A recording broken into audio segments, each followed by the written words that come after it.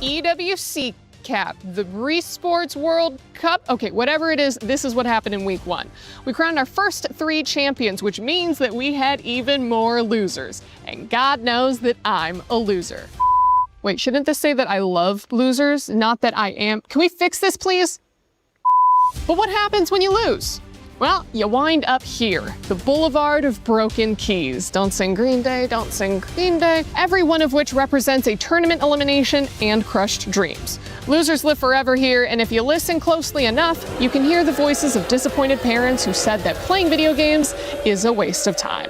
On the Valorant stage, 4 of 8 playoff teams were EMEA, and they managed to get 1 whole win. So move over, Europe, because the finals was 100 Thieves and NRG. That's right, all American, baby. These colors don't run, they soar. The Battle Royale of the Apex Legends final featured 20 teams, and no surprise, Team Falcons won. Wait a minute, no, they finished 8th. Sorry, it was favorite Team Liquid who... No, they finished even further back at 9th? Oh, because it was actually 2024 champion Alliance who... Oh, come on, who won? Unlimit? Sorry if I'm saying it wrong, but like most people, I've never heard of them. They beat every top contender to become the first Japanese team ever to win ALGS. This will also help them on the road to winning the club championship. Nope, never mind, that's their only team, and they're not even registered for the club championship. Still, my Japanese heritage is proud that we can produce both esports winners and heated toilets. Dota 2, or Dota Duh, as it's called here, started its first week of play with solid competition from... Sorry, actually, nothing of note yet. I'll have more on that next week. And finally, things were heating up on stage at Fatal Fury Wolf City. And I don't know if you're picking up on the theme here, but Dark Angel fought his way out of the losers bracket to top the regional favorites and get another win for North America. If only the Football World Cup had been so kind. Well, guys, what is happening? 3 tournaments and 3 new champions, no title defense, no favorites able to compete, and all underdogs at the top? I'll tell you what it is, because I've said it before and I will say it again. This tournament is about the losers. See you next week. C'est la vie. Such is life. In the land of dawn, such is life when all that remains are dreams. We don't expect the loss last year, and the result is not like what we want. I know that we were capable of more. But MWI is where barriers are broken and queens are made. Vouloir, c'est pouvoir. To want is to be able. MWI is a chance for ladies to represent themselves because there were no opportunities in our region back then. Çoğu insan Türkiye'nin kolay bir yer olduğunu, biz burada bunun yanlış olduğunu kanıtlamak için buradayız. From heartbreak to hope, from doubt to belief. We only want to take revenge on Team Vitality because they were the only team standing in our way. То, что я нахожусь здесь, уже доказывает то, что мечты сбываются. I think the 4th title will be ours. Who will rise above? 2 champions, 1 game.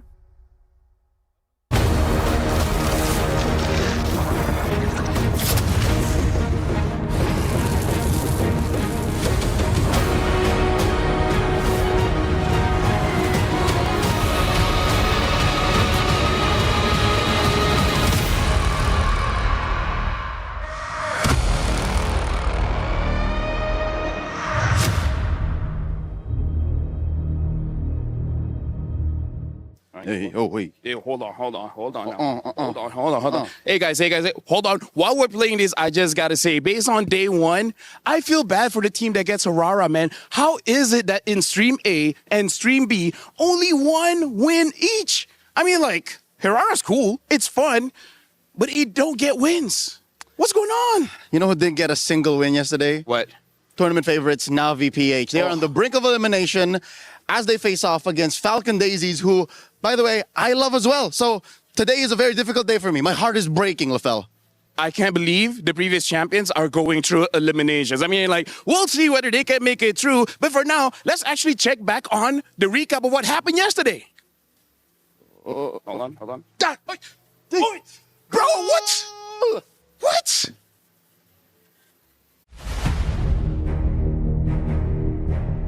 They turned pain into purpose and left no soul unconvinced of their reign. They're completely undefeated.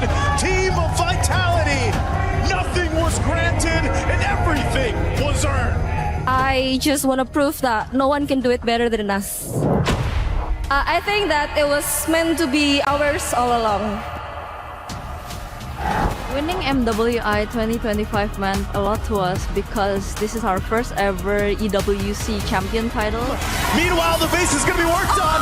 She's working on the base and Arya's there. They have to clear out the minion, but she'll take it in her own hands and they We take didn't it. plan for a perfect run last year, but it just happened, so we kept going. The triple forces the flicker out, but she'll get it over the wall anyway. I feel like I have conquered the world in Mobile Legends Women. After that, we went to Paris. I actually feel a little bit pressured because we are playing at the home ground of Team Vitality.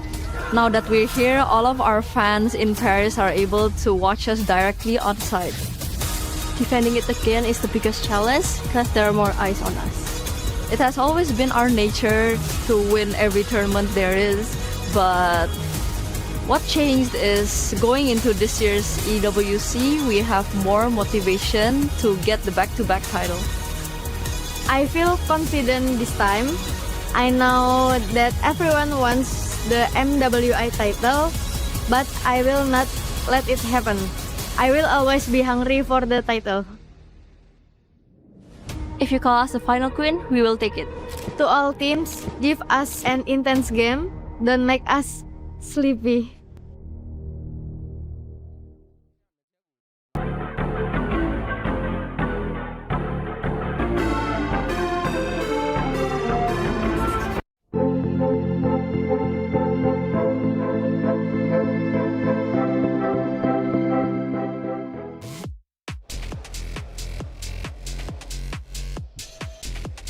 Welcome, ladies and gentlemen, to today's Sports World Cup here in Paris, France. Today is day 2 of the MWI. We're talking $500,000 on the line, and most importantly, protecting your key. Today, 4 teams get eliminated, but if they don't, they continue to move forward to claim that very trophy. We have the biggest personalities here at MWI. These women are ready to play, especially what happened yesterday. We've got Genji, we got Vitality going head-to-head, and even better, 2 up-and-coming risers. Seda is looking insane, even though it's their very first time at an international tournament, but we cannot forget about Galaxy Phoenix causing the biggest upset so far here in day number 1. But with upsets comes the true reality of the tournament. And that reality is that 4 elimination matches are going to be happening today, ladies and gentlemen, after everything these ladies have gone through, from their preparations, from everything that led up to this moment.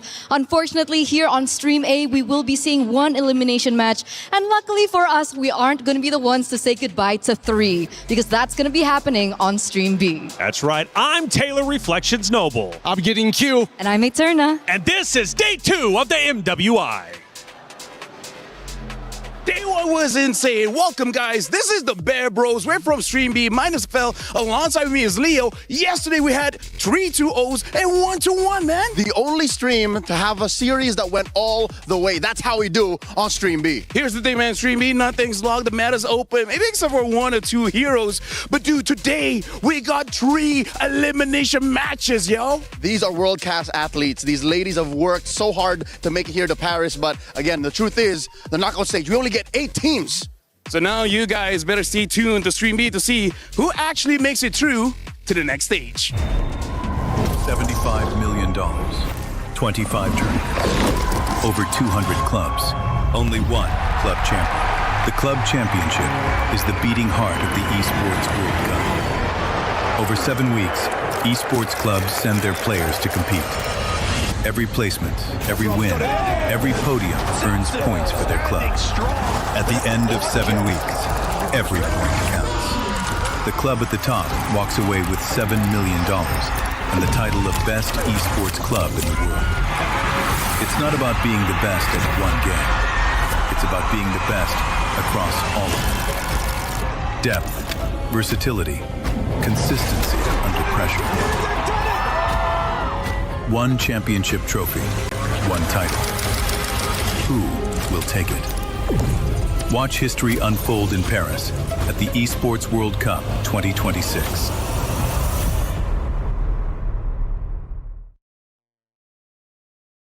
Play is in our DNA.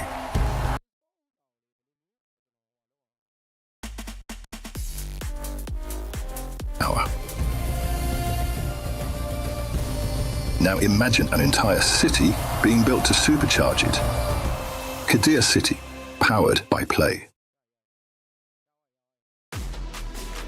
Hey, welcome in everyone to your studio. I'm Taylor Reflections Noble, joined by Eterna and Gideon. Good to see the both of you. It's day 2 of the MWI, but today is a sobering day. We do eliminate 4 teams. Their keys will be crushed. Therefore, their heart in the competition will be over with, and their chances of winning MWI are done and dusted, forced to wait until a next year.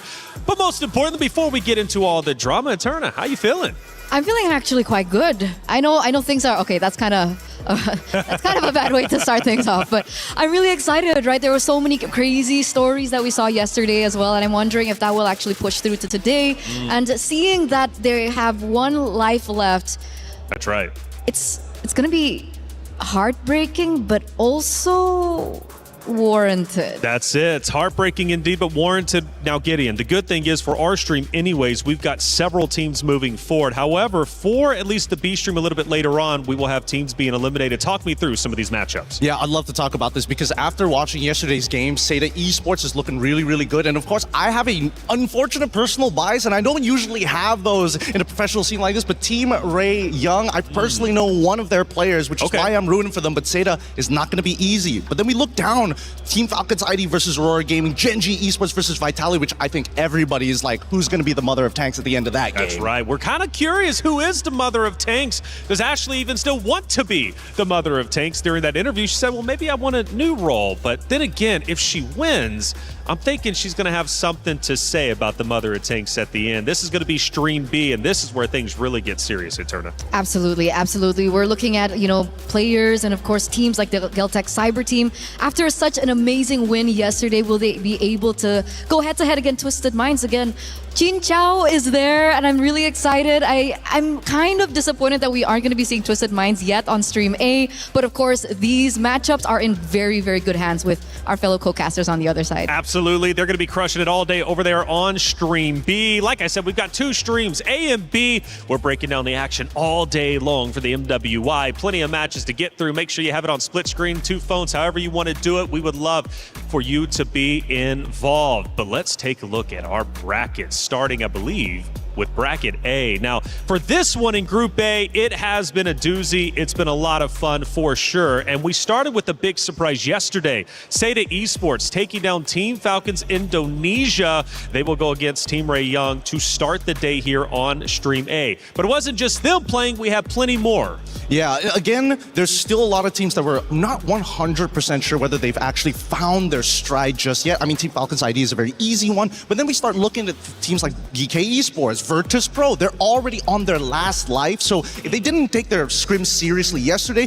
they better do it good today. Absolutely. Let's take a look at Group A, or it should be Group B brackets. This one was crazy going into it. We had 3 powerhouse teams to fight it out tooth and nail to the very end. And, well, we started with Genji going against Foot Esports. That one went the way of Genji, who now has to play against Team Vitality, a repeat of last year's grand final. So I do want to say that this was more of an expected outcome, but I look at that 3rd matchup that we saw yesterday, Galaxy Phoenix coming through over the old champions of MWI, Navi, PH. And of course, we had our friend Brigida over here yesterday, and you could see her emotions just really rise to the top. She was trying to stay as professional as she could, but I guess she just couldn't really contain how shocked she was. Yeah, she was shocked, man. We were handing her the mic. Maybe we might All do three. it to you. Why not? We might hand you all 3 mics today. But that would just so require TRY to lose. Whoa, no. And the more mics, the better. And I'm confident that they will still have a chance. Look, there's still the lower bracket to worry about, right? Sure. It's not elimination just yet. That's it. Well, not just yet, but we'll be getting there for sure. Chat, you have a way to get involved. We've got our pick'ems, and look, Esports World Cup is great for this. Scan that QR code, get involved. There's so many different ways to do so. The esportsworldcup.com website, man, just has literally everything you can possibly imagine, from the schedules to the streams to the storylines. There's so much going on, and so much going on into today. Let's set the stage. MWI 2026 started off with some upsets, some surprises. Navi Philippines and Team Falcons ID both got swept in day one. Will go down. Double kill again for Guy making the triple kill. And Galaxy Phoenix showed their experience from playing in the MPL, and Faz Guinevere was insane. Rianne's gonna be next. She's bowing out Fa, but Fa will get another. And Ashley competing for the Mother of Tanks title. She's back at it this year with a defeat against Footy Sports 2-0. Ashley! Put it in the Fury. Good job down. Now for day 2, Team Vitality, the final queens. Can they be challenged a little bit more from Gen G Esports? Top side. What a crazy sequence. So counts out with a circling eagle. Navi and Team Falcons ID both hang on by a thread in the lower bracket. Can they continue their journey here at MWI 2026 here at EWC? Lifting that beautiful trophy in the middle is what every competitor dreams of. So much on the line for this MWI, and this is only day 2 of 5 for this stream. What a day it's going to be. Biggest surprises from yesterday from you two. I don't know, what were we thinking? Because the hero selection was a little bit wild for some. Seda Esports, for example, potentially setting a new meta, and we do have a new meta. That was the biggest talking point. Yeah, I know. After the little hot fix that everybody's been raving about, hey, maybe tanks are completely out of the meta, that's not necessarily true, but I think this time around, a lot of teams are trying to find their own identity, and I think that's the beautiful part of MWI, right? Because we look at the men's division, everybody's like, they're kind of boring, not a lot of personality, not a lot of different picks. But MWI is where things get really interesting. I think they're on the forefront of determining what the MSC meta is going to be. And that's what makes it so exciting, because yesterday we saw Kadita on the other stream as well. I think the Farsa, the glue popped up. So I'm excited to see whether this will actually become the meta like you mentioned, or it's just a part of the MWI, flavor or flair. I'm okay with that flavor, though. Everybody needs a little flavor in their life. And Rose, by the way, was walking in and just happened to stumble across some of the players about to step foot on that stage. Bonjour and good morning. So as we guys can see, the girls are just arriving at the venue for the second day of MWI. And you know what? As they're coming out, I think it's right that we catch one. Hello, girls.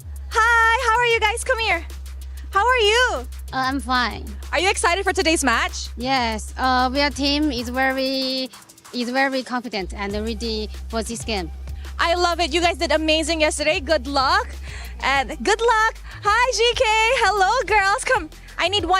Okay, I'll take you. I love your hair. It's red. How are you? Not good. Not good. After what happened yesterday, huh? So how are you prepared today? I guess, well... You prepared well? Are you kind of nervous? No. Not nervous. Not nervous. I love it. I hope you slay today's game like how your hair is slaying. Good luck for today. Thank you so much. Guys, I think we see here that some girls are more excited than some. And of course, yesterday we saw a very awesome match. So I cannot wait for today. With that, let us throw it back to you guys at the studio.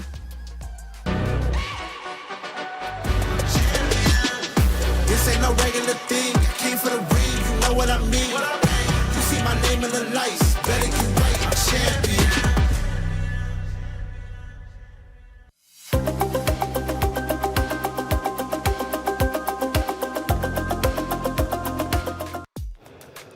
Thank you, Rose, for catching up with the players as they walk in. It always brings joy to my face to see the smile on the competitors, right? They're ready to go. It means a lot for them to be on that very stage competing for what could be the best trophy, right? The MWI trophy, after all. A lot of pride behind that. But let's talk about pride. Vitality. My goodness, as you can see, it turn is getting serious. Gideon as well. Look, talk to me about it. It's Vitality. It's Gen G. They face off a little bit later today.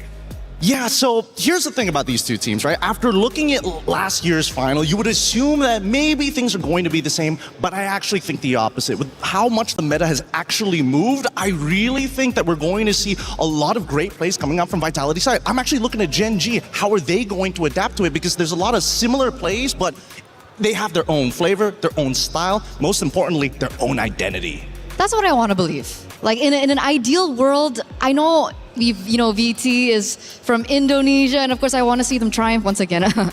But what would be the story if Gen G are able to find their revenge today, right? That would be the number one thing everyone's looking at. And I think though, I would actually argue something different. I think Gen G plays quite similar. Despite the change of Nicolette, obviously Rui has been stepping up as well in the jungle, but I do still think that one of the core members of Gen G, which is Ashley, still plays very similarly. Now, I think that is something that Team Vitality can actually rise above in this next matchup. Well, this is, in fact, our Crunchyroll story of the day, the grand final rematch, Gen G versus Vitality. Now, going back, getting into yesterday, Vitality played against MIBR loss, and that second game was a doozy. Went 26 minutes. It was the longest game that we had. But it did bring questions. Even though Vitality won 2-0 against their opponents, should that match have gone 26 minutes? Well, I think that unfortunately it had to go 26 minutes because the way that MIBR Loss's composition is designed, it's heavy scaling. It's all about the later the game goes, the stronger that I become. And unfortunately, Vitality was a little disrespectful towards the mid to late game, which extended the game inevitably. So I would say if anything, Vitality, they got to stay sharp here. Some of these teams, they're not going to let that happen. Well, Gen G yesterday also went toe-to-toe with their opponents, and I gotta say, Eterna, for Gen G's perspective, when I was watching them, I was impressed by the way they controlled the battlefield, and their games weren't nearly as long as that second game for Vitality and MIBR loss. That's why they are a decisive team. They are a decisive team if they're able to get their hands on their comfort heroes, right? Obviously, Panda on the carry. We see Sayori also doing really quick work on the Valentina. But again, the one person that I'm still highlighting over and over back in Gaming Gladiators now as Gen G is Ashley. 2 times in a row she picked up the Minotaur. 2 times in a row she was able to initiate, counter-engage really well. And that's why everything just really coalesced in these team fights. But what happens if Ashley does not get her heroes? Then you get Sayori, man. How many times did Sayori come in with a Valentina that changed the game? A tech charge upon tech charge upon tech charge from both sides in their matchup yesterday. Sayori having an 80% more accuracy rate and actually hitting multiple targets in comparison to their opponents. But the difference between Vitality and Gen G is Vitality knows what it is to win. They've been there, they've done that. In fact, 33 different times, and let's not forget 3 out of the 4 MWIs, they've managed to secure a win. Sometimes as a competitor, you need to know what that feels like. And for Vitality, because they do, I feel it actually helps them keep calm under pressure. Some might argue the opposite. Especially seeing their game yesterday, right? Because they're so used to winning. I could have seen, or I could have sworn I saw a little bit of disrespect from their gameplay, especially in the early games. It was like Fumi Echo was trying to farm as many clips as she possibly could. And in the grand scheme of things, yes, it's cool, but it really doesn't win you the game. But they did win the game, and that's the big thing. While farming clips, what can they do if they're firing on all cylinders? Hey, Rose, we've got our first series of the day about to take place. From what I'm hearing, you got both teams ready to go.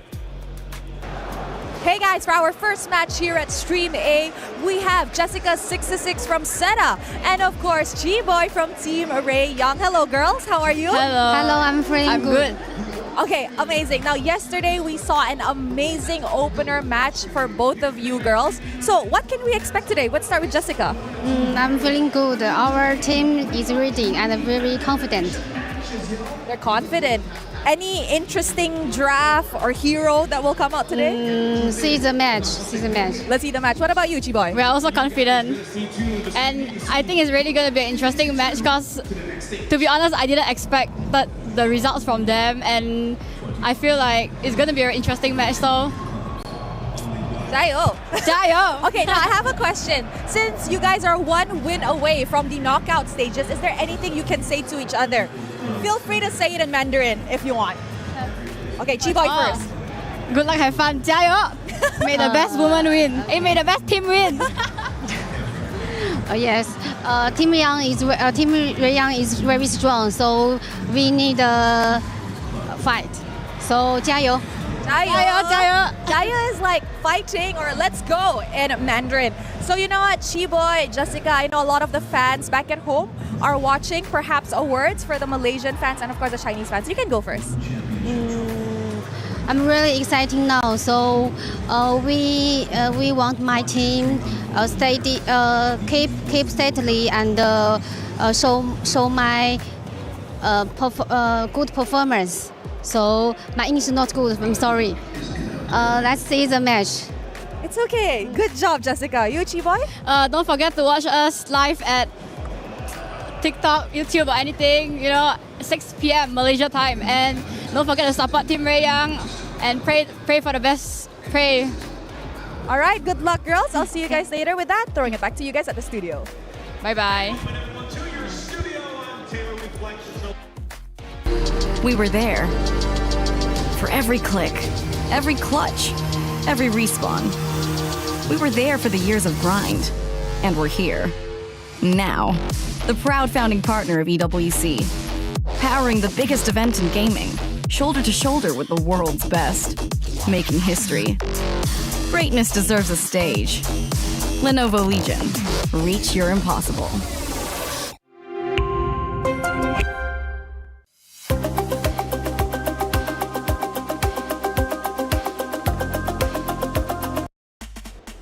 Thank you, Rose, as always, for that great interview. Both teams ready to Jayo. It's going to be a lot of fun, and it's about to go down. It's Team Seda going against Team Ray Young. Man, this one's going to be a lot of fun. Seda Esports impressed us so much, and it is, in fact, the rise of Seda. Can they secure the first knockout stage slot? That's what's up for grabs. The loser, of course, goes down to the, lower brackets, and unfortunately, their key will be at risk of getting crushed. The winner moves forward. Gideon, yesterday, one of the big talking points about Seda coming in, first big international, right, for China. Now, this region hasn't got a lot of attention in the past. Indonesia has. Now, the question is China potentially catching up to the Indonesian region? And I gotta say, I know it's a big talking point, but I want to throw it your way. Why not start it off quite spicy? Because look, let's talk about it. Seda did in fact beat Falcons Indonesia 2-0 quite convincingly, and they did so in an unconventional fashion. This team was made for MWI, and clearly so in that matchup. I'm glad that you brought this up because we had to do a little bit of digging into Seda Esports, looking at not only just Jessica, but Zoe, Naomi. I'm looking at Kai. Okay. Kai is interesting because, again, there's no such thing as a team who just enters a tournament and all of a sudden has mechanical prowess, right? Especially when you're playing things on like Claude, Harith as well. UN had some bad matchups. So it's really impressive. Not only were they able to win those matchups, but they have a deep understanding of draft and macro, which is unheard of for a first-year team. Absolutely, and a first-year team making big waves, and that's what excites me. Seda Esports is looking great. And you know what's also interesting, Gaterna, they did it with their sub, right, which is Miss. Miss wasn't there. Fanwa filled in and happened to be the savior. The question is now, who do they actually go with in that regard? Well, I don't know, but it's time to get our first matchup started. It's Seda Esports versus Team Ray Young. So many questions left unanswered. Welcome to Mobile Legends Bang Bang Women's International here at the Esports World Cup. Yesterday, what a show opener it was that stunned us all. In their international debut, Seda grounded Team Falcons Indonesia, a team quite literally put together to challenge the throne. Over on the other hand, Cambodia, we see Galaxy Phoenix with the international debut as well, taking down Navi PH, former MWI 2024 champion, proving why Galaxy Phoenix are the first all-female team to compete in MPL Cambodia, and they're not here to mess around. And finally, the team that everyone was chasing was Swift, Silent, and precise. With that taking 2-0 off of MIBR loss, they proved that that was just another day in the office for the V-Hive. And now, yesterday, nothing was granted. Let's see what's on today. But remember, we're here in Paris, the city of love. But don't forget, when there's love, there's also heartbreak. So Damascus, show us what heartbreak could potentially look like. Thank you, Cheryl. Yes, these are the keys that represent every single team's tournament life. This represents your dreams to lift that trophy, and only one of these keys will remain intact at the end of the weekend, as I am right in front of the key crusher. Today we have 4 teams leaving the tournament. 4 teams will say goodbye, and whenever a team loses, the winning team will take their key and bring it right there to this key crusher to then destroy it in style. And maybe real, sometimes it gets quite loud. We have 3 elimination matches on the stream B side and 1 on our stream A, so do make sure you tune in to both of the streams. Exciting matches, couple to qualify to 2 more and others to stay alive in the tournament, but we are ready for our first match. And I've got my good friend, man like Hollywood's Rob TV on the stage. Rob, what's coming up? Ladies and gentlemen, I am Hollywood Rob TV, and I have to inform you that is showtime here at MWI at the Esports World Cup. As you have heard, we have 8 matches across Stream A and Stream B, and every single one is extremely high stakes. Either a team is gonna punch their ticket into the knockout phase, or they will be eliminated from the tournament. And as you can see behind me right now, we do have our first teams ready. It's gonna be Seda Esports with their amazing victory, shaking up the world up against Falcons yesterday, going up against Team Ray Young with their big time victory over Aurora. Ladies and gentlemen, it is about that time. Let's get started with day 1. Can I just say, our stage hosts are absolutely incredible. I'm pumped up, I'm ready to go, and so are the ladies on that very stage, doing their last checks before we get into our pick and bans. This matchup means a lot. The team winner moves forward into the knockout stage. For the other, well, Damascus showed it. The key gets crushed if they lose their next matchup. So this means quite a lot. Do you want to be 5th through 8th guaranteed a shot at the championship? Well, your opponents before you, all you got to do is crush them. Going back to it, Eterna, I started the conversation beforehand. Let's start it once again. Fanwa filled in for Miss yesterday. She was incredible. Does she come back today, I wonder? I hope she does. I hope she does. She showed us a very interesting flavor, and I think Renmar over from Stream B also really expressed how he loved the fact that Fanwa picked up the Tigreal. He thinks that in this current meta right now, the Tigreal is such a good pick, especially with the Assassins coming back. There's a lot of groundbreaking opportunities that the Tigreal can potentially target in the game. And there's a way that Tigreal has to try and limit potential heroes. Like cores would have to be able to pick up purifies and so on and so forth. So I'm wondering if we're going to see something of the same flavor as we get into the drafts now, because we do see it online and we already see the bans coming through as well. Well, I do want to pay attention closely to Guy from the side, of course, of Seda. Carrie and Claude was the 2 heroes she ran yesterday and did it incredibly well. Does she come back again? Because the big story here is the battle for the gold lane. Who's going to end up taking it? Because Quinn on the opposite side is also incredibly talented too. So Guy versus Quinn, this matchup means a lot. I think both of them are pretty, as of right now, based on what we've seen in international play that's been live streamed, Quinn and Guy at this point, dead even. This match is going to tell us who has a little bit of advantages, what are some of their strengths and weaknesses, whether it's in the lane or in the team fight. But looking at the way that the bans have been going so far, it feels like Team Ray are like targeting really hard on some of the meta picks in Hirara in comparison to Seda, who is just like no big chunky people. Exactly, and we actually see that chunky person come to play here for Seita. Baxia gets picked up now. This was an argument that we kind of discussed yesterday, Gideon, and we finally get to have you here as well. What do you think about the Baxia in this current meta? Do you think it's still a viable choice? I think that, unfortunately, yes, it is still a viable choice because that passive is really good. Especially when you're trying to like deny people who utilize either lifesteal or even spellbomb. Baxia says no. It makes that early game more devastating when you have have your whole team behind you. It's just that the nerves made sure that, hey, Baxia, you can't do it by yourself anymore. But what do you think? I mean, it looked like the Baxia was either like slowing down in terms of that early game. It feels like the pattern just really isn't the same as it was before. I mean, it's not a crazy taxi situation, right? It's now, hey, I actually have to, have some downtime in the jungle before I come back out. And not to mention, even more so, coming down to the changes to the buffs specifically. So unless Baxia steals away a big buff, ideally the orange buff from their opponents, then they've got some options. But now we're also seeing the setup with Yves and Carrie. Seda, they did this yesterday. It's an honest-to-God draft. And now Claude from the other side of Team Ray Young. I like this response because it's a direct counter to Yves. Yves wants to ult and stand still. Claude can close the distance and gun her down. And that's why the Lilia pick is also so valuable, right? It kind of does the same thing. It naturally can be able to burst into like a further reach into the back line, so perhaps that would also be additional damage layered, of course, with the Claude to try and prevent this Yves from opening up the real-world manipulation safely. The carry and the Claude is arguably a winning matchup for the carry, right?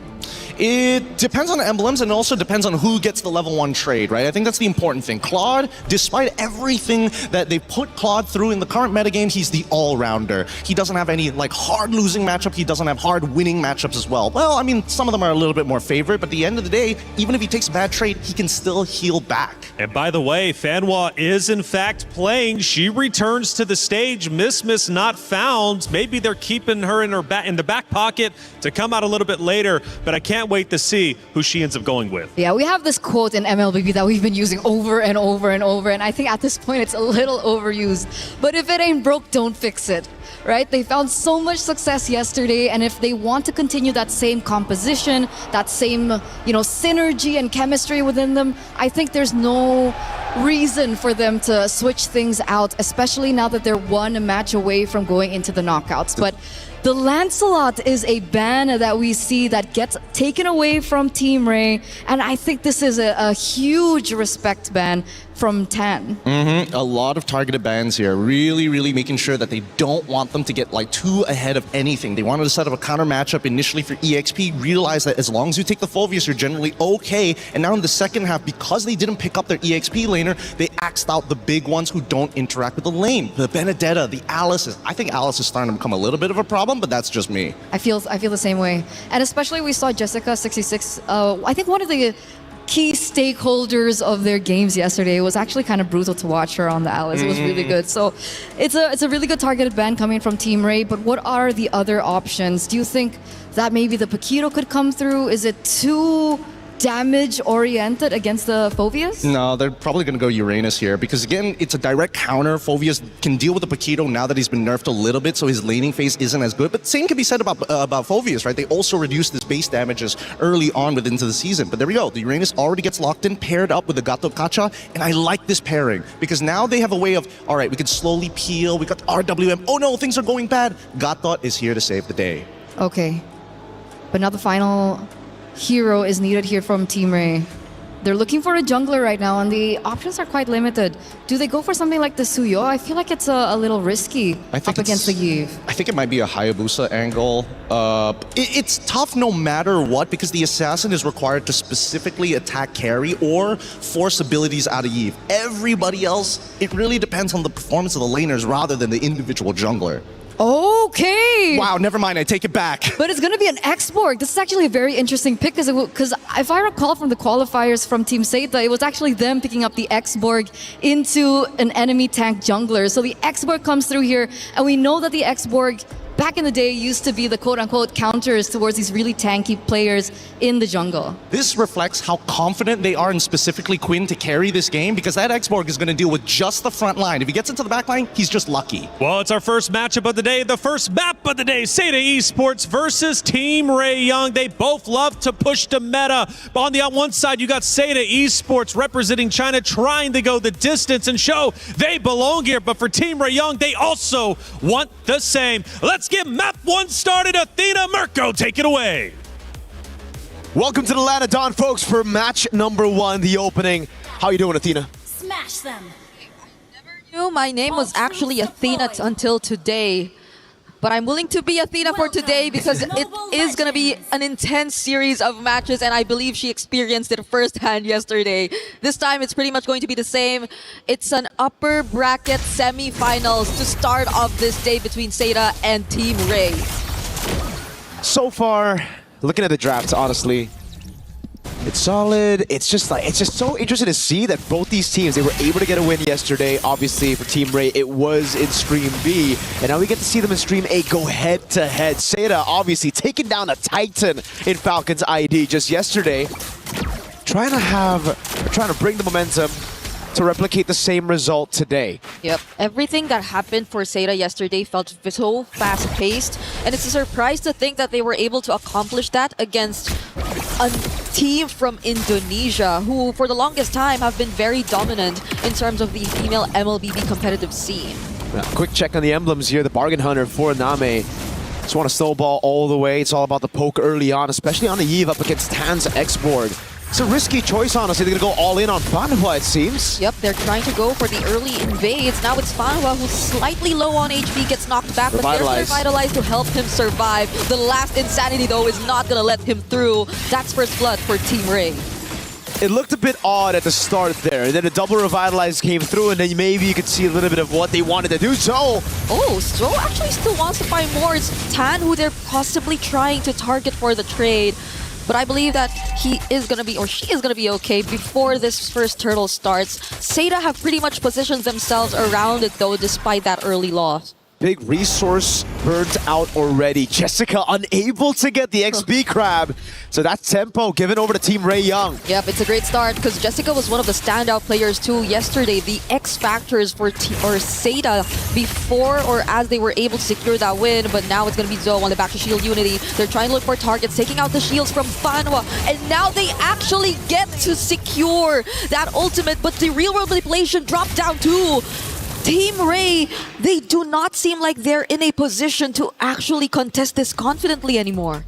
They're able to bait abilities. They were able to take one down. I think right now it's all about the reset, coming back to it again. Because you really need to rely on those cycles, right? Especially on the X-Borg. Once your Faraga armor's down, once you use that last Insanity, you cannot be in the fight for long. And that's why I thought it would be very difficult for this X-Borg to play around this game, especially early on against Name on the Eve, who's been so oppressive in lane. With the Bargain Hunter, that poke will certainly do quite a bit of damage to the Faraga armor and to the main win con. But so far, so good. They got 2 kills at the start. It was all through the last Insanity, that blow up on the tanks. And the double Revitalize has only given the X-Borg more time to build. Stacks over for that full last Insanity damage. Yeah, they just gotta prolong this a bit more because they definitely will be back real quick for this reset if ever they'll accomplish that. Though it'll be tough, especially if Seda do decide to rush it, and based on their gameplay since yesterday, things have been working out pretty fast for this team. They're not hesitant to just really go in for the immediate conversions, for those fast rotations, and that's why you also see them just so quick to attempt to go for the early invades, even though they did, or it did cost them one casualty at that specific moment. But as we are still awaiting, we are trying to sort things out before we resume the official gameplay. It does seem like there is a bit of an upper hand for Team Seda before that first turtle. They were already able to position themselves. They were also able to take down the Faraga armor. So if you're just tuning in, this seems like it's pretty much set up for success for Seda as of the moment, but nothing is guaranteed just yet. There is a chance that we still get to see them somehow prolong this dance before Team Ray, and being Team Ray, could actually still try and attempt to go for the contest. That's true. So it was a bit odd to see that early invade coming in from Seda. They're trying to utilize the fact that, really trying to punish the fact that there was no alternate Phobius yet. But it wasn't enough, really. Yeah. Even with double Revitalize, they just also lacked a ton of damage. And I think it was also the lack of synergy, because Jungle Man wasn't there. Boxer was too far away. Only got 4, then started the Shield Unity, and then got in there late. Was able to get a camp out away from Tan, but other than that, it was just actually just a waste of Turtles' Poissons over for Turtle number 1. Now, we do have a pause, ladies and gentlemen. Please do be patient with us. We're going to, solve this ASAP. ASAP. Let's talk a little bit about yesterday's games, though. Both of them were very impressive, right? the panel did mention, no, miss, it's Fanhua who's taking the helms. And so far, Fanhua has been fantastic. Yesterday on the Tigreal as well. There's been so many crazy moments that Fanhua has been able to get against Falcons ID. Yeah, and I think it was also one of the first few games we actually saw the Gatot Kacha eventually come back, because it was also mentioned a couple times that it's not like the Gatot Kacha was really out, but we barely get to see him played anymore in the roam. But I guess there were several changes that took place in the recent hotfix. One of the first few users again being Fanhua, but even to this game that we're seeing right now, we're seeing it picked up, and a lot of the more tanky options too, since I feel like there has been so much attention towards how they really wanted to limit the assassin jungler options. Now they're being forced to see the likes of even the X-Borg in the jungle, which again, so far, we do feel is a bit difficult to pull off, considering that even when it looks, or even if you look at range, there will be a lot of ways for them to just poke and take away the Firaga armor. But so far, it's done with 2 kills, so it's been working out relatively well for the jungler of Team Ray. And I think this is where we get to really see the buff, or sorry, the nerf rather, on the Baksha, right? Because usually at 1 minute 30, you already have the Baksha at level 4. You already have Zo to actually rotate with you. The fact that an X-Borg can clear faster than a Baksha shows you exactly why the Baksha maybe lose a little bit of that, pick priority later on in the stages, because Joe was just late every single time onto these fights. Yeah. Because it really seems like for Seda with the double revitalize, they wanted to go for the early fight. They wanted to take all that action onto Tan before the last Insanity was available. And that's why Name postured up so aggressively, to a point where Nami actually had to leave a few waves. Yeah. That's why she was in 3 for such a long time there for Turtle 1. It's such a huge responsibility on Name now. If they just really want to keep that kind of aggression going in terms of the invades. And at that time, that position they currently were in felt like they had no choice but to just really commit to the bit. And I'm not sure if that's the way they really want to go for, because again, things have slowed down a bit, especially for some of the utility junglers. The Baksha seems to be more split between joining these early rotations and just securing the farm early on because of the changes that took place, and just so they don't feel as behind. And I guess that's also on top of the fact that they already had a slight advantage in the EXP lane, so maybe they were expecting a bit more to come in from Jessica26. But again, taking away that XP crab, we saw it happen, and so far Jessica26 hasn't been able to do much. Given, of course, it's a Uranus, so maybe you would not expect that much of the showy setup plays similar to when she was on the likes of the Alice or the Esmeralda even. Maybe closer to the Esmeralda though, because this is a very similar hero to the Esmeralda that she played yesterday. That's true. The Uranus is Esmeralda with less steps, I'd say. He literally floats around. Even in this matchup down below, by the way, something we haven't touched on, it's actually just really level. I thought Guy would actually be able to get a lead, and that's something that Seda can play with.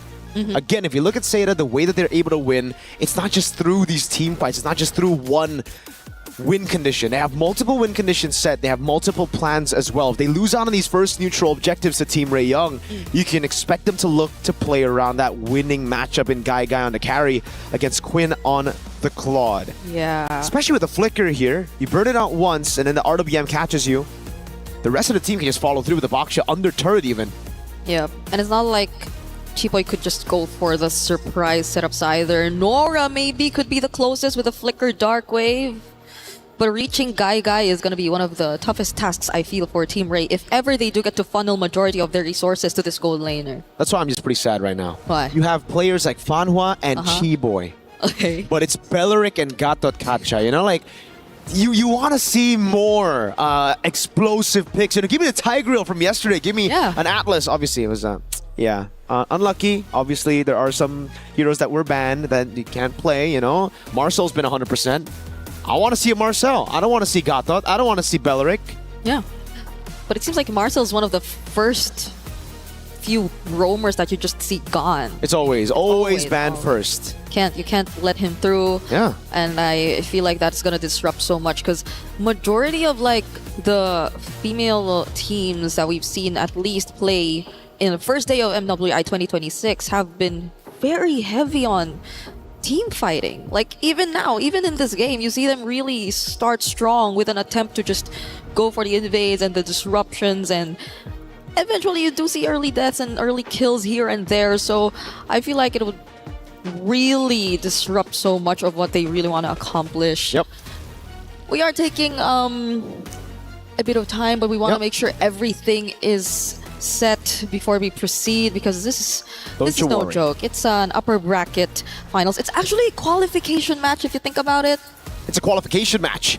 Yeah, you get to top 8 secured if ever you do get past this best of 3 series, and you do not want to go down there. Oh, Chiboy's serious. You see that? Yeah, glasses off. She's usually all smiles. She had a very funny interview yesterday on Stream B. Every interview with her is a funny interview. That's true.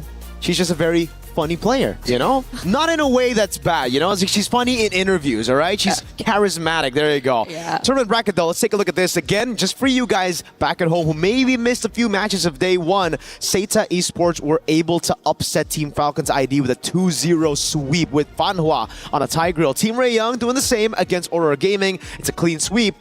And it was just all around clean sweeps for Group A. Geltech Cyber Team. We got Kyoe going ham with the Hirara and the Hayabusa, showing exactly what the assassin meta looks. And in all the other games, it's mainly Bakshas here and there. There was a Ling. There was a Ling yesterday. Yeah, we also saw the likes of a 1-1, a Kadita played yesterday. Twisted Minds, though, that was a signature Chin Chow, so I kind of like understand why they wanted to play the 1-1. I'm so confused with the meta right now. Like, I don't know if it's just an MWI meta. I don't know if it's like comfort picks for some of these teams, or if everybody just has lost the plot. Now it's just every woman for themselves. There you go. Genji also taking a 2-0 win against Foot Esports. Vitality with a very surprising struggle up against MIBR loss. That was a long game in game number 2. And even in game number 1, there were glimpses of brilliance from MIBR loss. Glimpses of maybe everybody else catching up to Vitality. Yeah, I think it's more of that rather than us just seeing a different Vitality or a different version of the more powerhouse teams that we consider quote-unquote overall. Because like even for the newcomer regions that you would consider, this is Seita that you're talking about right now, putting Chinese MLBB on the map. Even for the Cambodian representatives, and even great. for the recent Asian games that we just talked about on the panel as well, the SEA Games to be exact, right? There were a lot of upsets, surprises even. I think that was one of the most surprising that we've ever seen in terms of results, because it wasn't really Indonesia who came up on top, it was Malaysia. And to think that that lineup isn't even here. We don't talk about that. Eternal said the same. Why is it always like this? Yeah, don't talk about it. You know, we only talk about it when Indo wins. Remember, that's what the chat says, right? Is that the rule? That's the rule. That's the rule. At least when there's an Indonesian on desk, all right? Okay. We don't want to talk about our back-to-back.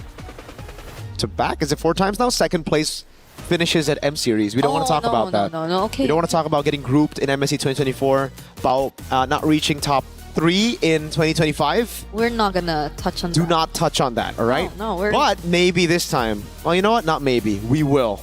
We will. Because my goats got in. Right, let's go. Okay. We are still in MWI, but I could feel the excitement. What do you mean? My goats are Vitality. Vitality are in MWI. Right. It's the same. Your go-to. It's a very easy fallback for me, you know? Like if everybody's like, oh, dude, your team never makes it to an international. I'm just like, dude, take a look at my women's team. Vitality's doing great. They are. They're like the greatest women's team of all time or something, you know? Team to beat. You remember what they Nothing said? crazy. Just, what do they say? In their first interview, like during day 1 yesterday? Yeah, the video that they played again today? No, where it's like, just please give us a fun match and don't make us sleepy. Don't make us sleepy. That's dude. what Vivian said, but that's Vivian, you know Vivian's personality. I mean, Gideon did shout out the men's division just yesterday, saying that our women players have much more personality than a lot of the players that we have in the... We don't have players in the men's scene. We have robots who sometimes decide to show emotion, right? I'm a fan of those players who actually have those emotions, but I agree with Gideon. The women's scene, way more progressive in interviews compared to the men's scene. Yeah. They're dancing, they're shushing, you know? Shushing, they're making fun of themselves that they're not able to press buttons, and what else? The last time I saw Ton in International was Carl Teasy doing a shush to Onyx, you know? And it was last year. maybe it's So just long ago. EWC. Maybe EWC creates an atmosphere where you're like, yo, you know why? It's because they're face to face on Oh stage. yeah, you get a bit more of their personality. Yeah. And they literally are facing each other because even if you look at their setups currently on stage, they're like slightly diagonal, but you see who their lane matchups are. Yeah, like you face to see, face. after maybe making a play, maybe a solo kill, you can scream Sokolil over to your opponents. You could be like, hey, I got you. We saw so many of that yesterday too. And even the frustration or even how they get to celebrate their opponent's wins, especially for MIBR loss. Like that was one I will not forget because I saw La La Land. By the way, we're all happy to see her back. She finally gets to return to the MWI stage from way back, being part of 2024 DreamHack, but she was clapping her hands for Vitality, and very much so. They deserve to just smile after that game because they showed up such great performance against the team to beat here in MWI. Like they got the record for longest game, I believe. I don't know if we're able to ever top that here in MWI. 26 minutes and 48 seconds long. You timed it? No, I checked it right here. Oh, I thought you timed the pause. Sorry. Okay, it's the game time. My bad. My bad. I lost track of thought because I was looking at the conversations that Team Ray Young were having, dude. Chiboy got her glasses back on. She's locked in earlier, and now she's locked back. Do you think off. Is it a lock in when she takes it off, or when That's she the puts thing. it on? That's my question. Because there are players who also tend to do that in the Philippines, like Super Friends. Like there are Super times Friends. he You know what, has Super that Friends? The glasses are like for show. It's like a fashion thing, you know? think so? Yeah, he's drippy. I think they are graded. Maybe we can double check. Maybe you can ask him. Nah, it's always better to assume. Okay. Therefore, in Athena's words, swag. She said swaggy play yesterday, right? Shoutouts to Athena. She said swaggy play? Yeah, When was this? Match 4? It wasn't with me, no? probably match 4, yeah. Because, In 2026, swag? yeah, we told her. Eterna loved it.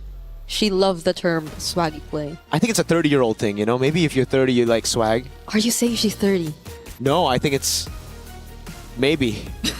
Dude, am I...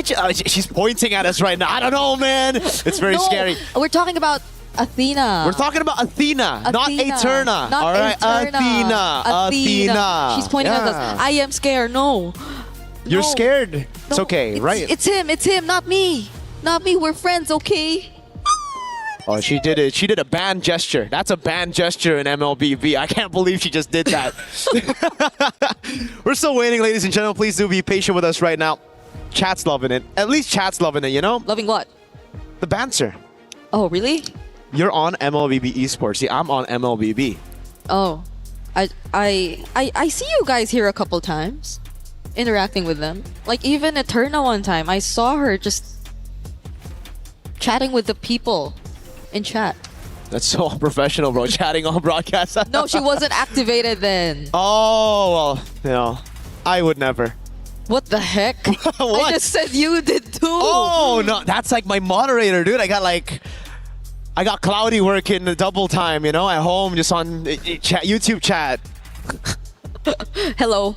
She's downloaded my personality. Now people are questioning. Okay. Questioning what? Hey, don't read it out loud, please. I do not want to see that gesture. It's a from her. question. You maybe guys want to open up chat. It's a question, you know? Don't read it out loud. Don't read it out loud. I'd love to. Someone said, yeah, right, Miracle. At this point, we're reading chat, bro. Like, I mean, Someone said hi, Brig. I don't see it in my chat. We need... What do we need? We need casters brawl. I mean, this is literally... Wait, they're doing rock, paper, scissors.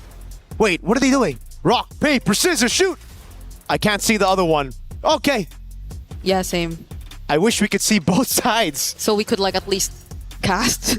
That's true. Yeah, but why is there someone in the middle though? That's a ref. That's the ref right there. Okay, they're slapping each other. See, in the this hands. is what you say when you talk about personality, right? Dude, none of the men's team have this. They're all so locked in, and like one guy's obsessed with King Bob or something. What's the most we've seen from the men's during a pause? Like I've seen one of the players like from MSC. I think he like messaged some other streamer in game, and that streamer or opened the chat while streaming, and she was surprised. I think the message was ALABYU. None of you guys know. I thought we were talking about like pauses. Like things players do during pauses. Oh, during pauses. Yeah. All right. Our players just, they joke around sometimes, you know? Do they? Yeah, in Indo they joke around, they have a blast. Some lean back and sleep. Can you close your eyes during a pause? Wait, is this a 3-way rock paper scissors game? Because they're doing it now 1v. I swear it was a 1v1 earlier. Now it's a 1v1. Like it's a No, but they're doing free-for-all. something else. Like they're putting their other hand down. Isn't this like one of the? Dude, I got no clue what this game is. You know what this game is? Because we have some versions of this in the Philippines where you like put your hand down or like You smack the hands? Smack it when you lose, or I'm not sure if that's the same or Is they this have what they something. did back without phones? I just play MLBB. Same. I mean, I love that Gideon's. Dude, I'm just constantly looking at Gideon. That guy is my Were you guy. expecting dude. an answer Dude, from no, them? I just want to see a reaction, and I always see a reaction from Gideon. That's my boy. That's why he's my father. He made me in a vat, by the way. Long story. Yeah. You have a lot of like fathers here. No. Is Naisu not? Naisu is everybody's father. That's true. He is Father Naisu. So many. Okay, now it's a three-way rock, paper, scissors. It's a 1v1v1. Oh, she has to be out, right? So After that, how does that work? If you're the only one who's different, then you what? Do you need just one to counter you, or both to get out? I have no idea. We have to ask them. Chat, maybe chat. Chat. Does anyone know? Mirko's also What? I had no idea you were planning to do a Hirara cosplay. The Claude is a pretty good pick.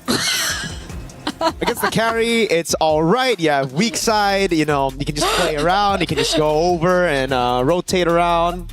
Lilia is really good at playing in mid, just clearing it out. You know what? All of a sudden, I want to stick to the game. Just be professional, Brig. All right? Let's stop. Do we stop? There's suddenly. Be professional. The phobias. Talk about the picks. Talk about the picks. You know. Talk about the picks. What else have we not touched on? Sanford. What? Huh? What? Can I ask for help? Can I ask for help? Like help from like Gideon dancing on the stage or something? Dude, we need. What is that dance? Look at that dance. I don't know what that I don't understand. They seem so happy. What? No, they seem so happy, bro. We're Must have serious been the now. win. Can we not? Yeah, it's the win. It was. We're back in the game. Turtle number 1, not taken just yet. Seda. Oh, black shoes from Miku. All right, that's it. So they weren't able to reset for the turtle, it seems, and they just reverted back into farming for their own objectives, as Seda were very quick, as expected, to just secure that objective for themselves. So there's a very slight lead that you're seeing as of the moment. Nothing too significant still, though, but it's great because you're seeing them just really hold down their individual lanes and make sure that the matchups are going well for them. And it's all about Seda now just playing the slow game after getting the neutral objective, right? Yes, Team Ray Young were able to get the kill lead in this game, but it's just been kills over on Fanhua. Those are kills that you're willing to give out for Seda, right? So right now, play it slow, play quick when you have the neutral objective, and that's why the Uranus is also picked up here. It's all about getting tempo over your opponents, and as long as you don't group up, it shouldn't be too big of a problem to deal with these AoE damage dealers from Team Ray Young. Yep. Especially earlier, we saw how they were just able to split up who would go first, who would be the ones assigned to just take out the Faraga armor in general, and those who could just follow up in case things get wrong. But now it's Team Ray Young looking to group up down bot. Nothing that Guy doesn't really sense though. So things have been really okay for both sides. Just look at Jessica66 and Guy managing things really well in their individual lanes. Joe, though, are they gonna go for it? There goes the back to shield Unity. Bumps into Tan. Firaga Armor so close to going down all over again. Yeah, she's got the regen though. It's all up to Name, I'd say, before the neutral objective fight, to be the one to poke her out. So it's the fact that they got the regen out already means that Tan's going to be very vulnerable to all these shots from Name, and that's why Team Ray Young are just going to look for Prio in mid, rotate to the neutral objective first, even against this tempo comp of Seda. Yeah. Even mid-control's been too difficult for them, and look at how they've positioned themselves around the bushes, approaching this objective. Not to mention the fact that Seda have also taken the advantage down bottom. Okay, that's the trade. That's going to be a trade.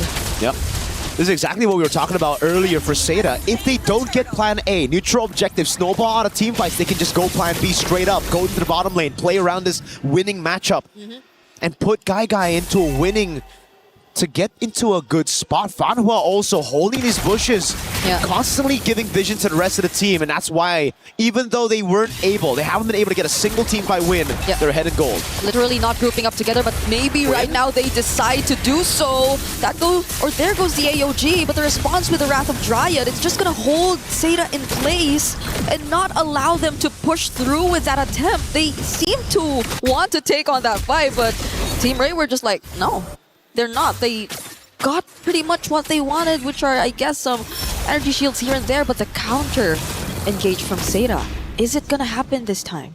They want to go for the turret. Tan is there, obviously, but it's just tempo. Again, they get the gold crab, and they look for the rotation first into mid. Guy stays in the bottom lane. And this so far has been a macro masterclass for Seda. Yep. 2 deaths on Fanhua. The person you'd let die in these situations, gold. I'd love to see that right now for Guy versus Quinn, because when you have a level lead in the gold lane, that usually means, you've got a quite significant gold advantage over your opponent. That's 700 on the board with no kills. And possibly a turret. There you go. Turret tier 1 down below, taken by Guy. Yeah. It's been great for Seda. Wow. So good in terms of the macro discipline. You see Nora barely being able to join any of these fights, and it's not like they're even converted into fights, because Seda are just very picky with what they want to take on. Team Ray are the ones who seem to always look for these potential engages, but even this just now, Jessica26, they'll have to pour in so much of their resources just to take this one kill. It eventually gets to become another kill for them though, but Seda, now it's Guy also joining the rotations for them. One thing's for sure though, they got the macro down to a T, but I think a lot of these individual mechanics haven't been shining too much for Seda in this game. It's just been Team Ray Young with the response. And they get turtle number 3. Final turtle of the game, 2-1 in turtles right now. As Seda look to just trade across the board, but Team Ray Young have closing that gap in gold already. It was around a 1K gold lead for Seda. It's just slow again. Jessica, I'd say, a bit too rushed on some of those resources. Consecration popped way too early. I think the Revitalize as well.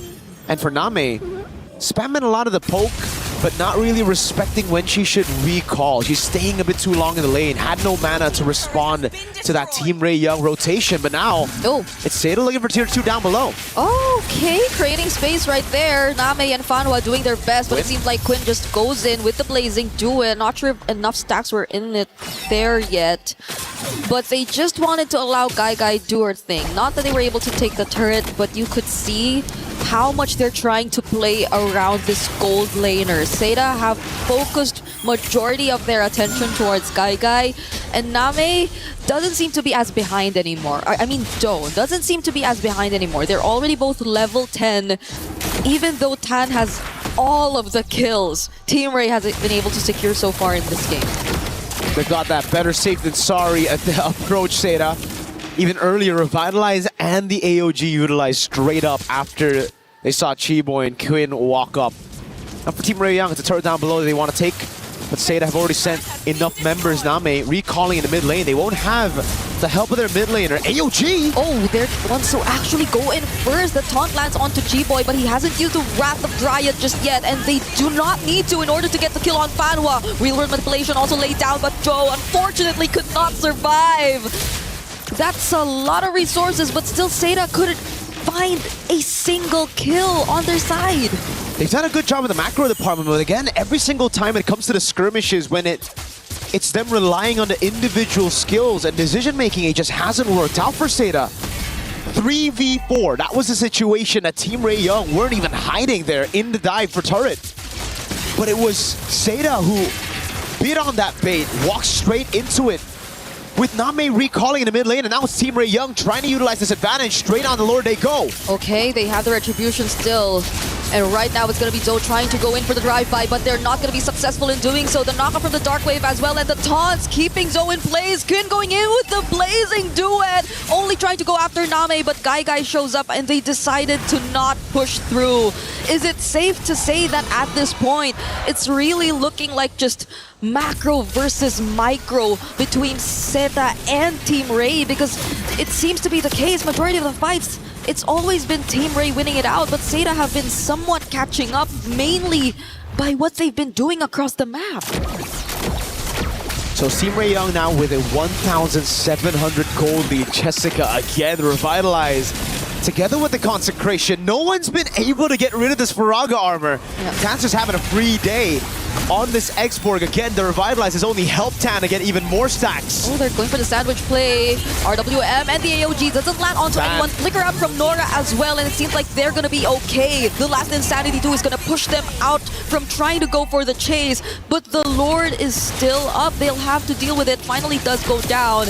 And now Team Ray are eyeing the mid lane. Jessica66 going down just like that, and Quinn with a Blazing Duet. Oi. Oh, gets stunned by the Backshot Shield Unity though. What an unexpected, at least Zeta gets some kills right now. Way too aggressive with the Blazing Duet. Got one kill, did not want to go out. She thought she had it in her to go for one more, but again, punished straight up with the flicker. Can't purify out of that one. Can't CC immune out of that one. Nope.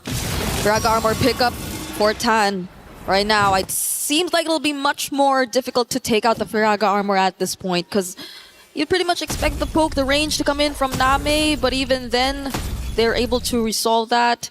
Now it's Guy, who I feel like Team Ray would definitely put their eyes on. Oh, Jessica all alone here. Yeah, a ton of CC on her. Pops into Consecration again. Back to the slow game for Zeta and Team Ray Young.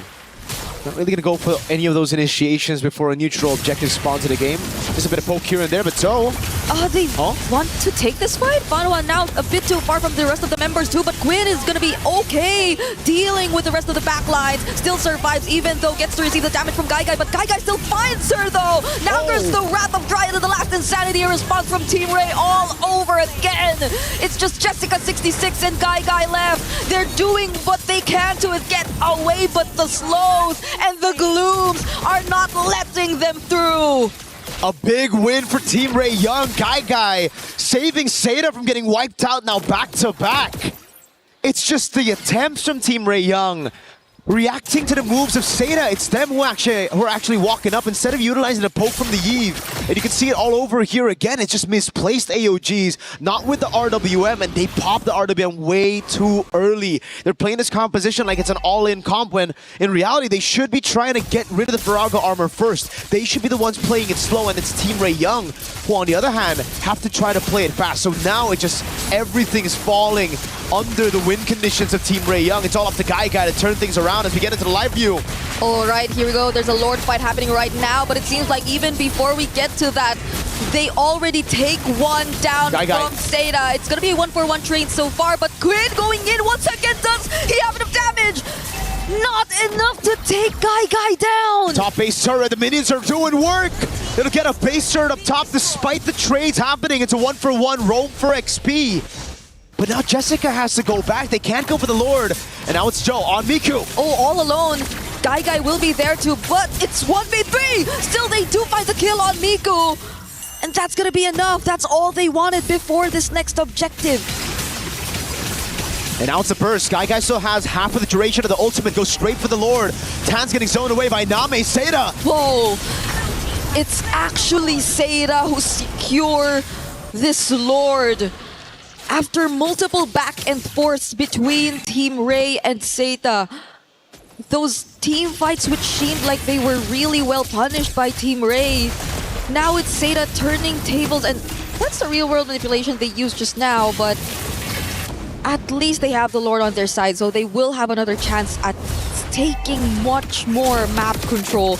But are they willing to fight even before the Lord actually gets here? I'll say this though, when it comes to wave management, it hasn't really been Seida's strong suit. Down below, they're gonna lose a base turret for free again. Both the side turrets for Seida have fallen to minions.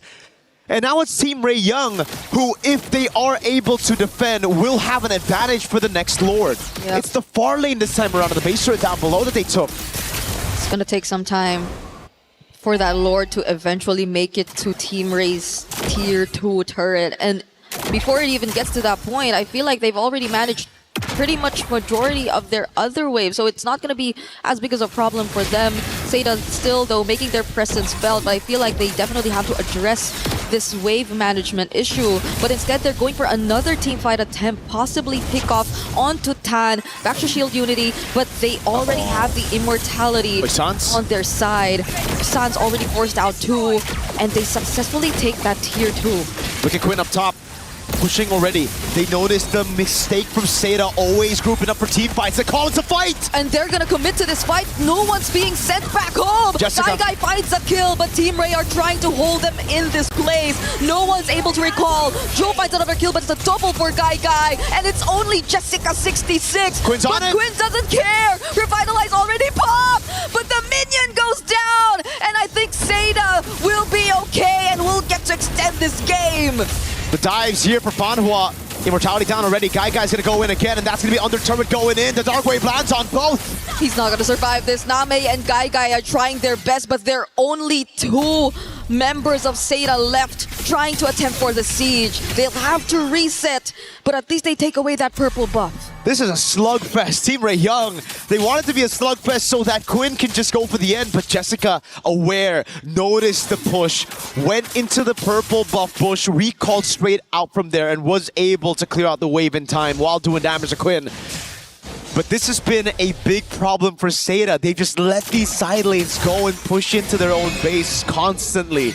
They have to remember that Team Ray Young have so many threats when it comes to backdooring, when it comes to going for those segue plays, especially when the Lord's up.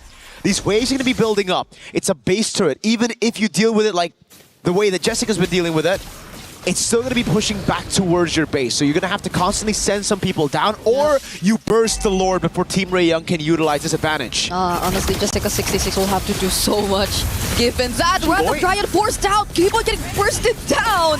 Nami actually picks up the kill, and they don't fight any trades whatsoever. Look at Quinn.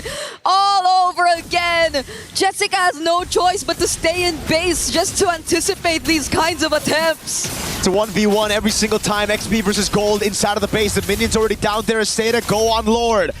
It's a desperate rush towards the Lord for Quinn, but I don't think she can get there in time. It's a free Lord over to Seida. They're not going to be able to contest. Name gets left behind though. There's going to be Nora going in with the Infernal Pursuits, but Guy's just throwing a bit too much of damage. Quinn is back, but Jessica is here to guard. Sandwich maneuver. Joe's trying to go for the pick. Quinn, no flicker. Oh. Do they know where she's at? That's the question. No, they don't. Quinn gets the recall safely. And again, it's Seida who are able to secure the Lord, but Team Ray Young still have control over the side. I don't know, the first time, I like what Quinn was doing. It was unexpected, but doing it 2-3 times, Jessica's gotten the read, and the team desperately needs a damage dealer. Without Quinn, it's just Mikuli left to deal damage alone, and you can already see how it has impacted the rest of the team. Chiboy hasn't had the best of times, just being a frontliner, taking the single target damage of Guy. Yep.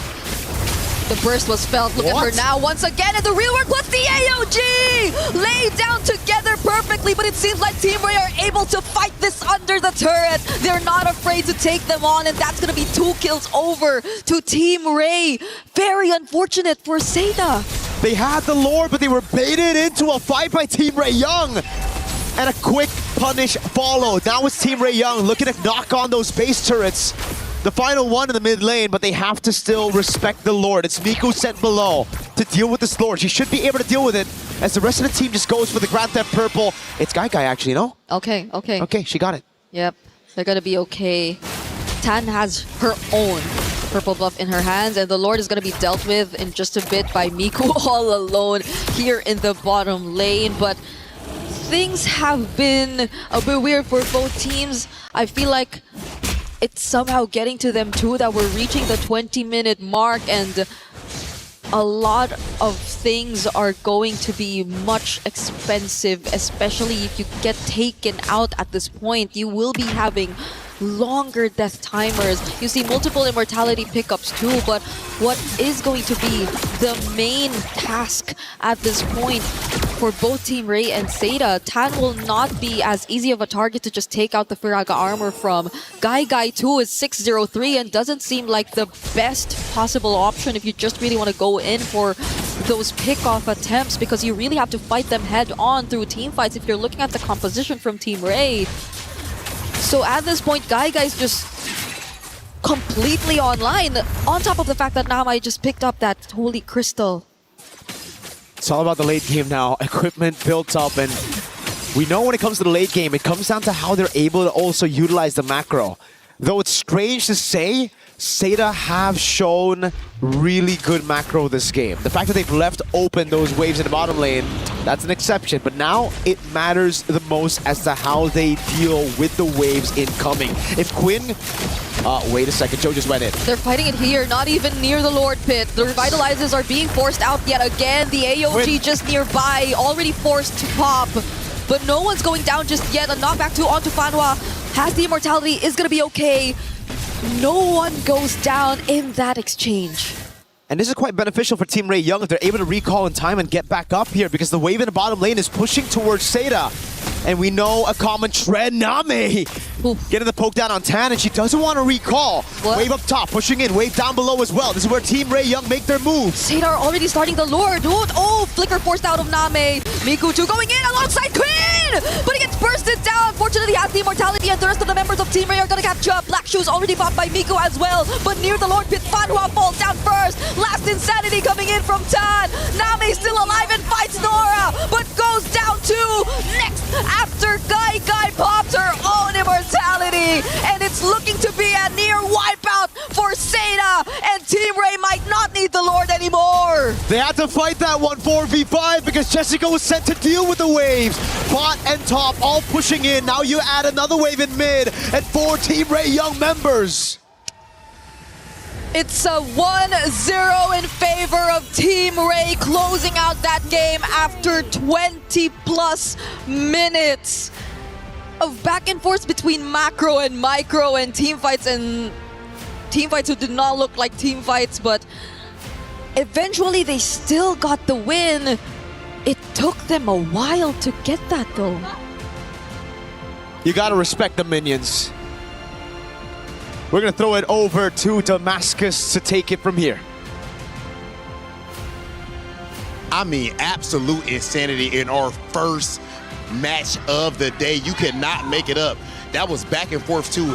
At the beginning, it was looking like Team Ray was definitely about to cook up. Seda showed exactly why they got that big old upset yesterday, but at the end, Ray able to close it out. Hey, that's what we want, man. 20 minutes long game to open the day, close as well. The big upset from yesterday, from Team Seda is not continuing on that momentum right now. So there's a lot to talk about behind. Yeah, we see the players coming behind. Yeah, there's gonna be a strong briefing. You can kind of feel the energy radiating off right now, ladies and gentlemen. $500,000 on the line in this event, and of course in this specific match, knockout phase qualification. The pressure is at an all-time high, and of course the level of gameplay is too. Ladies and gentlemen, we're going to go ahead and send it back over to our desk.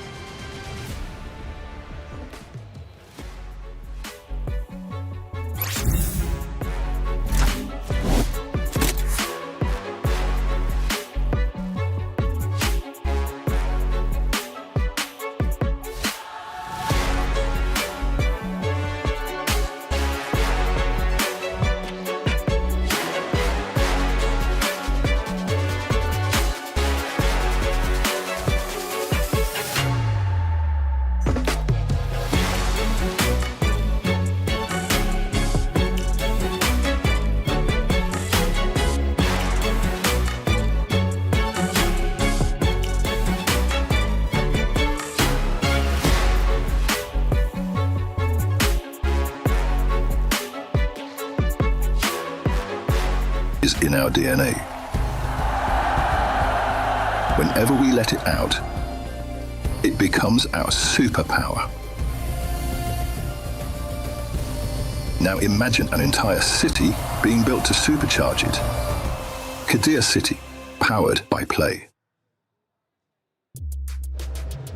Hey everybody, welcome back into the studio. Map number 1 has concluded, and what a map it was. Seda Esports gave it their all, but Team Ray Young, too strong. A lot to talk about, a breakdown. Let's start. I'm Taylor Reflections Noble, Eterna, Gideon. Nice to see you both. We watched that. I'm learning as we go. Gideon, thanks for the instructions.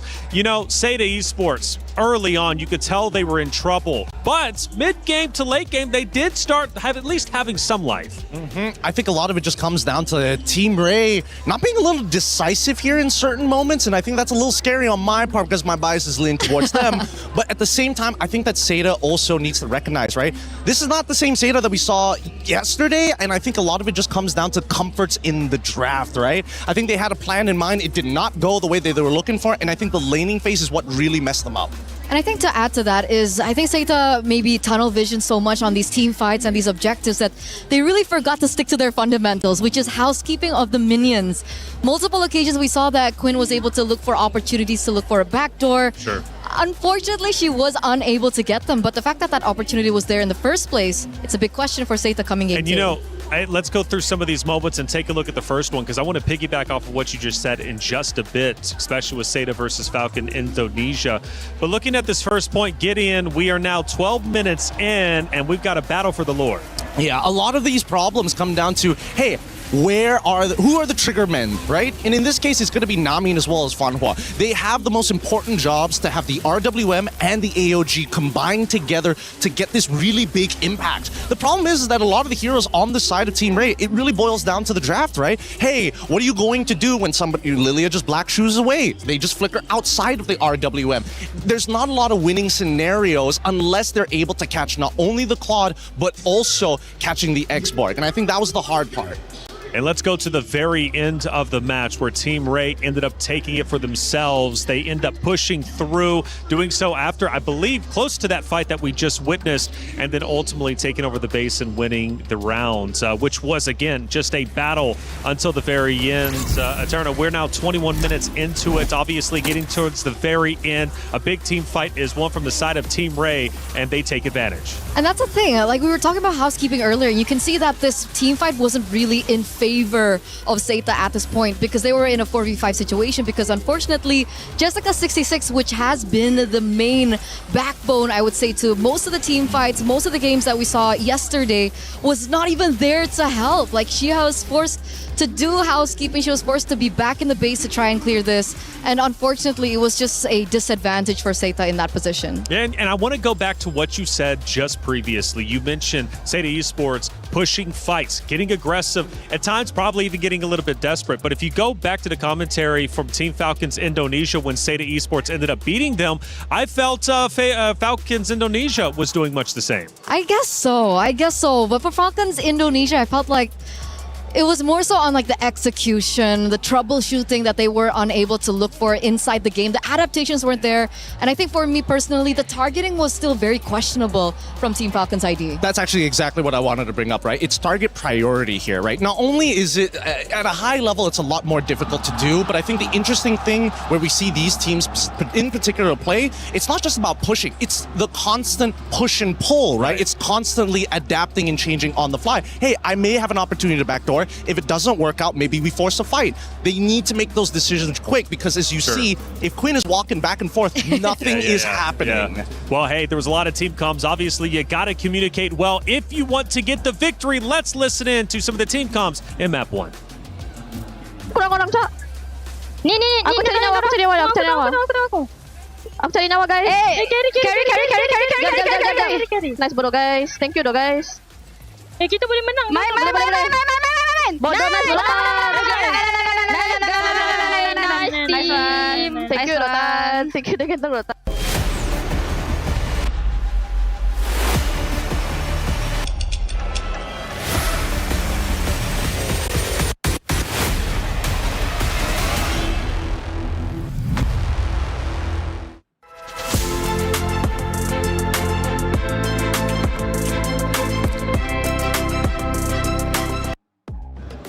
Fun to listen into the team comms. Clearly pumped up. Team Ray getting that win, but they've got to do it again. If they do so and they manage to take down Team Seda, they move forward into the knockout stage, which, hey, big news. You're guaranteed 5th through 8th. These ladies fought hard. They really did. Seda Esports did everything they could, but they simply could not overcome the Team Ray Young roster, who played incredibly well. Talking about shortcomings, again, learning a lot from you, Gideon. Let's go through some of the shortcomings from the side of Seda Esports, because the commentators, they ended up mentioning, look, the macros were actually quite well for Seda Esports. So what ultimately ended up falling apart? I think what ended up falling apart is just, unfortunately, the combination just needed to be executed more cleanly in the early stages of the game. Like, we see Jessica here getting run down in the middle lane, has to pop not only the ultimate, but also, at the same time, her battle spells. They could have sacrificed somebody else. They could have gotten Gato to just jump into the middle of the fight. It's the experience that we are seeing from both of these teams, and it feels like Team Ray Young are just a little snappier on their calls compared to Seda, where it's like, I need it to be definitive. This needs to be 100%. And I like that we saw that clip earlier, because on top of everything that you've mentioned as well, is I'm going back to the point that I want Jessica26 to be on a hero that's a lot more active around the map.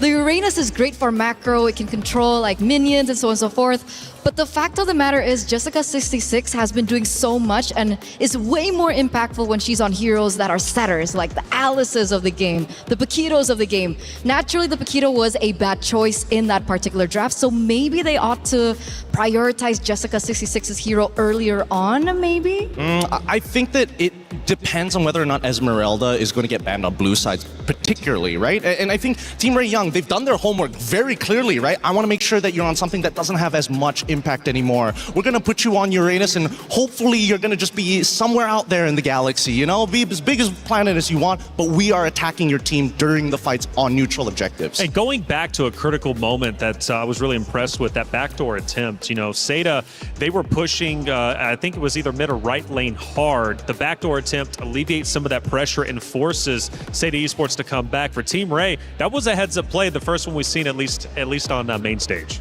I think, all right, so yesterday, I think their backdoor attempt was a lot cleaner in terms of execution. This time, I think Quinn tried to force it a couple of times, like very clearly, and it costed them a team fight because of that. A better team would have gone all the way into their inhibitor at that point. So I think that Team Ray Young, there are a couple of things that they're going to have to work out upon. Are they too reliant on that?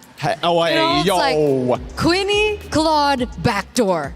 I think everyone is going to be expecting that kind of strategy after this game as well, because that's how they were able to win against Aurora yesterday. Maybe this is Pavlov's theory. If she tries to backdoor enough times, people are just going to assume she's clearly going to backdoor. Wait a minute, all 5 of them are here. Let's just not leave our base, stay where we are, because, well, who knows, a backdoor attempt might be happening. I don't know, getting in the head, man. Look, playing a little bit different. One of the things about these two rosters, though, is they love to push the meta. They really do. They're tricky, and you know what? It seems to be paying off, at least for Team Ray Young so far. But I got a feeling, I really do. I think Seda Esports is about to tie this thing up and we're going game 3. It could potentially. I'm thinking about it. Because if we're going back to the drafts here, Gideon, it was Seda, they were the ones that banned the Esmeralda, and they were the ones that prioritized Boxia. So could they go for something maybe differently come game 2? You know, you got to keep the answer simple here. They just go red side, because really the priority, the only thing you care about blue side is that you get that first pick, that one power pick that will kind of determine how your team composition plays, or a flexible option that can be spread out in different roles. Now that Seda is on red side, they get to react. They get the power 4 position here as 4th pick, where there's not much they can do about it. And I just want to bring this up. So many people have been banning out the Hirara. It's kind of an up and down here, and If a team on red side is banning out Hirara, sure. But when you go to blue side and you ban it out, it's kind of showing something here. What do you think? I think that jungler can't play Hirara. That's probable? Look, I'm not... Maybe she's not comfortable on it? That's the thing. I feel like it's hard to say because we've seen so many different options from these ladies. They've shown us everything from Hanabi to Leslie. Okay, I mean, if that's the case, where we are going to have to just work with it for the moment, because the Boxias now is going to be banned out. There is still an opportunity for that Esmeralda pickup. We've been talking about how powerful the Esmeralda has been, especially in that EXP lane after the buffs. The Glue and the Lilia gets eliminated. So are they signaling that they themselves perhaps want to pick up an assassin? right? But the Lilia ban to me is what I find quite intriguing. I agree. I totally agree with you because their first two bans are similar to what they did literally just now in game number 1, right? They got rid of the Atlas, they got rid of the glue. But they decided to change it this time because Hirara is already gone and Zushin is going to be the first pick, followed up by Yves on the opposite end, and they're still thinking about what else to pair it with. Are you looking for supports here to guarantee your mid trio, or do you want to show your jungle early? I mean, if they want to go back to the same thing that they did, earlier on, they could go for maybe another setup with a Yves, with a Gatot Kacha as well. There were moments that it worked, and obviously maybe game 1 was an adaptation period for them, so if they do want to work with that, they can. Or perhaps they want to prioritize their gold lane, right? We've seen that becoming, the fundamentals, especially in the first phase. Maybe a Claude that they want to pick up first, take that away from Team Ray. Actually, that's a really good idea, considering that Quinn has been like the main driving force of these back doors and major decider of damage. I'm surprised that they actually go for the Khalid this time, but the follow-up is fast, super quick from Team Ray. They get the Esmeralda. Not a lot of counterplay to her, especially if you're thinking about Phoveus and Paquito. Getting the carry as well, just to make sure that they don't have another way to kind of deal with the heavy tanks. Absolutely. I think this would show like maybe another, a dead lane. Do they want to go Esme-Uranus matchup? But then that's more, well, I guess Uranus eventually outscales her, but for like the most part, Esmeralda is going to control that side of the map. Which definitely is a problem here. And of course, Jessica26 really needs to get her hero down, and they are still going to leave her hero into the second phase. The first 3 picks coming in from Seita, I don't know, with the Khalid and the Yves as well, it's signaling to us that they really want to play that mid. They do, but what jungler would make sense? Like, they could set up for so many different things, right? In this position, based on the next 2 bans we see for either of these teams, for Seita, I'm thinking the classic Fredrin Arlet type situation. But again, you know where Esmeralda is going to go, and Arlet is going to struggle a little bit, so they might need to have a little bit of force up on that EXP lane. So maybe that's what they're going for, right? Like, okay, we'll play that as a weak lane, and then they utilize that later in particular team fights afterwards? Possibly. There's many different angles that they can go for, right? I feel like the Fredrin makes a lot of sense now that Baxia is gone, but then there's still Akai as a potential problem. You see the Belleric actually getting banned out here. Looks like Seita putting a lot of respect. I feel like it's an assassin. In the jungle for Seita. Like a Haya? That's the thing. We don't really know so far just yet. She's picked up the Baxi in the past. She's picked up the Hirara in the past for, Zoe. And both of those are actually banned up. You know by what? Team Ray. I think let's just make it real easy here, right? If we're going to guess jungle picks, all we really have, you are dead right about this, Eterna. With the Kaja ban as well, it's got to be an assassin. But what assassin?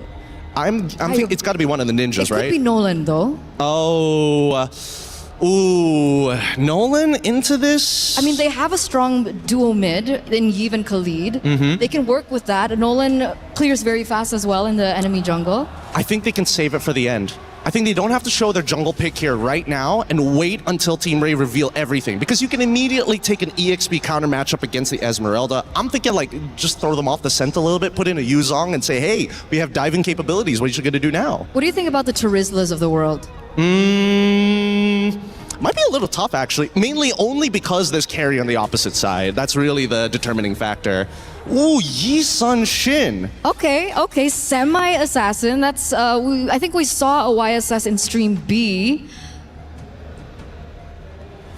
Is that going to be enough, though?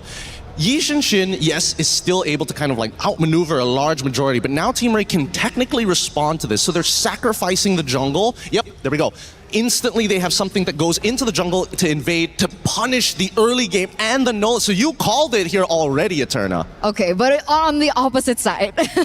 The Nolan does come through, and luckily enough for Team Ray as well, that they are playing on dangerous grass, so the Hilda is going to be able to be a lot more aggressive. I love the Hilda-Khalid matchup in particular for the mid. It's going to be a very interesting matchup, but the last pick now, it's going to be for Jessica26. It's going to be as vital as ever for this to be a power pick for her too. This last pick, again, are you liking Team Ray's composition so far? Do they have your favor, or is it the Seita side now that you see the Phoveus? I like the Phoveus against the Nolan.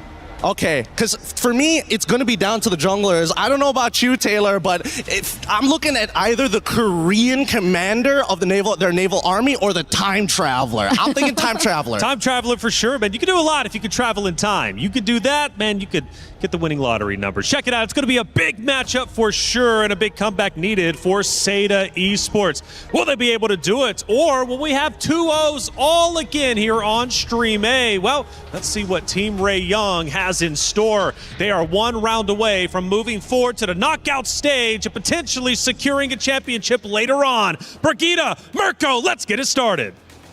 Thank you so much, panel. Yet again, man, we are into the matchup. And just as Gideon mentioned, or asked around the panel, I would like to know your opinion. Brigitte, whose draft do you like better? I will have to go for the Esmeralda. Mainly because it's been such a great time for her, and I like how they've been trying to resolve the issue of scaling for Seda head on through the Hilda Juicin mid duo that you're starting to see right now in the hands of Chiboy, just making sure that Joe is not going to have a great time farming in the early stages of the game. Fortunately, has a bit of help from Guy, but that's where I'm really going to put my eyes on.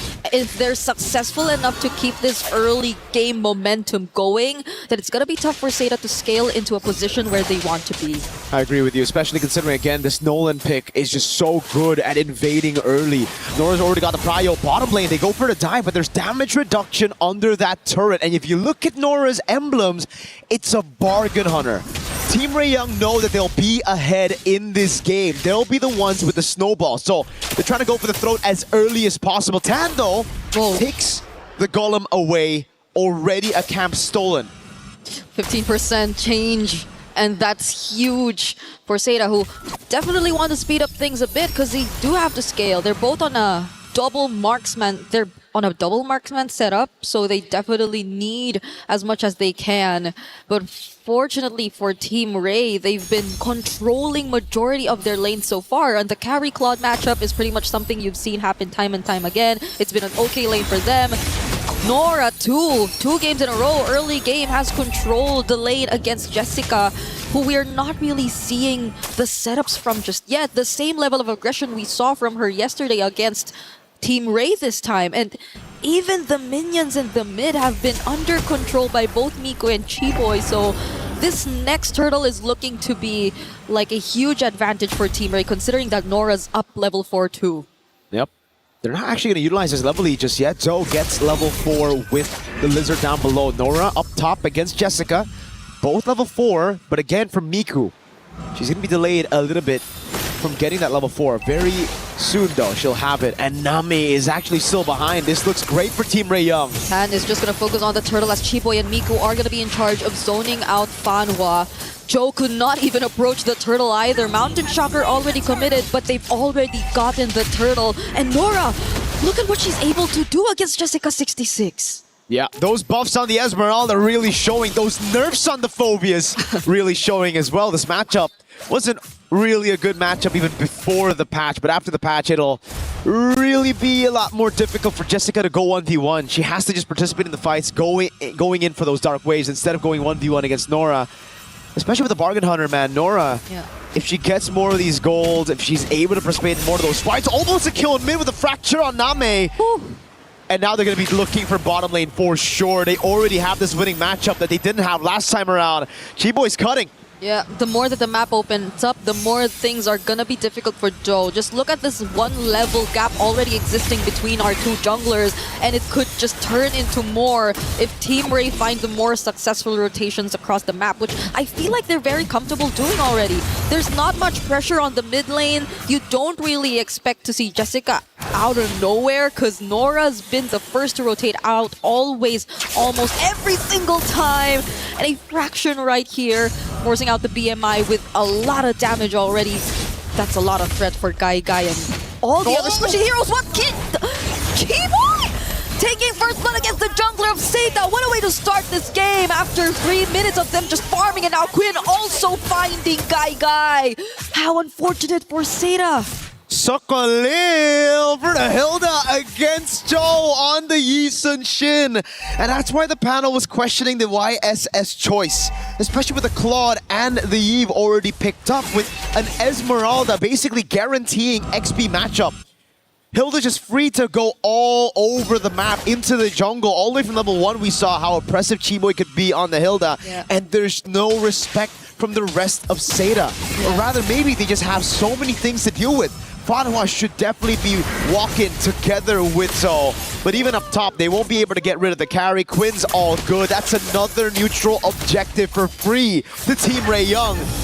They're trying to commit onto this, man. Mountain Shocker utilized, but the whole team's coming over. Yep. That was a trade attempt, but then you clearly see how quick the responses are from Team Ray. They already decided to switch lanes, and yes, things have been really fast-paced for Team Ray at this point. Just Chiboy not letting go of Joe. The level gap still continuing to grow, and Quinn just focusing on almost every single structure that they're able to take away from Seda at this point. It's a much cleaner execution that you're seeing from them, and you feel the confidence coming in. They're starting to show a bit more of those recalls as the Crimson Beacon in comes in for Jessica. Miko. They're trying to take on Jessica, and they won't take long for them to find the kill. Fanhua trying to look for an angle from behind, but it's not going to be enough. Nora jumping in too, and that's all they need. Seda don't have the damage yet to take on a fight. Seda don't have the damage, they don't have the sustain, they don't have anything to facilitate the box, the front to back that they desperately want to play with. And if Fanhua can get bursted like that, you're in for some trouble. That's the main frontliner. If the fracture combo lands on Zo, Name, or Gai, it's gonna be good night. It's only a 600 gold lead between the junglers, but then you look at everybody across the board and it's just constant 1v1 wins all over. Yep. Quinn's getting a turret down below. They've already gotten rid of all tier 1s in the side lanes, and this will make it so easy for them to go and sandwich them inside of their own jungle. Oh, Chiboy. Chiboy on this Hilda is really not making things any easier for Seda. Now they're on their way to securing their 3rd turret in this game. All tier 1 turrets have fallen down, and now they're on the road to taking on more kills as well. Fanhua going down, Gai going in with the blazing do it, but gets cancelled by the lockups of the Lantern Flare. Still get to find the trade, however, though, and Jessica's now finding 2 as well.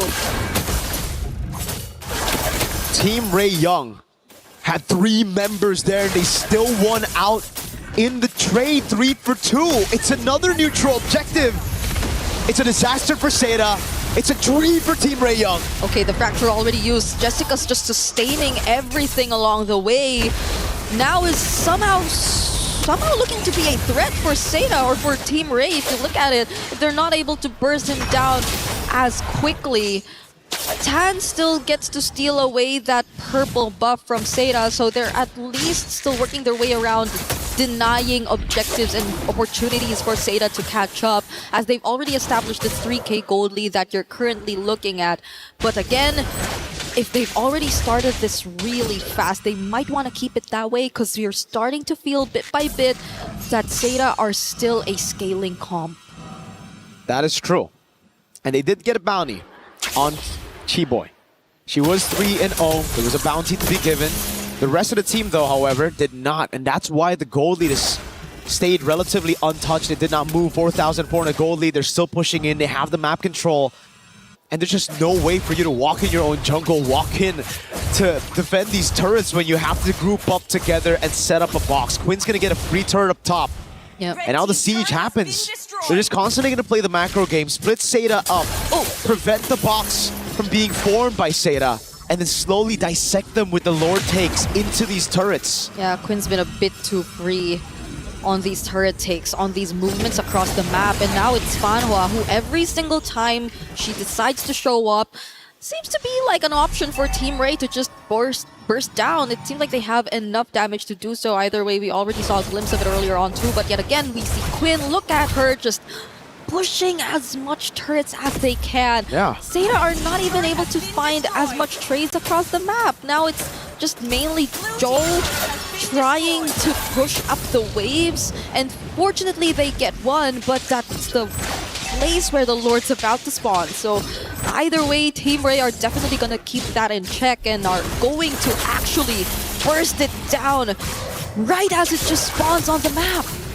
With a carry and a Nolan all ahead, that Lord is another minion to Team Ray Young.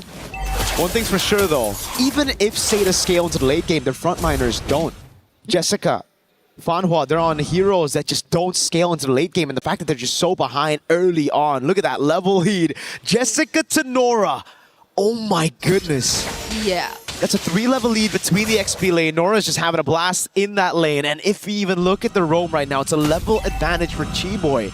Every time I think I've seen Fanhua Raging Sandstorm out away, it's been defensive. It's never been aggressive. Yeah, never been aggressive. Sorry, I made that mistake. They can afford. No, it's okay. People make mistakes. Yeah, they can't afford to. You can't afford to. We're waiting for a perfect opportunity for them to actually either isolate a member or not just really get counter engaged enough by Team Ray, because Chiboy, everyone else, Quinn are just all too free to find the targets that they want, and now they've synced up all their waves and are on the verge of taking out all these holy shields from Seda just 10 minutes into this game. They also have incoming waves yet to come in the mid lane. Seda are just really forced to play defensive at this point. They can afford to make plays later on. They can start things off with either Fanhua or Jessica26, but do they have enough resources? Because at that point, you just saw it now. Fanhua was struggling to stand in front of Team Ray for more than 2 seconds, but Jessica actually tries to go in! Whoa. There goes the real-world manipulation, but Chiboy actually still finds the kill. Okay, Jessica26 is finally going down, but from behind Tan actually finds Name! Fanhua trying to sustain everything up against 3, but they're just all too tanky. Nora picks up the kill, and that's 3 for 1 in favor of Team Ray. Again, Team Ray Young, they look for the fight, they get it. Quinn died again. This time, Fanhua able to connect on the Raging Sandstorm. And everything just played out the way they wanted. Unfortunately, there's still no bounty, and that's the thing. Team Ray Young can constantly take these gambles, can constantly go for these sieges, and they'll go and take these desperate fights from Seda because they know they have the lead. They have the win condition as well. As long as they don't fight under the RWM, they are good. As long as they're able to break the box, or rather play around the box, it's A-okay. And Seda, we know this. They have good clear. It's about how long they can extend the game, how long they can delay the end. Yeah. Because if they're able to get to, let's say, 16, 17-minute mark, that's where their composition should shine.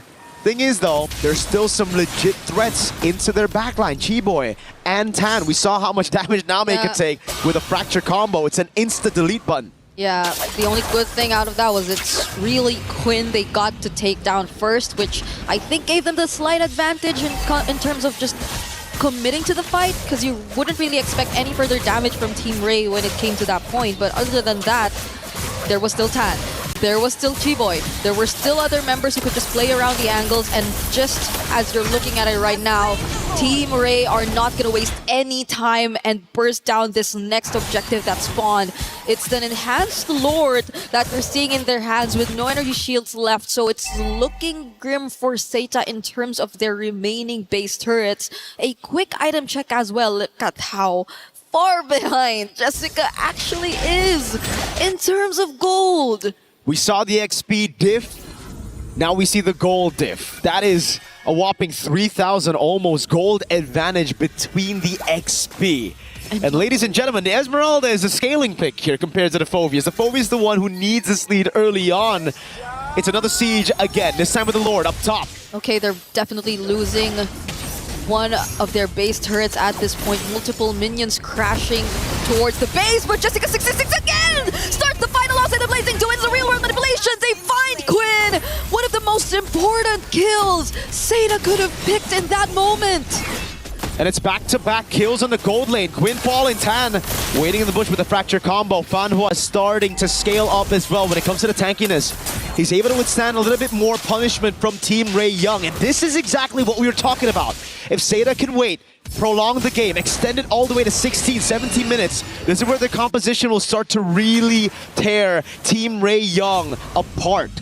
they have a pretty good comp to fight around outside of the base. But once they're kind of stopped into playing, when they're forced to play in the box of Seda, we see how easy it is for them to burst Quinn down. And this is where, for Quinn, that glass cannon build isn't working out. We're going to have to see a little bit more defensive items from Quinn here. Either win a crown or an immortality, or heck, maybe just a straight up rose gold to deal with Name. It really makes me wonder how it happened twice in a row, though. Like, them just really getting to pinpoint where the gold laner of Team Ray is and making sure that their resources are enough to take her down. Because essentially, that's the most crucial part of the game. Like, they take her out, there's not much push threat, but now it's Team Ray trying to start up a fight. Fanwa getting knocked up, and now is trying to escape. Quick Sandguard trying to survive, but Miku finally picks the kill. And at least a successful attempt from Team Ray this time. We cannot take away the fact that this is still an almost 10k gold lead. It's just that they're not able to close it out.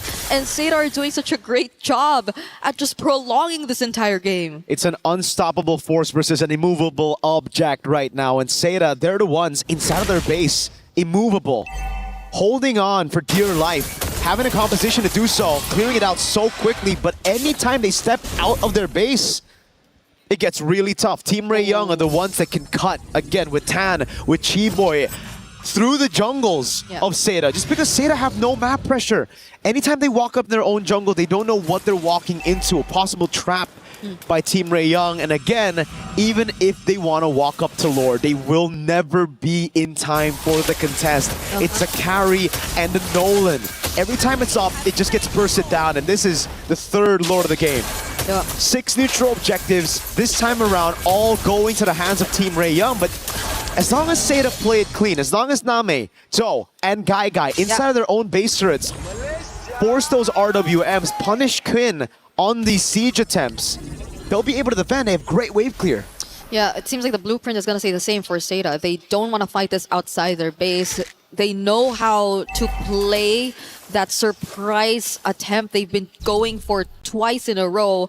And with a Winter Crown pickup for Jessica as well, I feel like they can be more creative in terms of their approach. Because Team Ray, definitely by this point, has to expect what's to come, right? They should have an idea of roughly what Seda are trying to do all over again in this upcoming Lord Siege. So let's see how they respond as these waves come crashing in yet again on the base.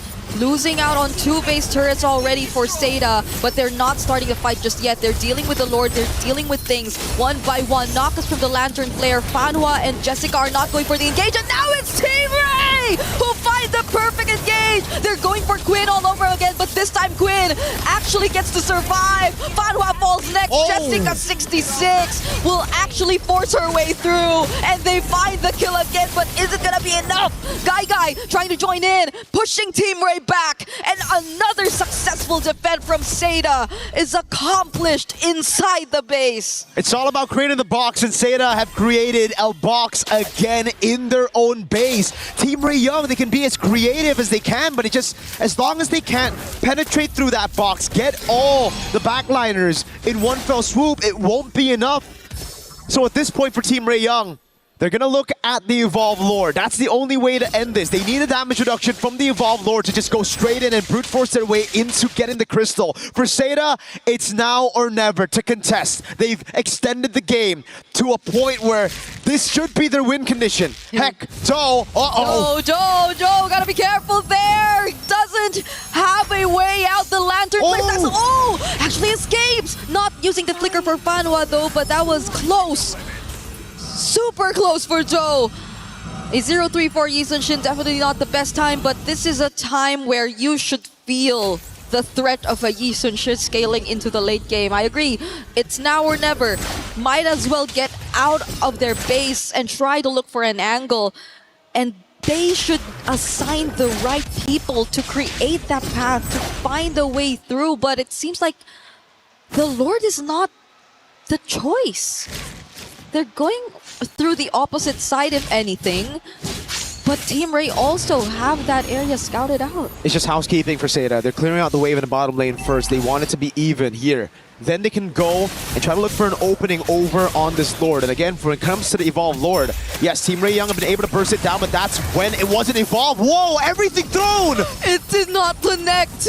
Tan is alive, and now it's a counter engage from Team Ray, but Seda fully respects that as well. But without a conceal, Team Ray can anticipate the entry points for Seda. They do not have to worry about a surprise steal. They are bursting down this Evolved Lord, and Seda are forced to play defense again.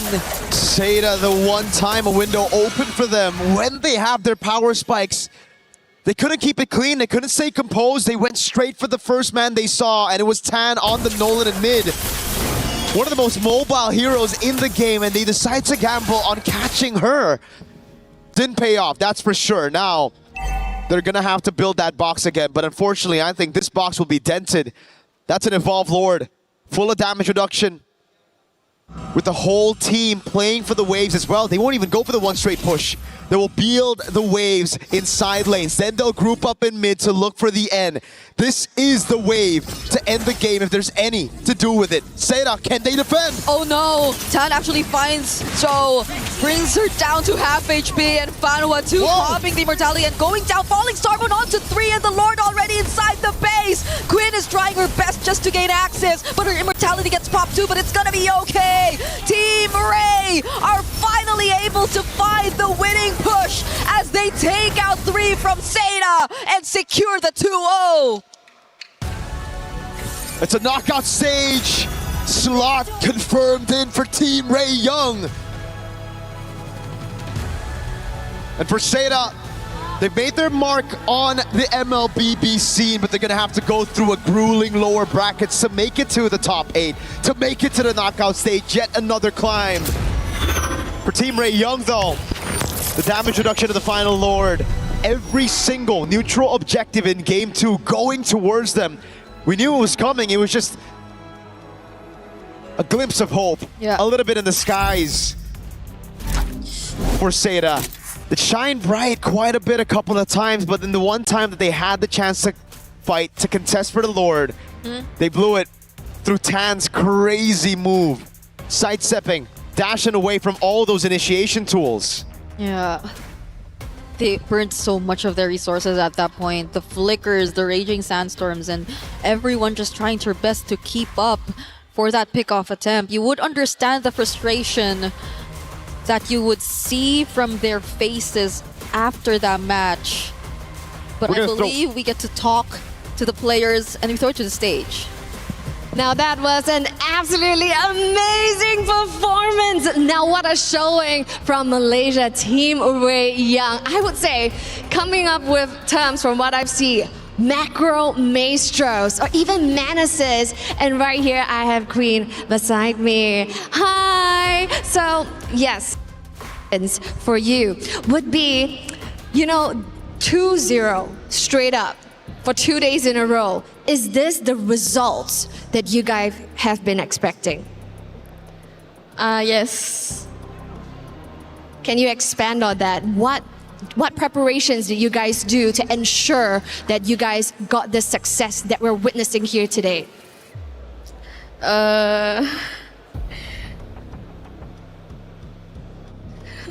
Like, what do you guys prepare? What do you guys prepare? What you guys prepared? Was there a lot of scrims? A lot of scrims, and we always review the games. So like, we read how they play and what's their draft. That's where we do our own draft and try to counter their draft lah. Like specifically on Seda or on every opponent that you have been meeting? With Seda.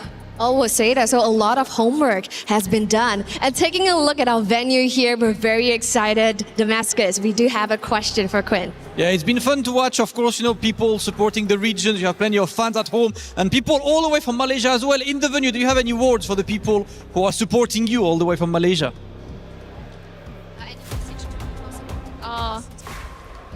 Thank you for supporting us. Thank you yang datang. Can I speak Malay? Thank you yang datang dari Malaysia. Keep supporting us. Kita orang akan buat yang terbaik. Okay. Thank you so much. Please, can you make a bit more noise? for the first team qualified for tomorrow. Thank you so much. It is time to move forward with some analysis and the next few matches. Let's throw it back to the studio.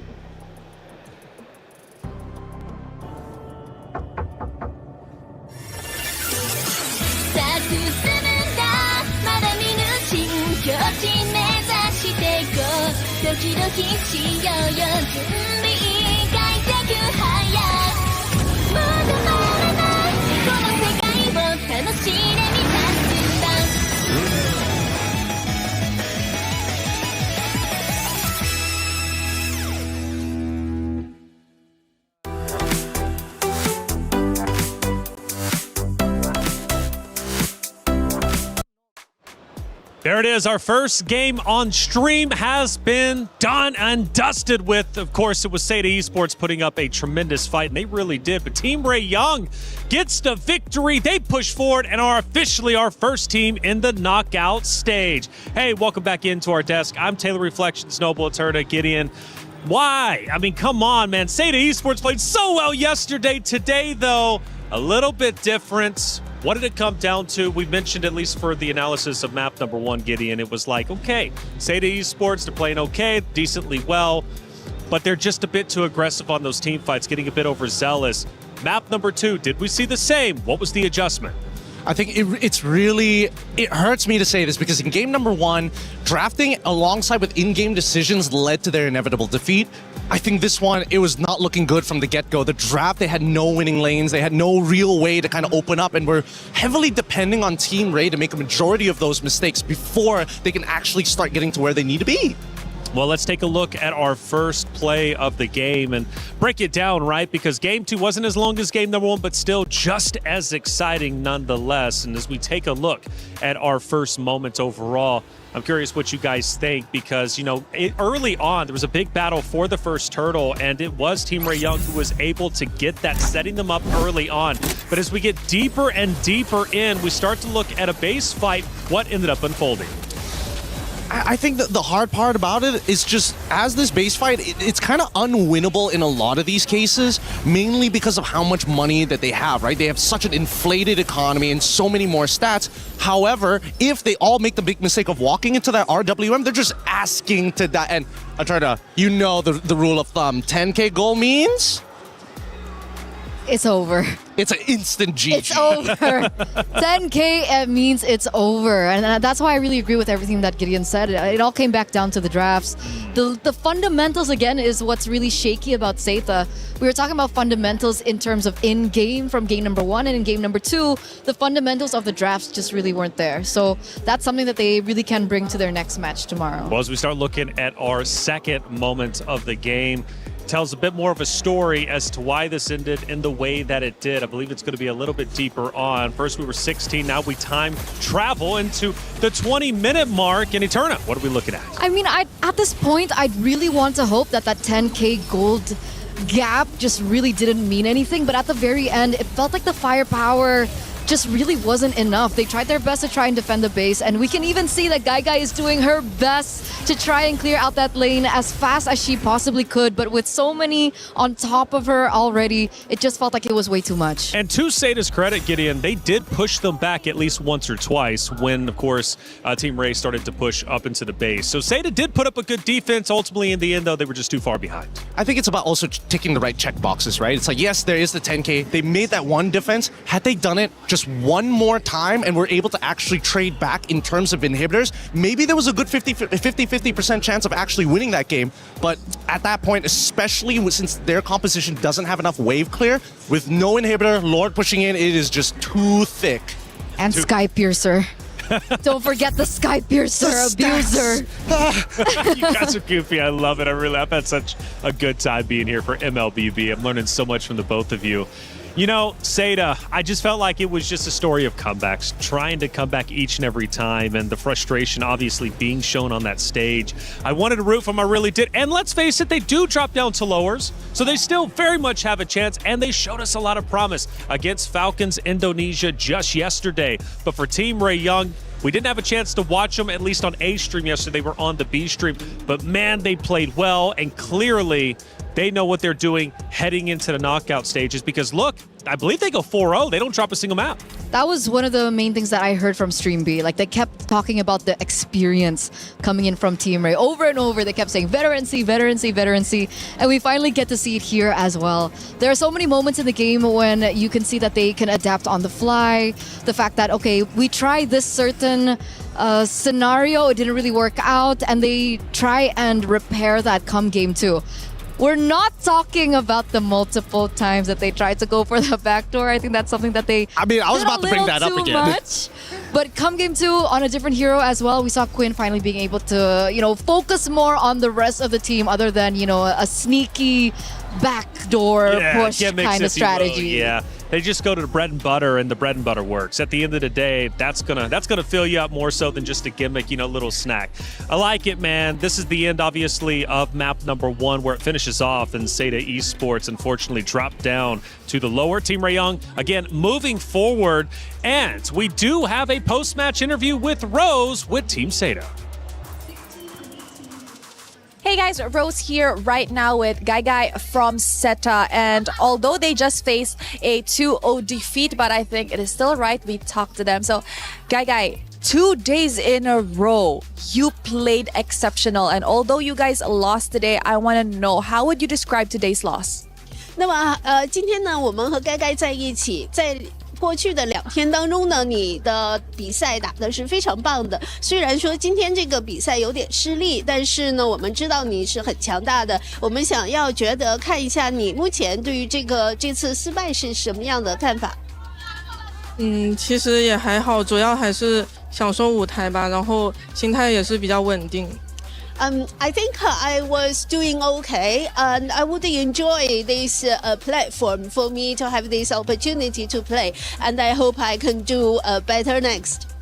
Yes, definitely. Now, speaking about your next match, tomorrow you guys will be going up against Virtus Pro, who has just recently won in Stream B. So what are the problems that you guys have to fix tonight in order to secure a win tomorrow?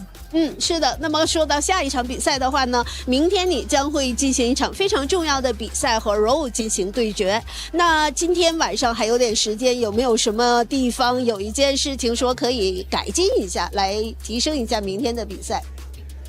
是的，我们今晚还会训练，然后改进一下今天的问题，主要是要团队性一点。Yes, definitely. We will continue practicing tonight. I will do more training. Hopefully, we can win tomorrow's match. I think our team need to really collaborate, and then we use our tactic to win the match. All right. Thank you very much, guys. 谢谢你. And with that, throwing it back to you guys over at the studio.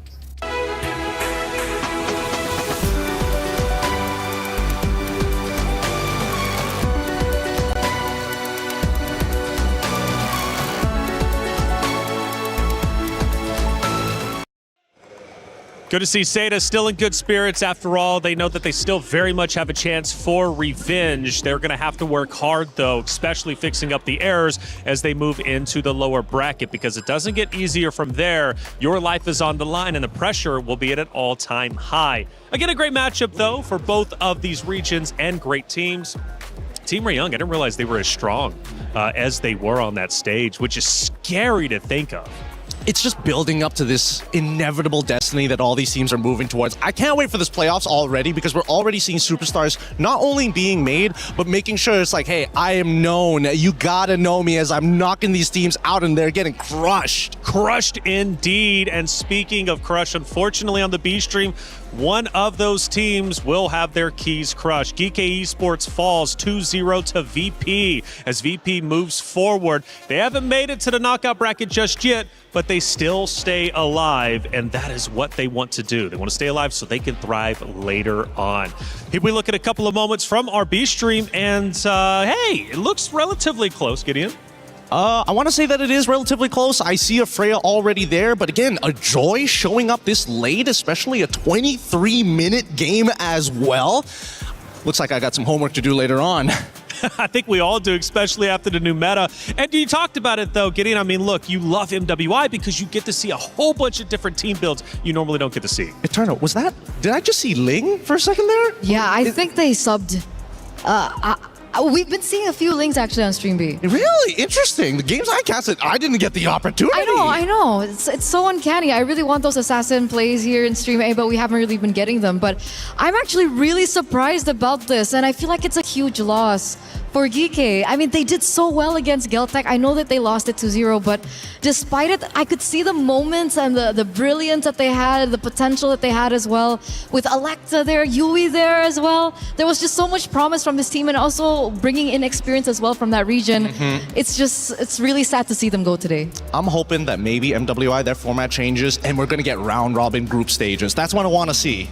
Well, maybe next year. This year, we're just going to have to deal with our groups, but it has been fun nonetheless. For Virtus Pro, that is a big win, especially in regards to the Club Championship Trophy, which is fought very hard for not only the competitors, but also the orgs themselves across multiple different esports happening here at the Esports World Cup. We're talking 24 different games, millions of dollars in prize pools, and that Club Championship Trophy is definitely worth earning for your org. I mean, we're talking millions of dollars going in player development, team houses, whatever you would like to do. It's definitely worthwhile. For Virtus Pro, they need those points. It's only week number 2, but the weeks are going to catch up fast. It'll be week 7 before you know it. It's been a fun time, and it's going to continue to only increase in the fun. Let's talk about our next matchup. It's coming up quickly. Falcons Indonesia versus Aurora Gaming. This one, much like B-Stream just witnessed, is going to be an elimination match. There is going to be a player losing their key, much like you just lost your cue cards. Yeah, I'm losing. I'm losing everything. I'm losing everything, and I might be losing a representative here. Team Falcons on the brink of elimination, and I actually got to talk to another coach that's in MWI. He's the coach of Falcon Daisies, and we were also both wondering, like, what happened to Team Falcons ID, because it feels like very different to how they performed in the qualifiers. Well, let's talk about it, right? Falcons Indonesia coming in was a true contender for the crown, and we were definitely hyped up to see them. They go against Seda, Gideon. The series, it's rough though. Doesn't look good at all. And we question Seda Esports, especially the setup for them that we just witnessed, and even yesterday. They love to push the meta. It's a new meta. What are they going to throw out there? Maybe it threw Falcons Indonesia off a little bit too much, because even going into round 2, their hero pick, and I think it was Brigitte mentioned, like, look, this was just thrown all together. Their heroes were looking wild, like they were wanting to win a best of 1. But I mentioned the club championship. Trev, what's happening with it? Hey guys, Raimundo here from Team Falcons ID. And as we enter an elimination match today, how are you feeling? A little nervous? A bit. Okay, so Raimundo, I think I'd like to ask you, how is the team's mindset approaching today's elimination match? Because this is the last match, right? If we lose, so we will play as best as we can, because the yesterday is, I think it's so bad lah. The gameplay is so bad, our comms still bad, so yeah, we will do the best today. Okay, now I gotta ask, if you said yesterday the comms were bad, the gameplays were bad according to you, so what did you guys do at night in order to kind of fix the problem?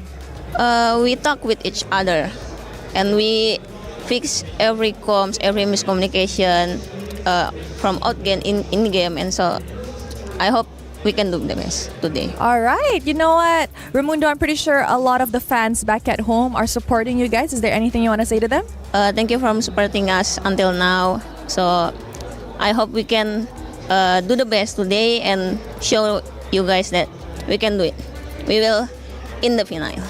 All right. Semangat, Raimundo. Yeah, thank you very much. And with that, back to you guys at the studio. Is in our DNA. Whenever we let it out, it becomes our superpower.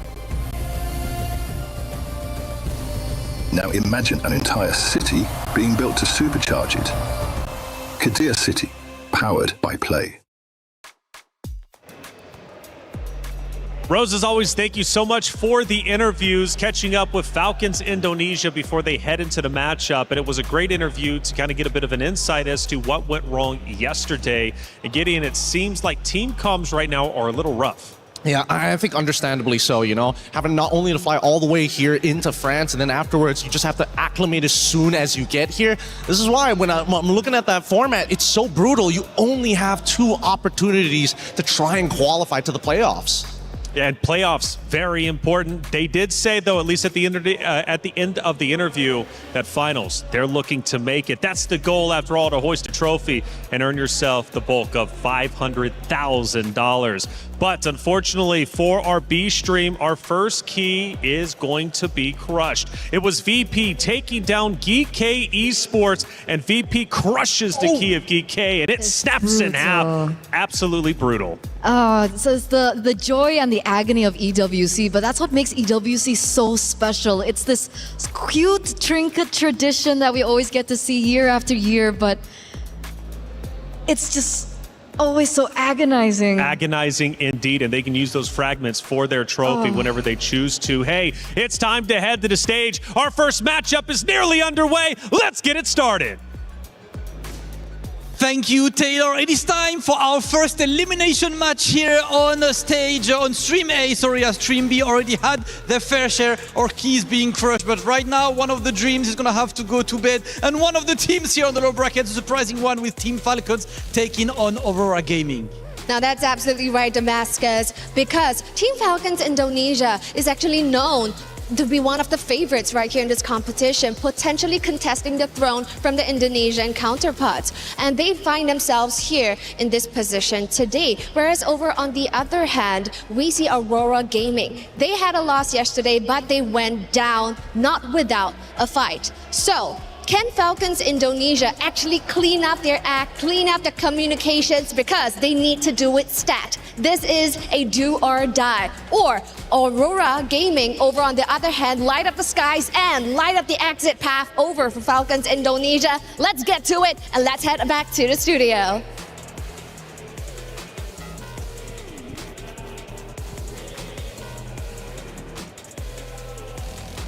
Two teams fighting for their tournament life. It's Falcons Indonesia versus Aurora Gaming. Two titans, but one, unfortunately, will have their key crushed after the series has concluded.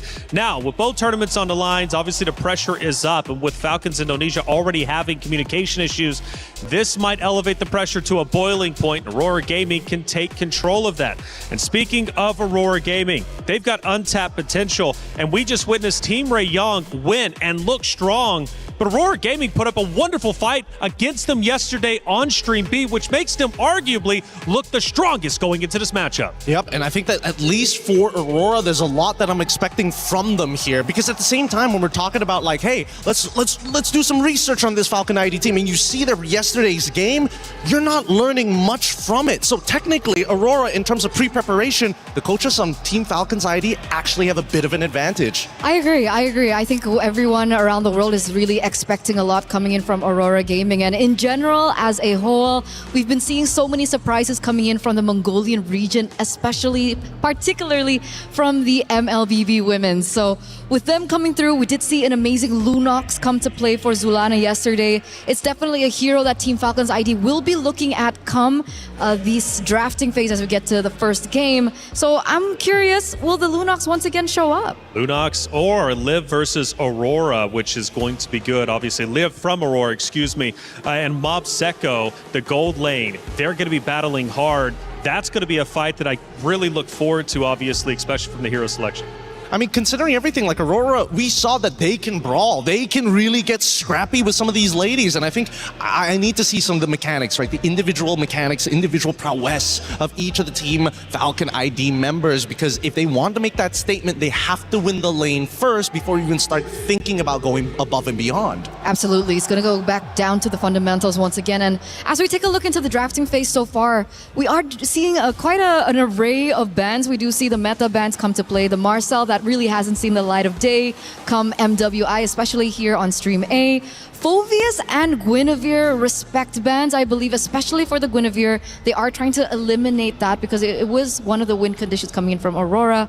Hirara, Matilda, and the Atlas. to boot. And it just makes the Zushin stocks go up just a little bit, right? Don't have to worry about the Marcel, especially the Atlas. Like, there is an angle for Zushin here if they wanted to, but they can easily start pivoting into other areas, right? That's where I want to see where Team Falcon's mind is at. Are they looking to play for the overall composition, or are they looking for just star players to win this entire game single-handedly? And sometimes when we look at all these teams, they usually go back to that. They usually go back to the star players. They usually go back to the comfort picks. But it does look like the Yve is going to be prioritized here instead of that Jushin. Technically, the Yve is an easier mid laner as compared to the Jushin because of the nerf towards her range. So understandably so that they go for that prioritization. But what will be the response coming in from Aurora? I'm guessing, they can go for the safe old Claude if they want to. But the question is, what do they want to pair it up with, right? They could just answer, mid lane for mid lane, but usually when you're on that red side, you kind of want to like dictate something. You want to say, hey, here's a new question that you have to answer this time and waste your options to get it solved. And there's definitely time to do so, right? You can totally leave the mid lane for later. So we're thinking about what? Maybe do they want to go for a prioritization into the jungle? It looks like the Belleric and the Esmeralda. Understanding the Esmeralda is and was, even before the buffs to her, a really good answer towards the Yve. It does make sense. The Belleric, though, is what I'm kind of questioning here. Are they anticipating more short-range heroes coming in from Falcons? I mean, we see the carry. Maybe. This is really uncanny. From like a stable base point of all the professional games that I've been watching within this year, this is a very interesting opener because you don't usually get to see these other picks. Now they go into Sora, which is a much better matchup this time. And the question really is, now that they've locked in these Esmeraldas so early on, does this bite them in the butt? Again, Yve, I guess I'm scared of the Esme, I suppose, if I'm 1 HP, but other than that, I just take my shield, I don't care. And you would automatically think that, okay, they can just pick up the Valentina, but of course the Esmeralda's on the board. Is the Valentina still a viable pick here in the mid lane against the Sora? It is. Especially since you already have 2 good ults, it might force Team Falcons to say, you know what, we have to overload this Valentina with ults. So again, big influences on either side between Lucky Boy as well as Ethan, but they decide, you know what, if we have to choose one, we're going with the Claude. They're covering their basics. They're covering their fundamentals here. They want these winning lanes to come through. Sure, the Claude isn't as great, so we are going to see that the Claude is going to be the losing lane compared to the carry, but at least they do have the Esmeralda in a sense. I'm still thinking about this mid lane matchup. Technically coming into phase 2, Team Falcons do have the potential to start limiting that down. It's worth punishing. I think that it's very easy to punish here because they wanted to show or blind pick the Esme alongside with the Belleric as their opening. So again, they're still feeling the repercussions here in the second half, or ideally assuming that Team Falcon's ID are going to start targeting the mid lane. Glue, banned out from the Aurora side, not a bad option. Are we expecting a weird pick? I feel like you already have something in mind. You're giving me that face, and I am now intrigued to know what this weird pick could be. Up until this point, we've only seen Aurora in the jungle for Anu pick up the Hirara and the Gwyn. Both of these heroes have been banned out. But we did see something crazy like the Hanzo yesterday. I was going to mention, actually, the Hanzo. But it was for Team Falcons, and I don't think they're in a position that they really want to, take that out of the box just yet. Maybe let's read into this a little bit, right? Because Gord, on the other hand, just got banned out. A good mid lane pick, but particularly good at dealing with big, beefy boys. The more health, even better. The more stats, even better. I deal true damage. I don't even care about it. I think that Falcons want to get more beefy boys on their side. All the quote-unquote anti-tanks aren't really there, and you're going to have to wait until Claude gets the 3 items before he can actually deal with the tanks. Yeah, so we're thinking maybe like heroes like the Akai, we've seen it yesterday. Fredrin and Baxia are still potential heroes that can be picked up here. And seeing that the Lilia was also banned out, it might actually lean that way as well. Wait, are they not going to get rid of the... maybe in their minds, the Jushin is like, it's a non-factor now. 2 short range, Yve is going to win the lane, just get a good support. The mid duo should do that. Get most of the job done in the early game, right? Exactly. So what's the call? I'm guessing... I thought Gacha was banned out earlier. Is it just to, take away the combo with Sora, Gatot, and the Yve? Possibly, but there's also an opportunity here for Aurora if they're looking to try and shut down specifically Carry, who's really, really short range compared to the other marksmen that we have in the game. Farsa might be an option here. Oh, but they go for the Valentina instead, so they are willing to sacrifice the early stages of the early game of the mid lane. So what lane are they going for? And maybe are they making it up with their jungler pick? Ooh. Let me think about that for half a sec. Maybe there's an opportunity, but that kind of depends on whether Team Falcons are going to be like playing for carry strong side, right? They might be able to diversify. So what's the diversity here? I would say they can get a Cho, a possibility of Cho on their side, just to kind of like speed up what's happening down in the mid lane, force Claw to start taking purifies and things like that, and maybe you have a better opportunity, right, to set up for dives on the bottom side of the wave. And I think it would be quite characteristic, right? I mean, Raimundo is a player that really loves, you know, the invader roamer. She likes that heavy set heroes. It's quite weird that we only have seen her, I was about to say, on the Hylos. And the Hylos pops up here with the Nolan. Not the hero that I was expecting, but naturally you do have the assassin here, which maybe warrants why they banned out the Lilia instead of the Jushin that you mentioned. Yeah, makes a lot of sense as a matter of fact. Again, really well done for Lucky Boy alongside with Ethan. They clearly have a plan in mind and they're trying to adapt that plan. Really try and dough it through, you know? Gotta adjust it constantly. But this last pick is so important and I don't think there's like an optimal pick. It's really just to pull the comp together. Fredrin makes a lot of sense here. They could go, actually, could they go a little bit further than that? Could they go for an assassin themselves? We have Lancelot, Hayabusa, Hirara's banned out, so that's not an option for them to go for. They could potentially go for something like a Harley to try and snipe the Yve here and there. Well, there you go, they got it. Okay. Interesting. Okay. Now, the only reason I said Harley, and I don't want to be taken the wrong way here, it's just a lot easier to execute compared to the Hayabusa. Okay, and that's a way that they choose. This is actually the first Harley we've seen here on Stream A, so I was caught quite off guard. What did you think about it? Hey, I'm just saying for the ride, baby. You guys are breaking it down for me, and I'm listening and learning as much as I can. It's Falcons Indonesia versus Aurora Gaming, a match that means a lot. The loser will have their key crushed. The winner will stay alive, but only for just a moment's time. Another series will await them. Will it be Falcons Indonesia? Will it be Aurora Gaming? Mirko, Brigitte, let's find out. A really thorough breakdown of potentially what to anticipate heading into match number 1 with these drafts, but a lot's at stake as mentioned by our panelists. The first elimination match here in Stream A, and we are about to witness it right here and now. Welcome to game number 1, and we will have to sort a few things before we officially start the match, but we're seeing the drafts in front of us. It is indeed the first Harley game we're seeing in Stream A, but against a Nolan and this composition in general, how are we feeling about this Harley pickup that Aurora Gaming decided to go for? Wow, wow, wee, wow. Wow, wow, wee, wow. That's the first thing I gotta get out, you know, for the for the Harley. Harley's good, you know, against the carry. If she steps a bit too far in this winning matchup, we've seen, you know, tendencies for gold laners when they're in a winning matchup to go in, they want to bully harder, and they end up getting punished. So the Harley can actually take advantage of that. And I think it's the same for the mid lane. If Eve walks up way too aggressive, you're going to get punished by the Harley, so it's all about that. Meanwhile, though, if you look at Falcons ID, it really seems like, you know what? We're going to go back and play the simple game. Yesterday, we saw them try to, like, play very difficult, high skill ceiling compositions where they need to do everything perfect. Now it's down to just win these lanes, utilize those winning lanes with an assassin in the jungle that has been great, even in the losing games. Falcons ID, Shev has always been great against Seita.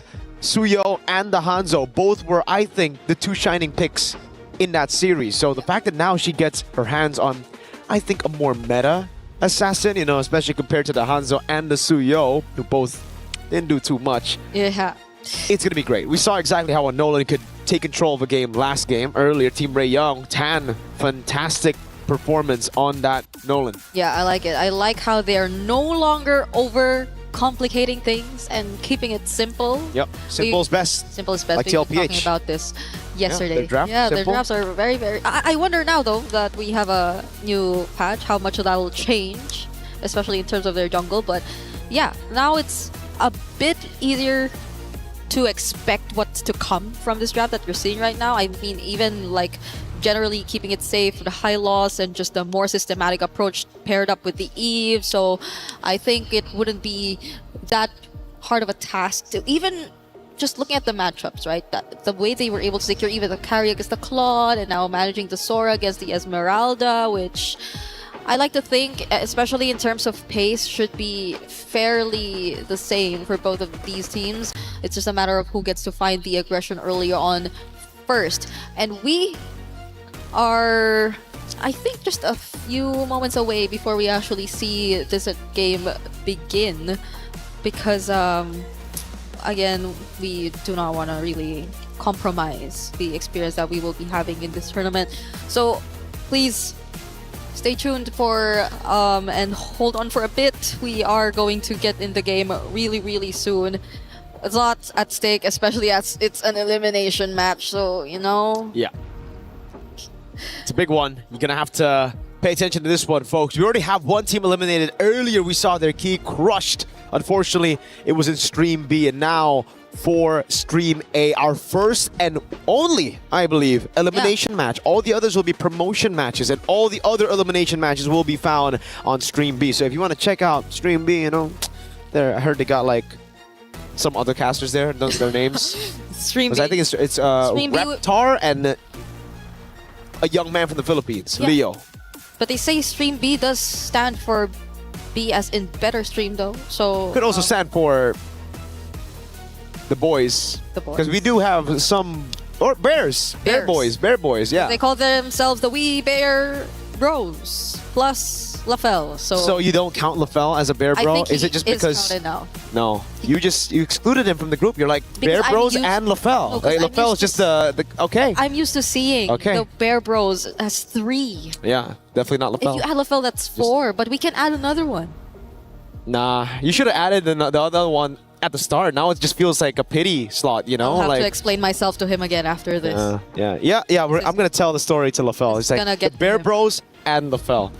This is side character. He's but a what side if it's piece. one of the Bear Bros who said that? Then it's okay. They would never. How could they? How could they? Why would they do that? Okay. I will explain. But it's over the Bear stream. It's GCT versus Twisted Minds, if you guys want to check that out. And we got a Hanabi, so yo. And an Aulus. And they are doing okay. No, they're down 5,000 gold. Why don't we cast Stream B right now? I mean, I have it up actually. I don't know if we can pull it up, but no, we can't pull it up. But yeah, a Hanabi and an Aulus in the same game. Which one? MWI. MWI. It's fun. At least it's not a Popo and Koopa jungle. We've seen a lot of that. Here. Yeah. When we were playing in the EU server, yes, a lot of the Popol and Koopa jungle. I'm trying to recall what other pick we've been seeing a lot. I think it's... No, it's mostly just the Popol and Koopa, really.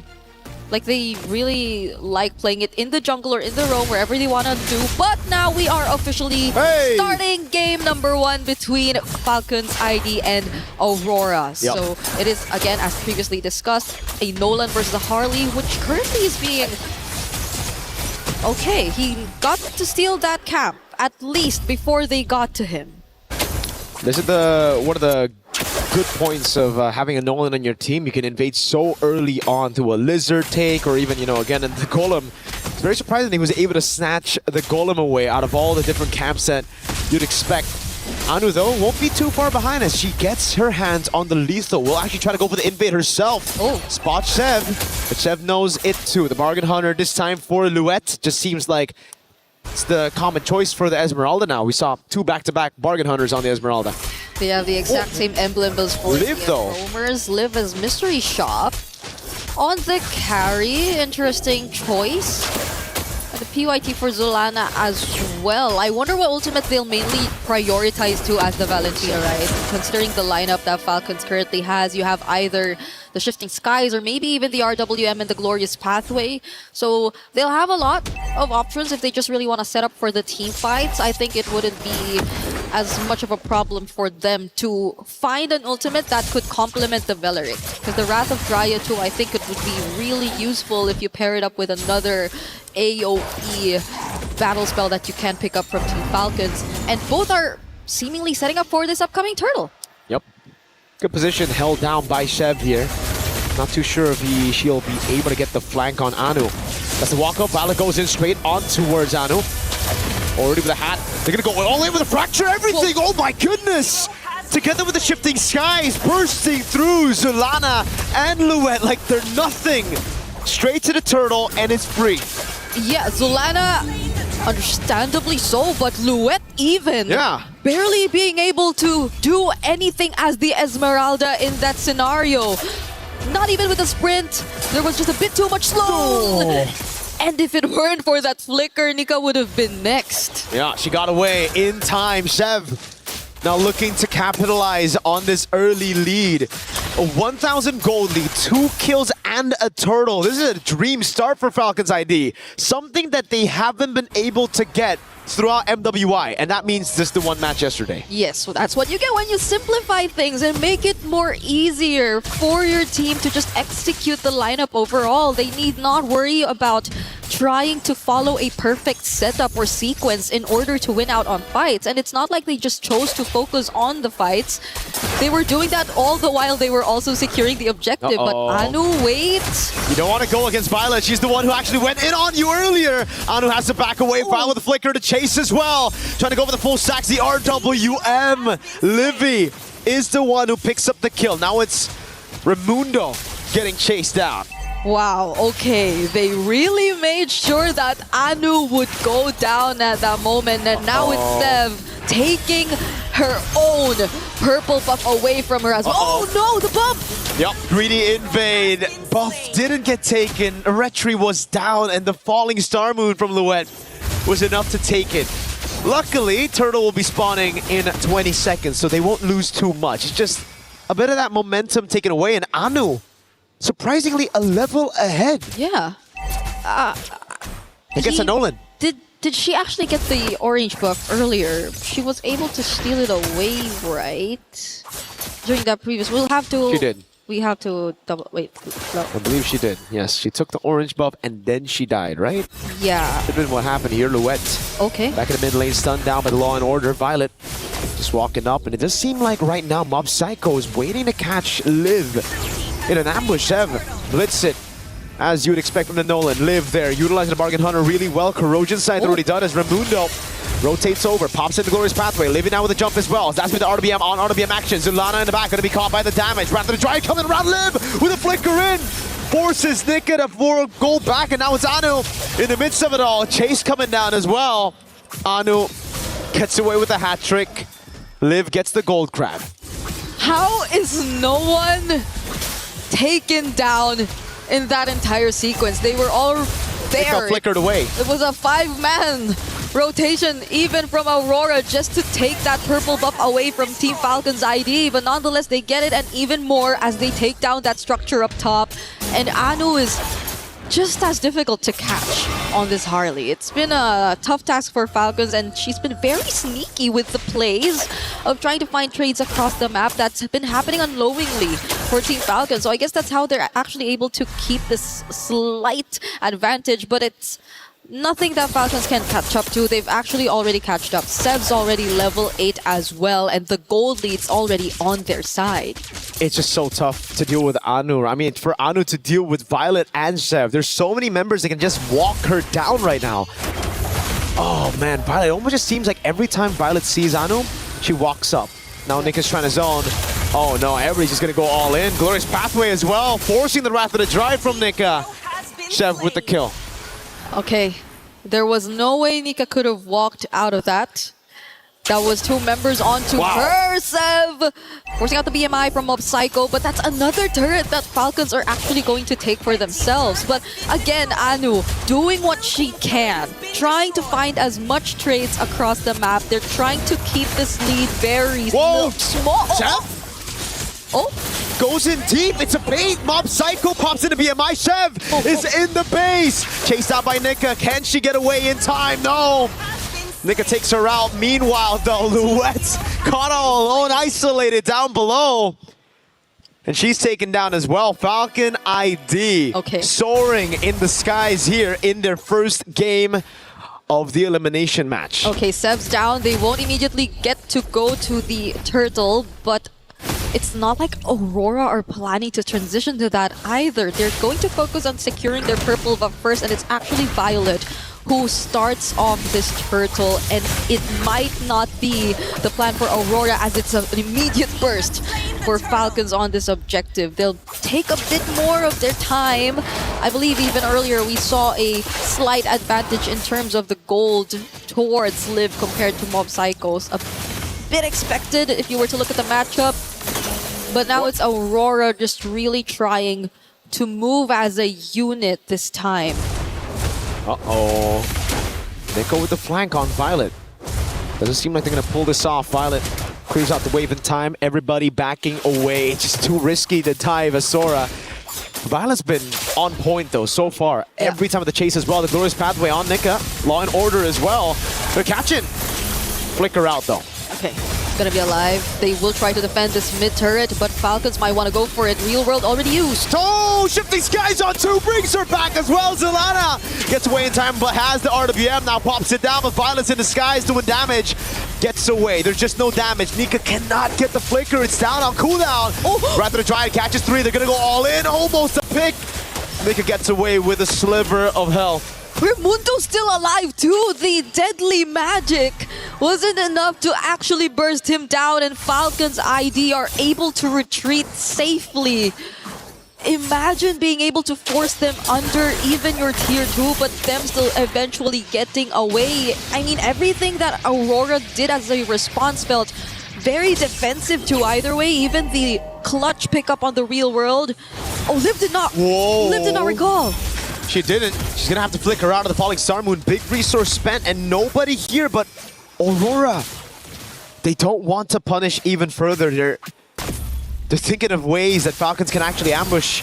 All this time, it's built up. That's the frustration that's built up. Liv really making the most out of that Bargain Hunter, man. Already 3 item power spike. Flicker down for Liv. Can't catch up with the RWM. Catches Anu. That's a killing spree already. Great taunt by Nika. Oh no, everybody just walks her down though. It's a bit too much for them to handle. Not enough damage to retaliate to that play. And that's the target that they want. Anu finally going down. Moments just before you could have expected a Lord fight between Team Falcons ID and Aurora, which is why this is likely going to be a free objective over to their side once again. And it's something that they could greatly utilize, as Aurora have barely made successful movements enough to take control of the map too. It's always Falcons finding these turrets, and it's always them just forcing Aurora to put down their ultimates in the most... Oh no! Okay! She just got back. Oh my god. Raimundo with the Law and Order trying to catch her. Won't be able to get it down. That's kind of crazy though. Now a siege up top. No Lord just yet. They're gonna crack. Oh, an attempt by Chev down below. Mob Psycho able to react in time with the Blazing Duet and a flicker out. The Lord took a while before it spawned, but going back, it's again Falcons just always forcing out the reactions from Aurora. It's not like Aurora are able to set up anything for themselves, not even with the Wrath of Dryad, not even with a Falling Star Moon. They really have to play counter-engage at this point, considering that they're significantly behind too. Falcons are barely doing anything to take out these outer turrets, and now Aurora have lost all of them. It's only the Holy Shields and the base turrets that are left, and we're only 10 minutes in the game, and they also lose Luette. Complete burst out, Violet with the play! Shifting Skies in the back, the Wrath of the Dryad locks him down, but not enough to take anyone out. Falcon want to go for the end. Anu in the mid lane, with the help of the Holy Shield, gets rid of the wave, but there's another wave down below. Now it's Anu and Mob Psycho. That's a wave spawning back in as well. They're going to go for the instant clear right now as Anu tries to go with the poker trick. Mob Psycho with the BMI and the Blazing Duet. Violet trying to zone in the back. And it will just be Falcons locked in on the Crystal to secure game number 1. Violet on the Sora has been insane. Those last minute clutch setups, the Shifting Skies, and her targets have always been on point. If it's not Anu, it's her finding these 2 to 3 man setups that are very much crucial to the team, and that is also one of the biggest things that led them to securing this relatively quick game. It's only been 11 minutes of gameplay that we got to see between Team Falcons and Aurora, and it's looking very grim as they've secured match point and Aurora are on the brink of elimination. They'll have to find and do what it takes in order to equalize the series later on. But look at this setup from Violet. It was crazy. And Violet, that's why I've just been highlighting her all throughout the match. Every time when she sees Anu, she goes in for the damage. When she sees everybody already there, and some people just grouping up a bit too close, goes for the cloud form instantly. Violet knows exactly how to use the Sora, and that's why it was prioritized so early on. And now we understand what works for Team Falcons is to simplify everything. And execution-wise, it's not a problem for them. Now let's throw it over to a quick break before we jump into the next game of this series.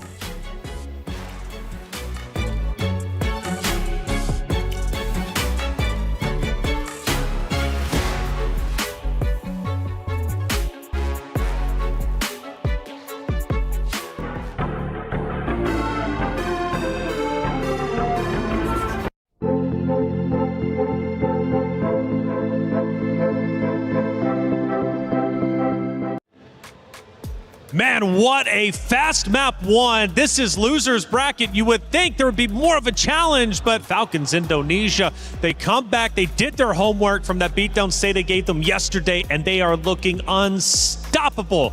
Hey, welcome back into the studio. I'm Taylor Reflections, Noble Eterna, Gideon. What a map one.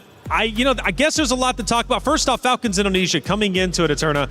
We knew that their communication was a little bit rough yesterday. Today, though, it seems like they had no problems talking it through. Which is why I was so surprised that was a problem in the first place, right? Because a lot of these girls that are on the team, they've been together for a very, very long time. Sure. We even have reunions coming in from the same team. So the fact that they were able to, iron out the kinks overnight, it's an expected result, I would say. For sure. Well, they were one of the contenders, right? One of the heavy hitters. Let's take a look at one of our great moments throughout match number one. And I want to see if it was at the very start. So it's actually a little bit later on. We're getting towards the base. They start to break through in regards to Falcons Indonesia. Yeah, it's a pretty unwinnable situation at this point, right? Again, once you have carry, all the tanks just kind of don't matter. And as long as Raimundo doesn't accidentally hit the wrong targets to stun, genuinely, there's kind of no way out of this, right? It's an unwinnable situation since early, right up till mid-game. It's just continuously in favor of the side of Team Falcons. And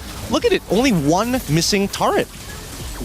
That was it. They absolutely dominated, and it started at the very beginning, Eterna, with the first turtle fight. You could really see Falcons Indonesia were playing very, very well together.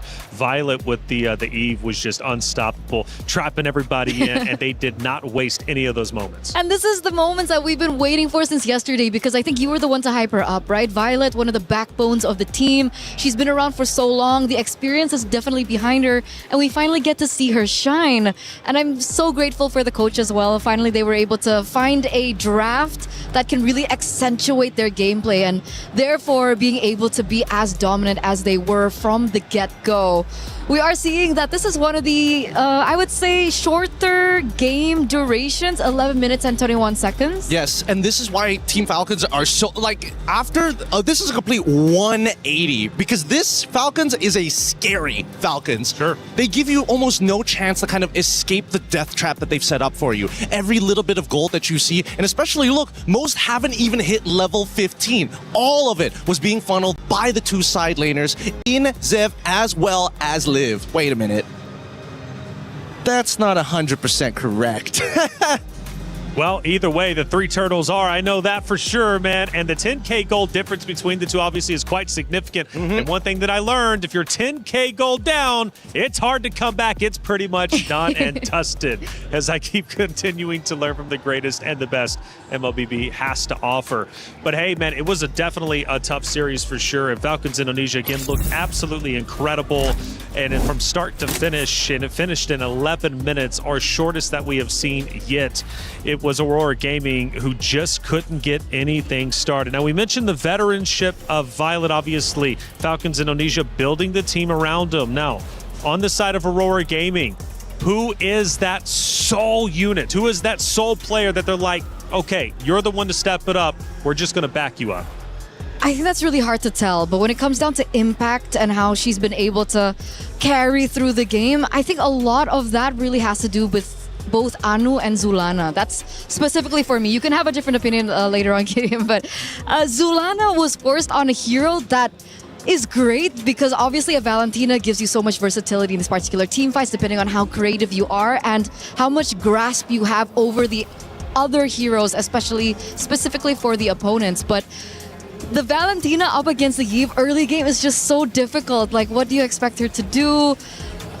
Even Anu in this particular situation, you did mention the Harley pick as well, but it looked like the Harley was so pressured in the early game that there was barely enough time for her to shine as well. I agree. It did look a little bit uncomfortable here, and that's why I was thinking that, man, these Falcons are like so different. Truly, being able to kind of just walk into the enemy jungle. And not only that, they also perform some really complex dives with two people already underneath the turret. They look to kind of break open a lot of different ways. So some great high-level stuff that's actually being implemented well now by Team Falcons. Well, as we head to the stage once again, one more round loss from the side of Aurora Gaming means their key will be crushed and their esports World Cup run comes to an end. Aurora Gaming must fight hard to force a game number 3. If they can do so, well, they have a chance to continue to move forward. But Falcons Indonesia, a contender coming into this tournament, might have stumbled day one, but right now they are running full speed ahead, looking incredibly strong and looking to make quick work of Aurora Gaming unless something catastrophic happens and Aurora Gaming is able to come back in map 2 in a dominant fashion.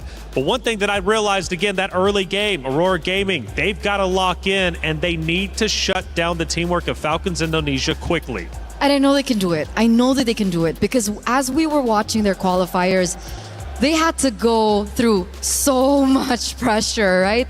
They basically went back to back elimination matches, so their mentality has definitely been tested. And in this particular situation, perhaps that's exactly what they need. Maybe they need to be on the brink of elimination to have that additional pressure, to have that additional motivation to eventually step up. If we're talking about motivation, we got to talk about the information they now receive from that game 1, because previously we didn't know what Team Falcons was going to do. Sure, a couple of picks here and there from yesterday's games, but now they see the playstyle, they see what they want to implement. I think Aurora has a better base to actually adjust in the draft now, because that opener on that red side just was not it. They didn't get the right answers in that first phase, which really hurt them in phase 2. It's Liv versus Mob Saiko. I mentioned that in the very beginning, and clearly Liv got a ton of value in game number 1. But Mob Saiko, where is she at? What can she do to improve in game number 2? I think number 1, you got to get a support that's able to kind of bring in the pain, right? Call your jungler to start on the orange side, and hopefully, if they are still on red side, they end up by gold, because I think that rotation was a little slow because of the initial invades on that top side after they made the attempt, and then from then on, it always felt like they were just one step behind. And it's so sad because you'd expect her to be on a Claude, a hero that eventually can come back into the game. But there were just no opportunities for that to happen. And I think at that very end, we did see her really struggling to try and clear out the lanes. Maybe a little bit of panic set in, that the ultimate that she utilized just really wasn't on point as we expected her to be. Well, we start going into our map reveal and then ultimately the hero selection. Again, for Aurora Gaming, they've got to fight hard to come back. We push into Expanding River coming up next.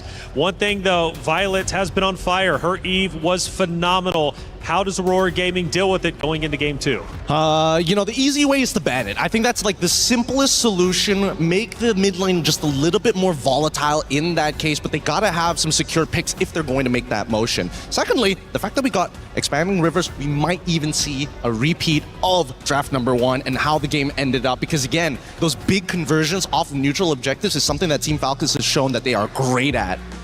And now we get into the drafts. Game number 2 here, another do or die situation. And we are seeing some similar bans come through, but the main difference is both teams are going to be swapping sides. So Aurora now are going to be on blue side, and they still feel like the Matilda has got to go. Yeah, it's a little frustrating to deal with, I'm not going to lie, but Matilda is an enabler, right? Most people are thinking like, oh, she's super meta. No, she's meta when you pair her with a good meta hero that she can compensate for. Like Fredrin. Oh no, I don't have a dash. Matilda saves me from it. Oh no, I'm short on range. Matilda helps me gap close. That's the beauty of this hero. But notice that even the Bellerics are getting taken out here, which is rather surprising. I would like to see whether this Belleric trend is going to continue.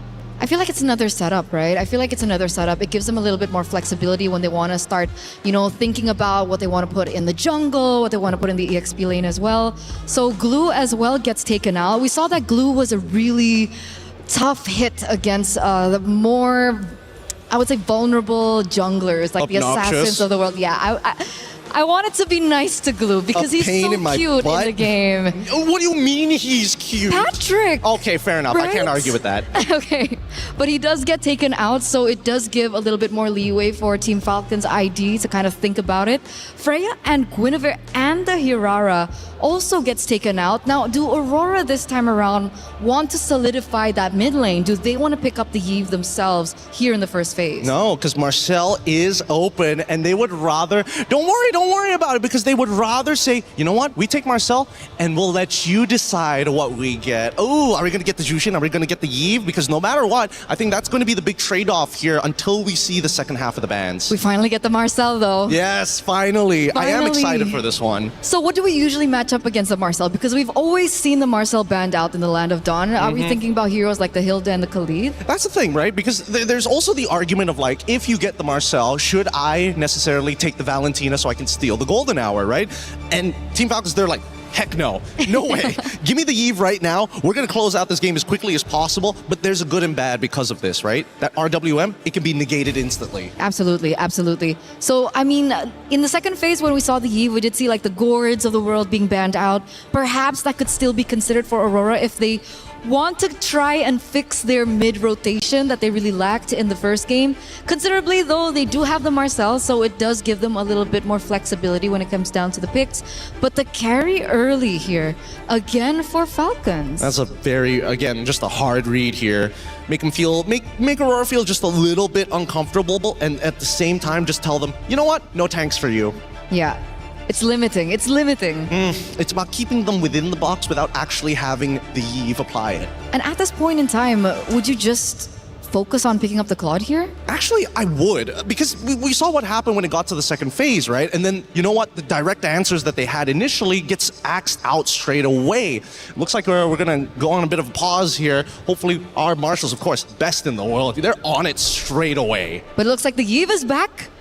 What do you think about the Yve? Well, I'm clearly worried, and Gideon, you mentioned that we could in fact still have another mirror matchup from previous, which is a big worry. 11 minutes is so incredibly short that fundamentally something fell apart for the side of Aurora Gaming. If you give Falcons Indonesia their comfort picks from game number 1 now heading into game number 2, I think you're going to have a lot of issues. Aurora Gaming could very much be in trouble. But what is the justification for Aurora not to just ban Yve outright? Well, I think the justification especially is when you have the option of Marcel still available, you don't really want to break that trifecta just yet. I mean, it used to be a trifecta. Now the duo purple mid laner mages. And the fact on top of that is the fact that Zulana is so versatile in the mid, and she really has some unique picks that you normally would not think would work, but has worked out for them in the past. And they have that pocket Lunox for Zulana.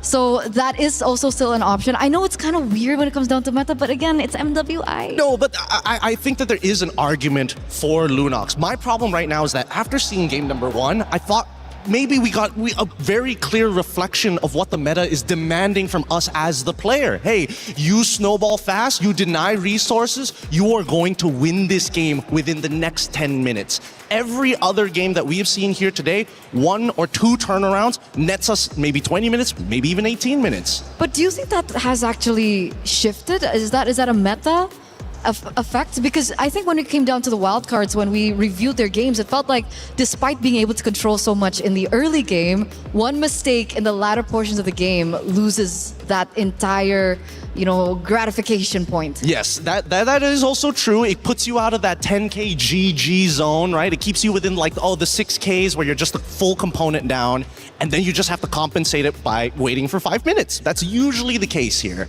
Okay. But Esmeralda, though, not picked. She's been an exciting hero that we've been witnessing over the past couple of days.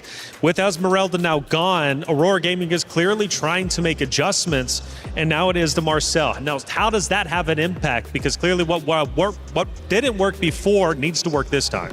I think they learned, Like they prioritized the Esmeralda in game number 1 and it really didn't work out for them. So this time they're taking a little bit more time to think about it. Yep, it really bit them in the back, I'm not gonna lie. It was a hard read, a blind pick. And with this Marcel, it's a little bit more flexible and a lot more compositions, but it also really helps that the Yves just decided to show up on the opposite side, right? And now it's convenient for them. It's like, yes, this is a blind pick, but now we have a direct way to deal with the real world manipulation. I guess it's a great read. But going to Falcons Indonesia, let's say it is in fact a perfect world for Aurora Gaming. They see the same comp. What is the comp to beat that comp? Like outside of team fundamentals, outside of team strategies, what does Aurora need? What is the X factor pick in order to truly counter Falcons Indonesia? 2 suggestions, depending on what kind, because we only see Marcel, right? There's still 4 more picks for Aurora. I'm thinking if they want to be hyper aggressive, they're looking for winning lanes. They're looking for winning lanes, people or heroes that can actually knock down these turrets really, really quickly. A couple of those could be leaning more into the Brodies and more into the Hanabis, kind of dependent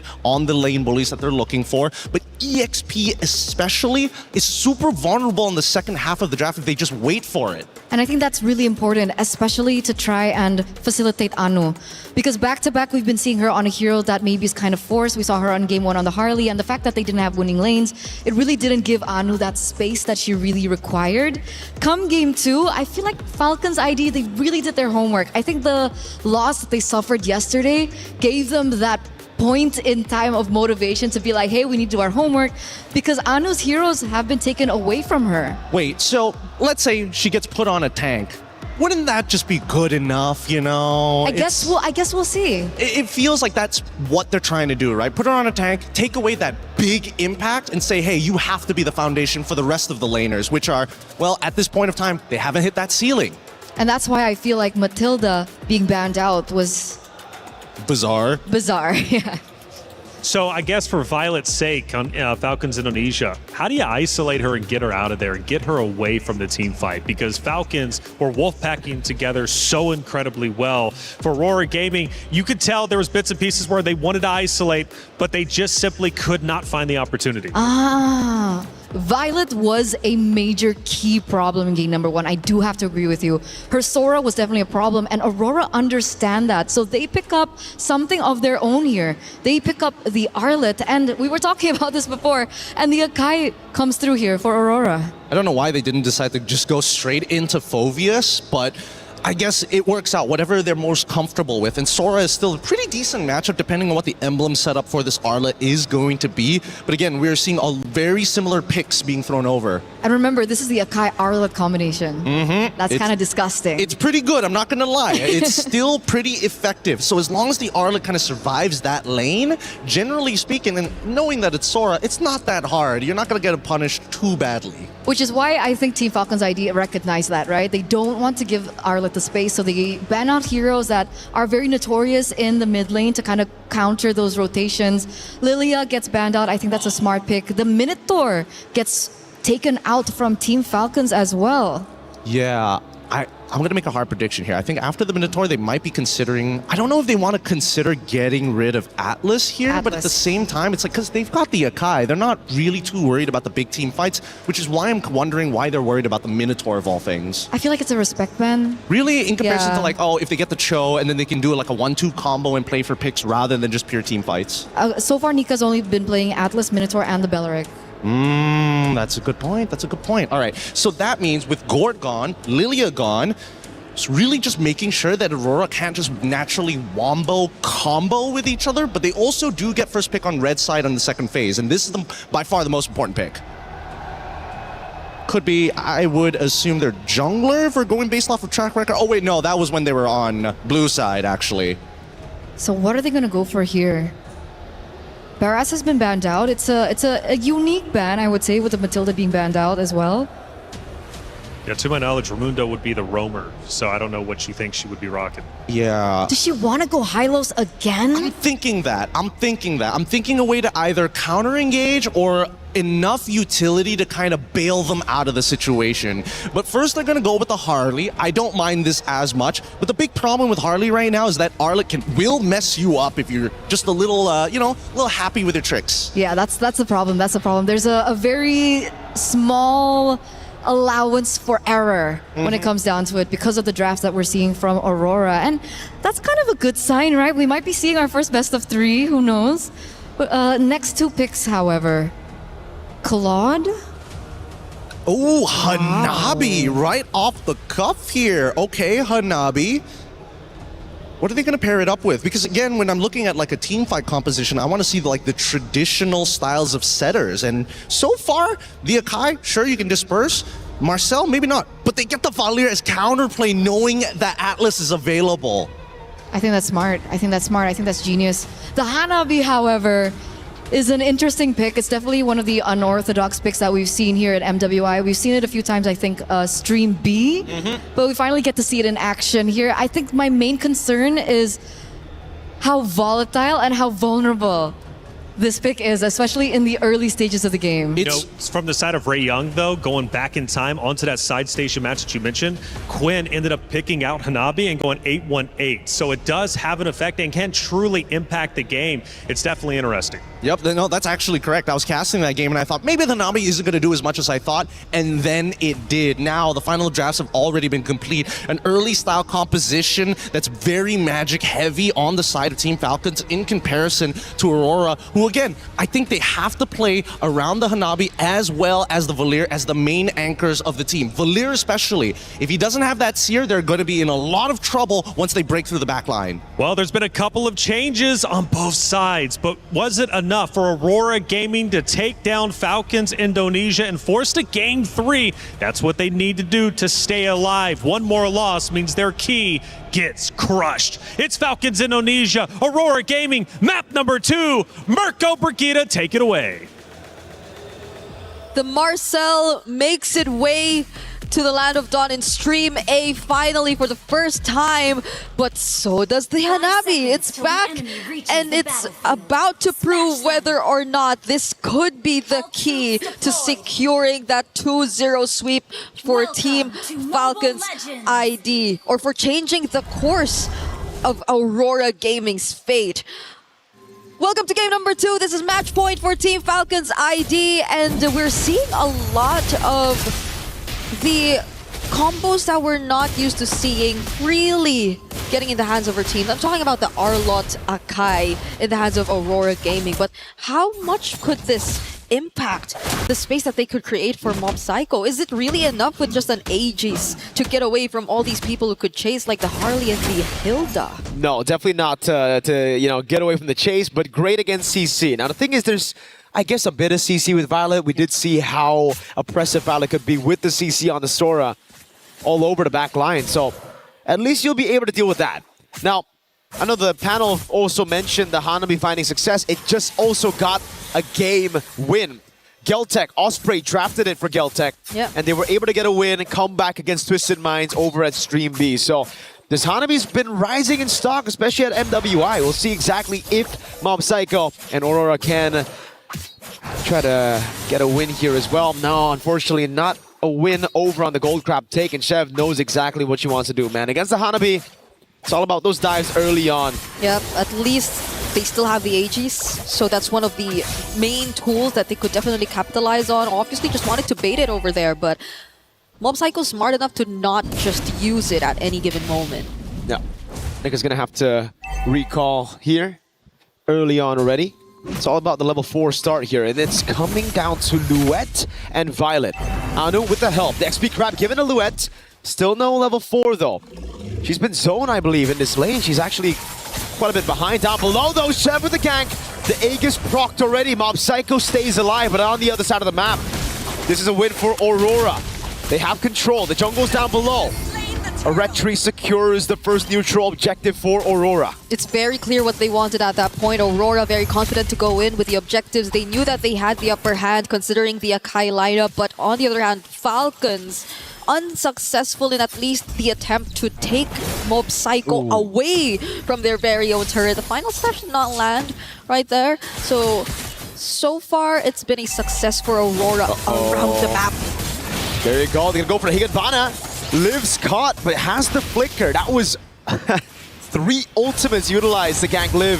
And she still clears the lane. Yep. Well played. Clears the lane, flickers out to safety, doesn't panic after seeing a heavy spin and 2 members walk up to her. And now that's just great. Falcons, despite the first turtle, they're still the ones in the lead. I think mainly because of that gank onto Mob Psycho. Liv's just going to constantly shove. Nika flickers away from the deadly magic. Okay. Those are more resources burnt from Aurora rather than Falcons in that instance. It was just a flicker from Liv that we saw used at that moment. And I believe they're really keeping everything in check.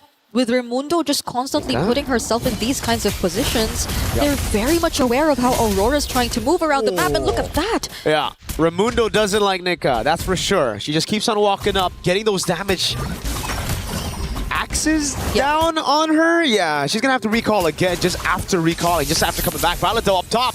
They try to go for the dive on Silhouette, flicker out to safety, and that means a disengage for Falcons. Yeah, it's great. So far, we've seen Hilda's perform exceptionally well in the previous series that she's been picked up. Disruption, and maybe not even directly towards Anu because you really don't want to do that against an Akai jungle, but more so on the members who are trying to create space for Aurora in general. So you see Nika's really struggling to just positions herself first because it's always Raimundo finding these bushes and taking control over them. But it's a different story this time. We're looking at a turtle and it's a 5-man rotation from Team Falcons ID. Yeah. Mob Psycho sent up top to the weak side. Gonna try to go for the clear and possibly a trade, and that's why they give the neutral objective control away to Falcons. They're gonna go for the mid prio first. Clearing out mid.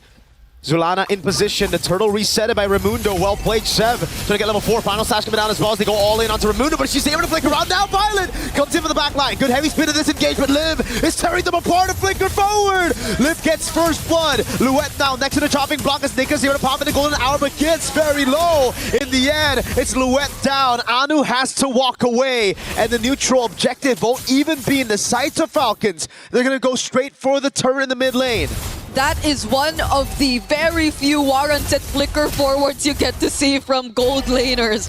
Liv confident enough to put herself in that position because she very well knew that they would be winning the fight anyway, that they would be finding the most important targets and they would eventually get the right amount of support from the other members right after the objective, which they took just now because, as you mentioned, they prioritized map control. They prioritized faster conversions into objectives they felt were more necessary for them to just ramp up the pace of this game, and it's working wonders for them so far. It's already a 2K lead, and with this, I think you could really maximize the threat of Sev just surprise attacking these members of Aurora who are just very vulnerable to the deadly magic. There's so much to look out for if you're Aurora, like you mentioned, Zev, with these deadly magics, with the creative angle she's been able to get onto Aurora, especially with this front-to-back composition falling flat early. It's a good stun. Now with the final slash as well onto Liv. No flicker. Good cash by Aurora.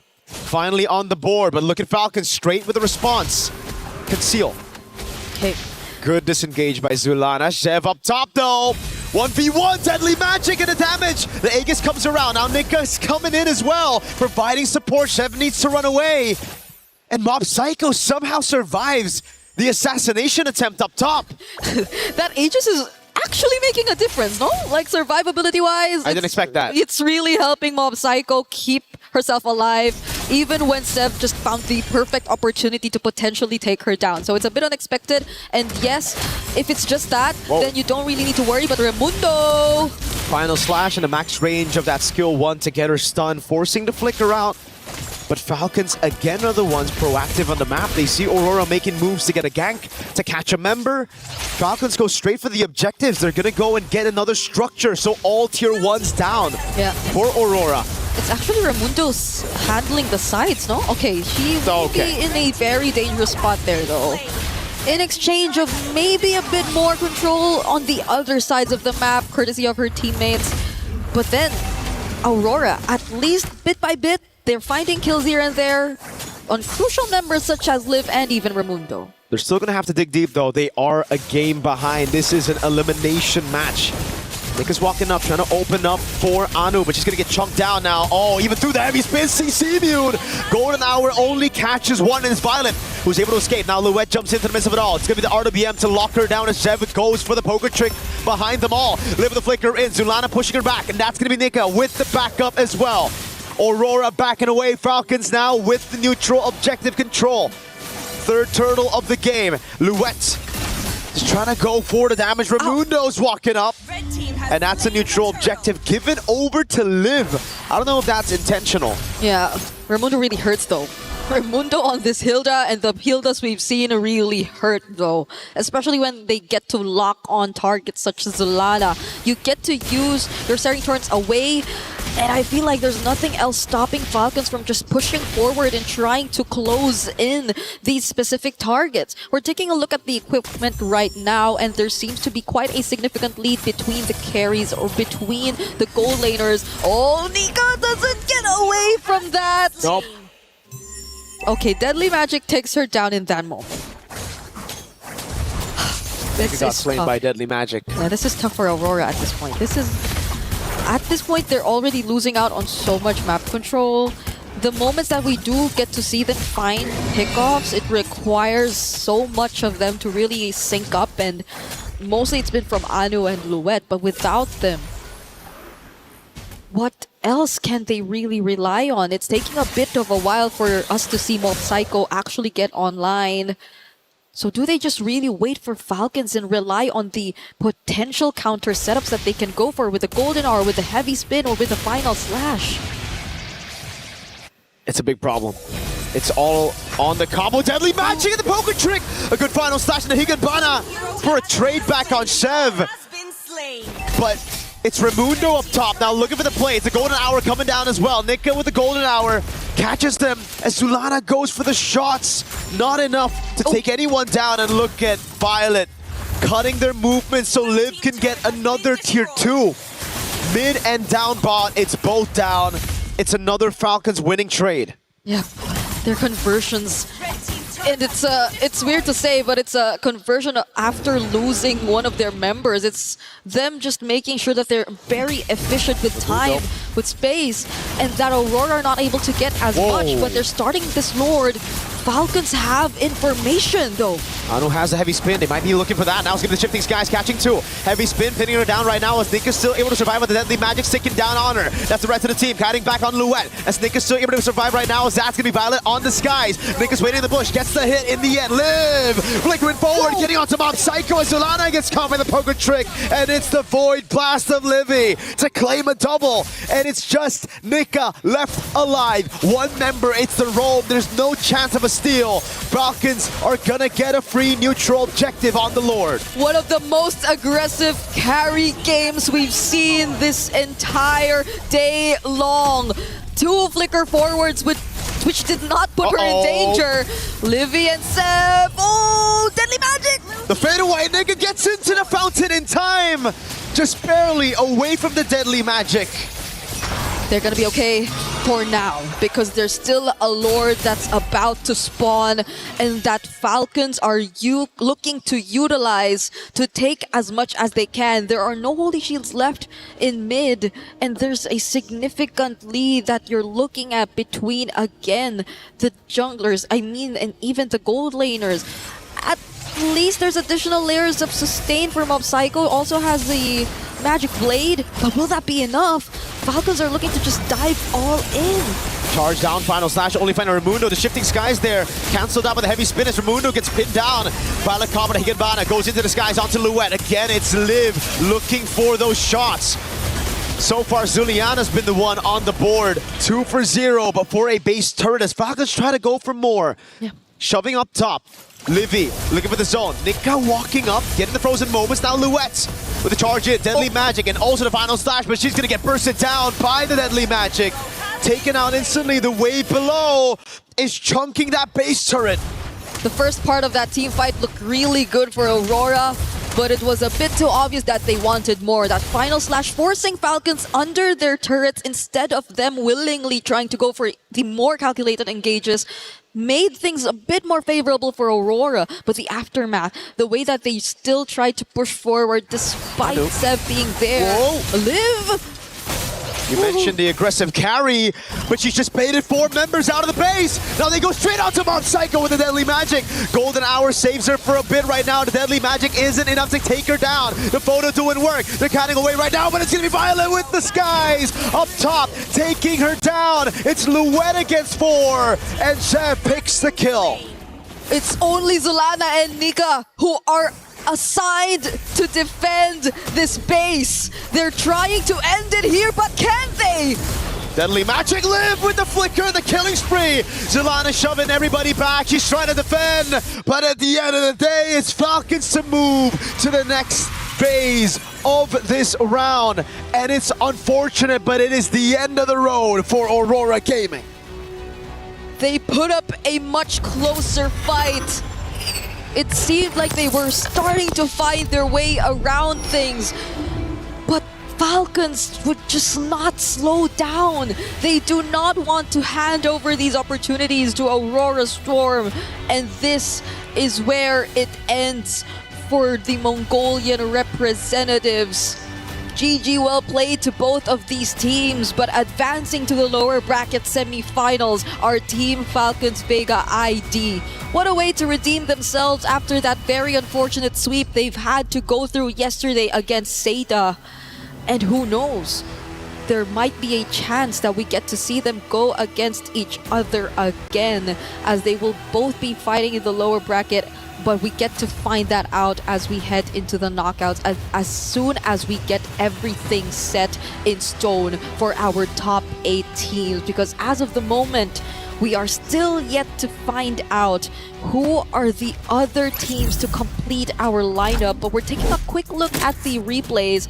And if we said an aggressive carry throughout this game, this last sequence showed aggressive everyone. All these flickers, and even from Violet, even these space escapes from Sev and Liv.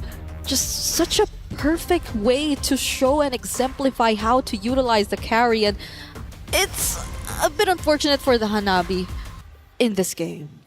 It's a bit unfortunate. She was technically the in-game MVP, but it's just tough right now. We're going to have the key moment.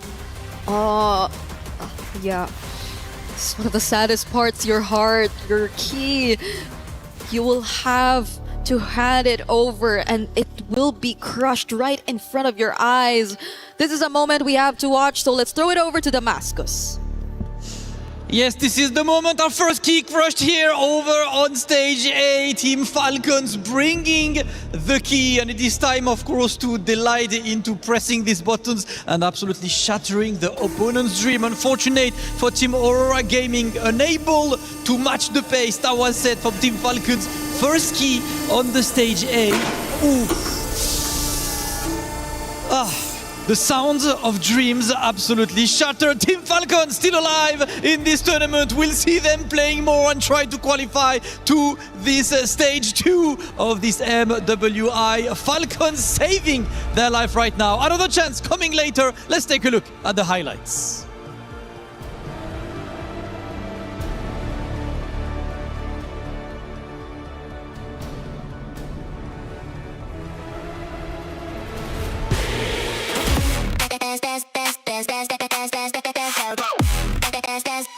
We book Expo's World Cup.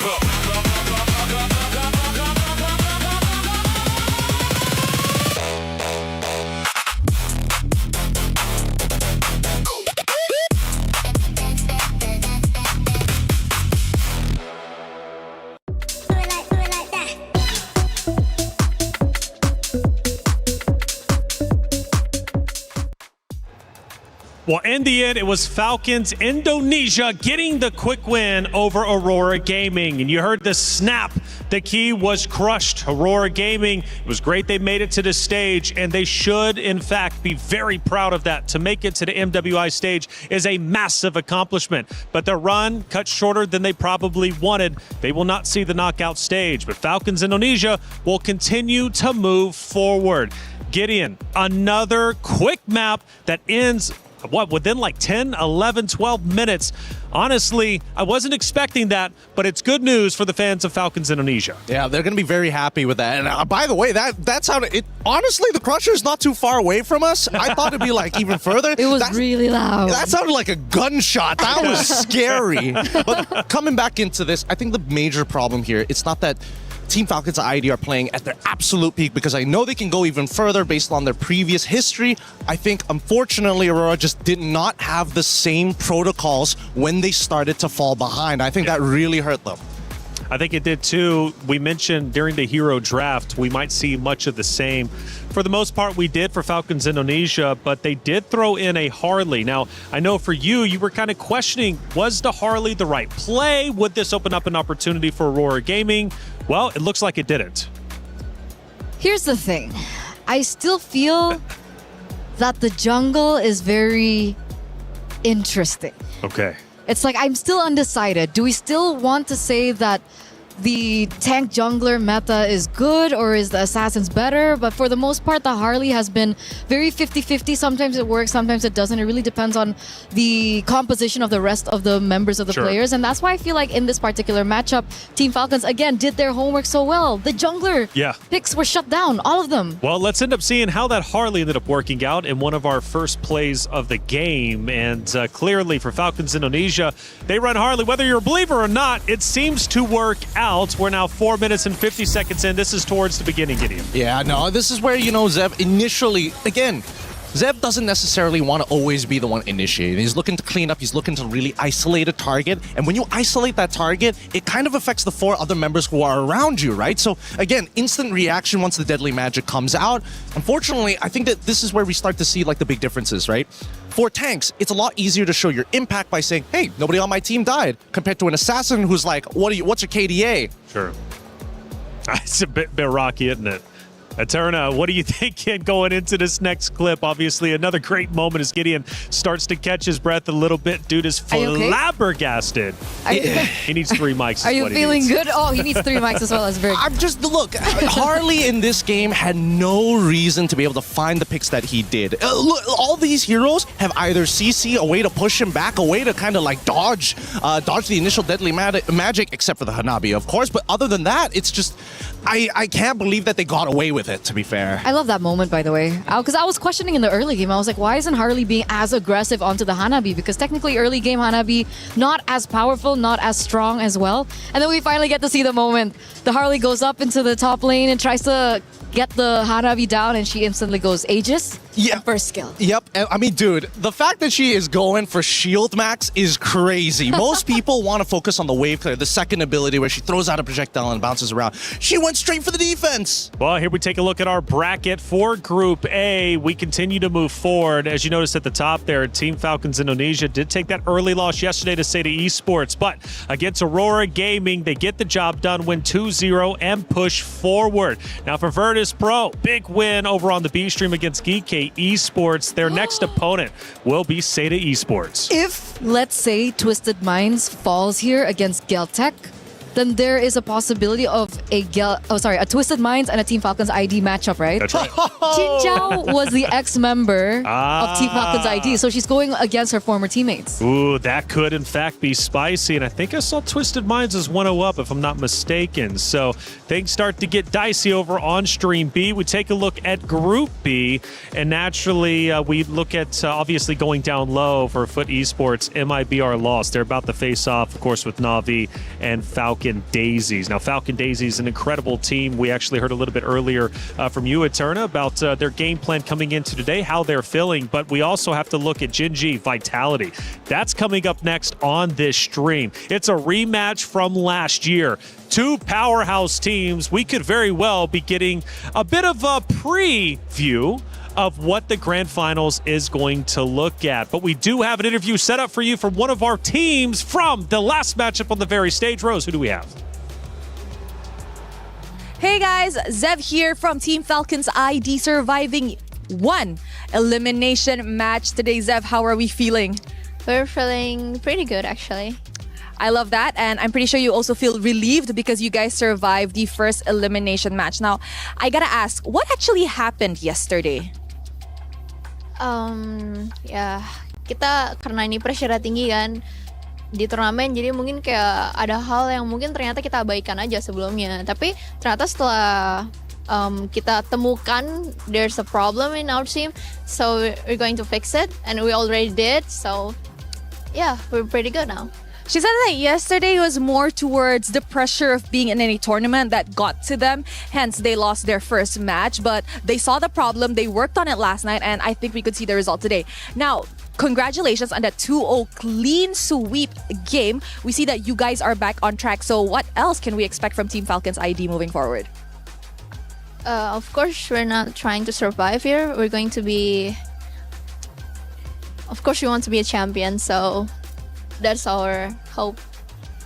I think that's a pretty banger line. They're just not trying to survive, but they want to win it all. You know what, Zev, since you guys survived your elimination match today, is there anything that you want to say to the Indonesian fans back at home that are cheering for you guys? Terus dukung aja guys. Kita akan terus ngelakuin yang terbaik kok. Kita nggak cuma main buat cuman surviving gitu. We're gonna try to win the game.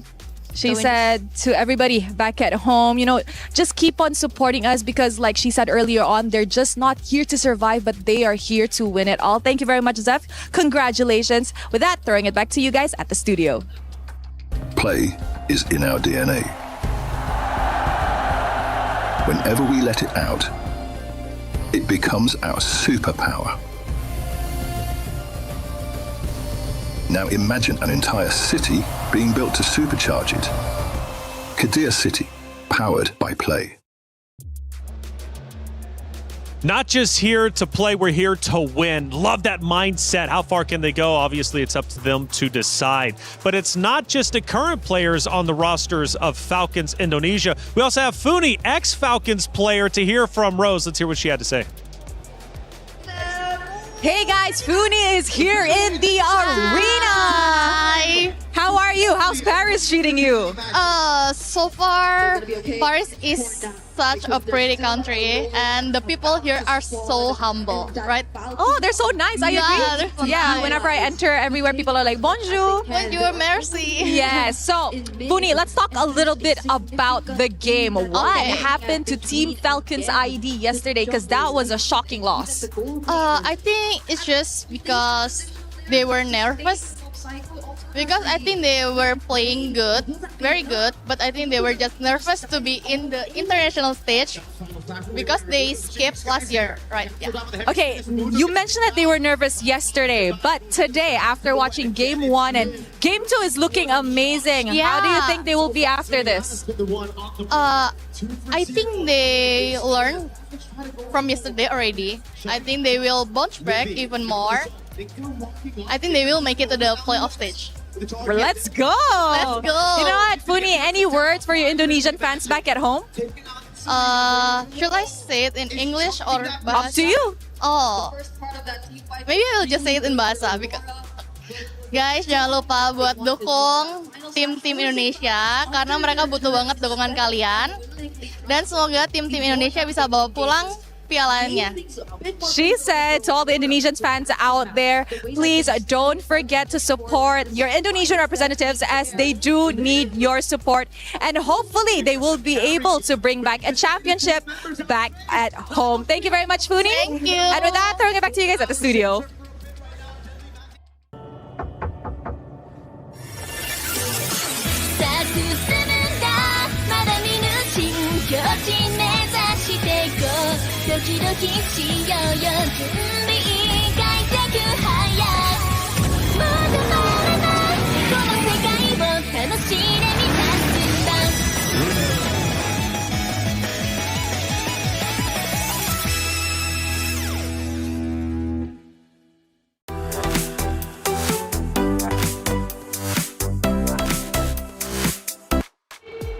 It's time for another match, and this one means a lot. It's a repeat from Grand Finals of MWI just last year. It's Gen.G versus Vitality, the rematch.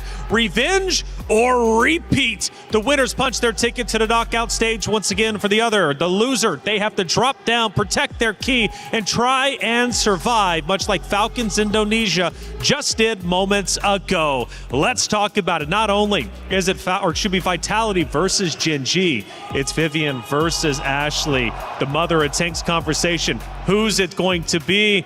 Honestly, I'm not so certain, but we need to hear from Ashley before we head into the matchup.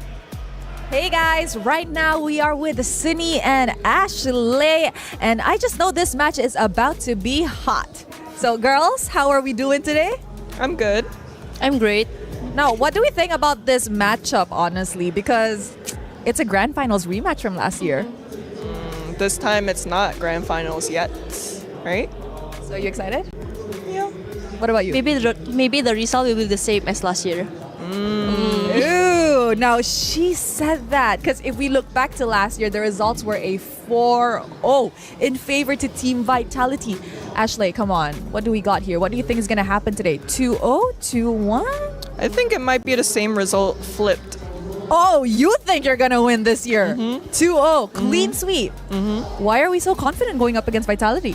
I think that's for them to find out. I mean, that's impossible though. That's impossible? No, not happening in a million years. Yes. Now, Cindy, she's being a little spicy. Is there anything you want to say to Ashley before the match starts? Well, maybe I saw some Minotaur, 2 games. We might ban that. You saw Minotaur what? 2 games. 2 of you games. playing Minotaur. Yeah, what about it? We might ban that. Oh, I think that's okay. your only hero. It's fine. What if that's the strategy? Because last year you guys banned, what was it, 5 of my tanks? Really? I mean, maybe we thought that I think you don't have any other heroes than that. Or is it a respect ban? No, it's just that we were bored. Okay, let's see. Ooh, you know what? Let's keep this heat in the land of Dawn. Thank you, girls. Let's show it back to you guys at the studio.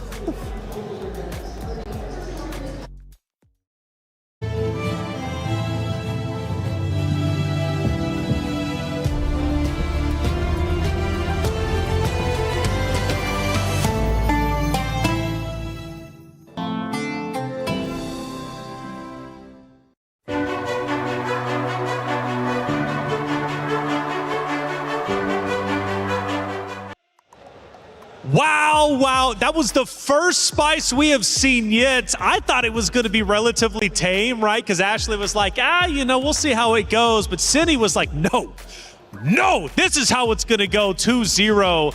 Yo, Cindy, Vivian was one of my favorites. Cindy might be taking that spot. And it's so different because last year they had the same face-to-face. I think it was in the Grand Finals, and she was like, we'll see how it goes later. Right, she was super chill. She wasn't nearly as spicy as Vivian, and then we see that from That her. is insane. She came out swinging. But rightly so, because after all, Vitality is in fact the returning champions. They've got all the confidence in the world, but they did have a close series against MIBR loss just yesterday. Will that have an effect going into the series? Well, of course, we need to find out. It's Vitality versus Gen.G. Let's go to the stage to set it up.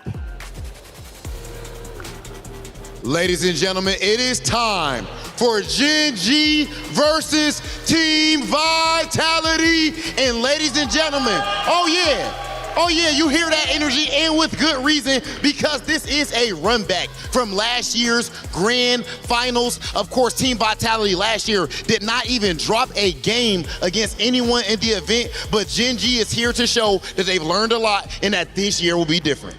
That's absolutely right. Now, yesterday, we have seen the Hive being tested. But of course, even with a 26-minute game in Game 2, that was because a team caught them off a surprise by a surprise pick. But this opponent that they're meeting in a few moments' time will be no stranger because they have met them last year in the Grand Finals. And Gen.G is hungry for that win. So, will it be redemption or total domination? We will see that in this upcoming match, and of course find out who will emerge victorious and punch that early ticket to the knockout stage. Over to you at the studio.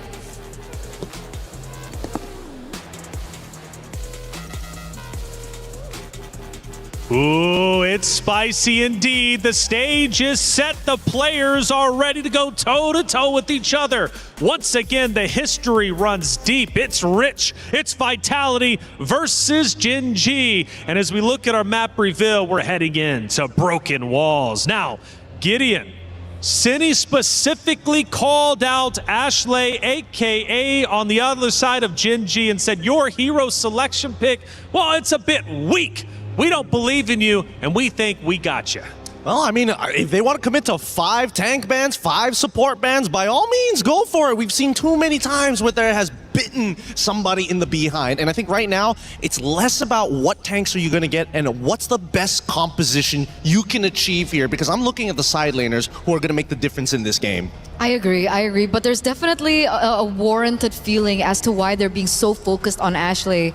Ashley being the backbone of the team, she's captain as well. In and out of the game, you can see that she plays such a pivotal role for Gen G and how they function, how they were able to secure their 2-0 victory yesterday. So arguably, could you say that about Vivian as well? Or do you think Vitality has a bit more like of a robust team that's confident if their leader falls? Here's the thing, right? Captain uniquely is Cine, not Vivian, for Team Vitality. So if you say that, I would say, yeah, maybe, because Cine always is able to step up in the game, but it feels like the attitude all comes from Vivian. Yeah, I think it's great to always have somebody who's got that attitude to be that front face to really intimidate your opponents, while the brains is telling the rest of them, this is how we're going to apply our plans. And so far, based on what we've seen in the banning phase, Paquito, the glue, already getting axed out on blue side by Gen G, Vitality getting rid of the Marcel, it really seems like this is the most standard openings in terms of bans we've seen so far. I would say yes, especially now that we see the Herrera up next. Yeah, I mean, it's all coming one full circle, as expected here. But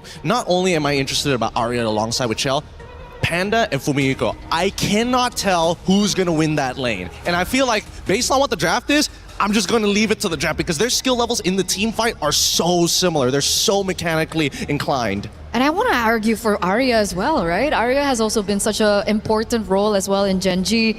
And she's been able to beat a lot of the top tier EXP laners, I think, in her region. And I feel like this is the moment that she proves that she could be the #1 in the world. Well, as we are going through the hero selection, I want to remind everybody that this is, in fact, the battle of adaptation. You have 2 elite coaching staffs, 2 championship caliber rosters, and this series, in fact, could come down to the drafting and macro execution. So this is just step 1 between these two and could very well already determine who's winning the first map.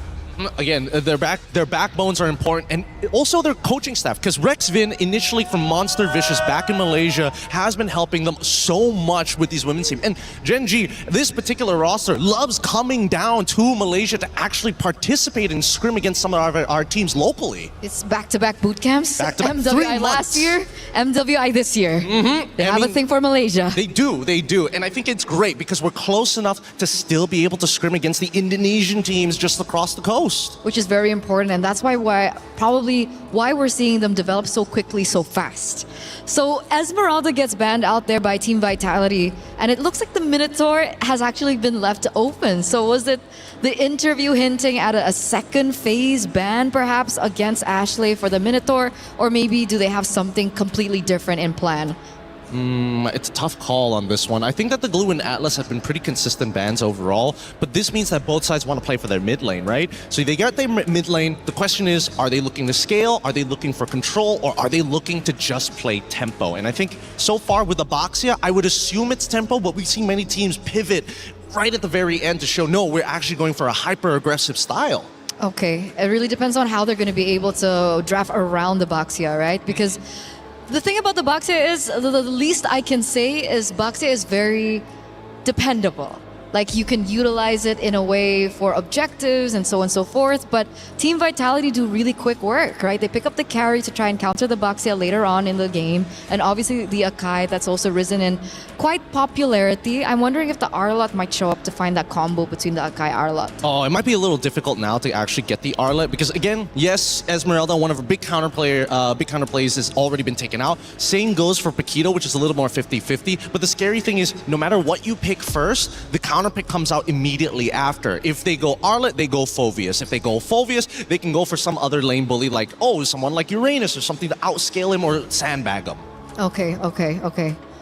So it's really who makes that first pick. And unfortunately for Genji, because they're on that blue side, they kind of don't have a choice. I feel like, do they want to prioritize Ashley's hero here? I mean, they did mention that there were 5 picks that she was. Oh! Whoa! That's not normal. Hey, and that's not normal. That is a signature Panda pick last year. Uh-huh. The question is, does the Granger still fit in this meta? I gotta figure out whether they got enough damage. I mean, okay, an idea is forming in my mind. You're gonna poke out your opponents, we hit them with the Abyssal Arrow, and when they're low, we give the kill over to the Granger. We want the Boxia to open up the map, which would mean one of two things.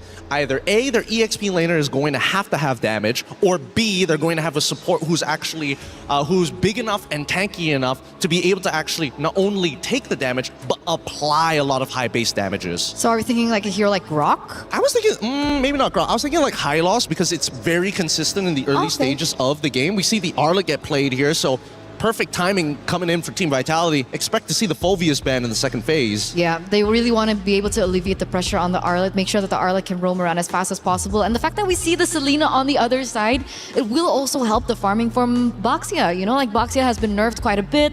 The farming pattern is a lot slower nowadays. And I feel like the Selena being able to pick up that, you know, tricky emblem, she's going to be able to help rotate with the Boxia. Yes. I'm getting the rough ideas in my head right now, because if there's anything that I'm most worried about, it's the fact that if you don't pair Selena with a concussive blast support, you're never leaving that lane quicker than your opponent. And so far, luckily, Vitality is focusing very much on this Arlet.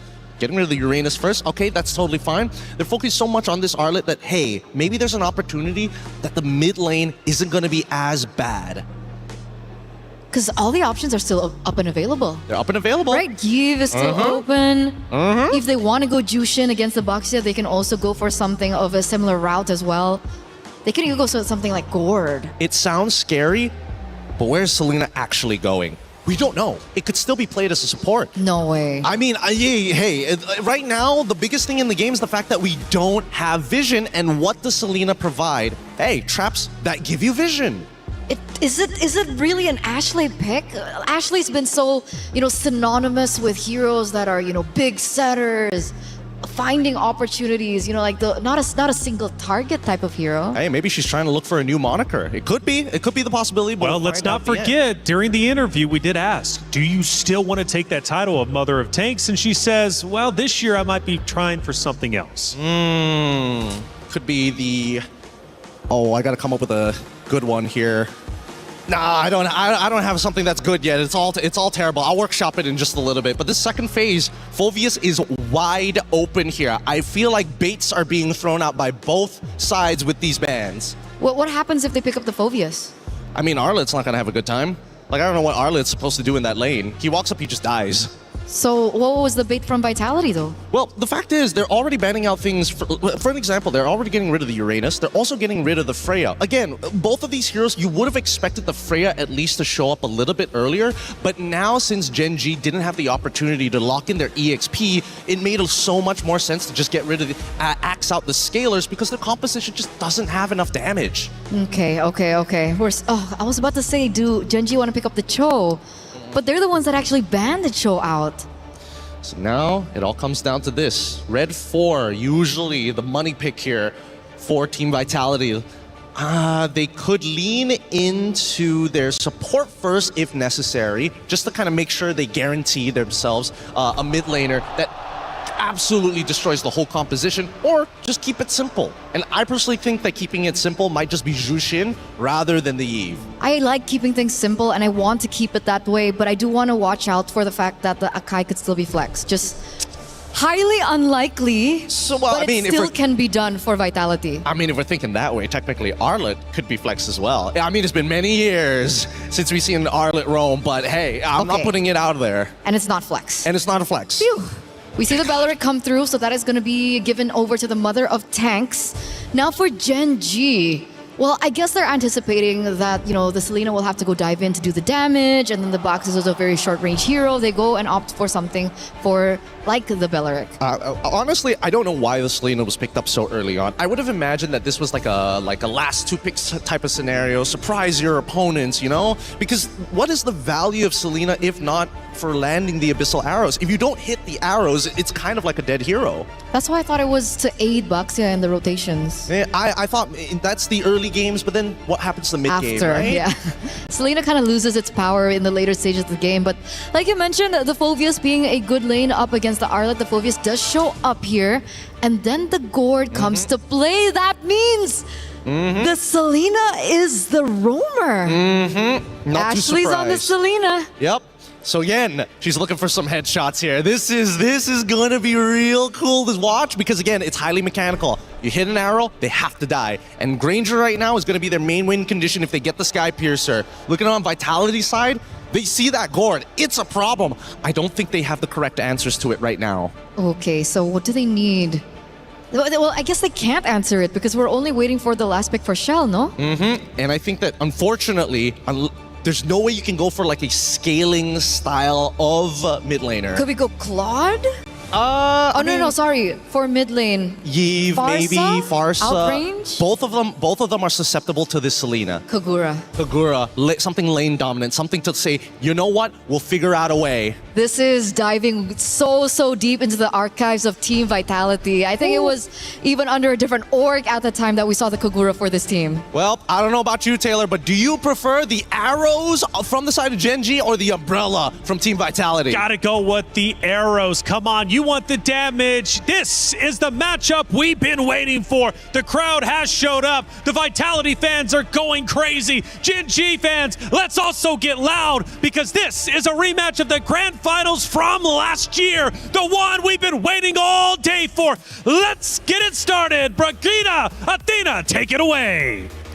And that's exactly why the arena feels so electric. It's a matchup we're all looking forward to see. And it's Genji versus Vitality. The rematch, the storylines, they're all falling into place. But only this can determine what would be the next for these two teams. Now that they see and meet each other again. It's a Selena for Ashley.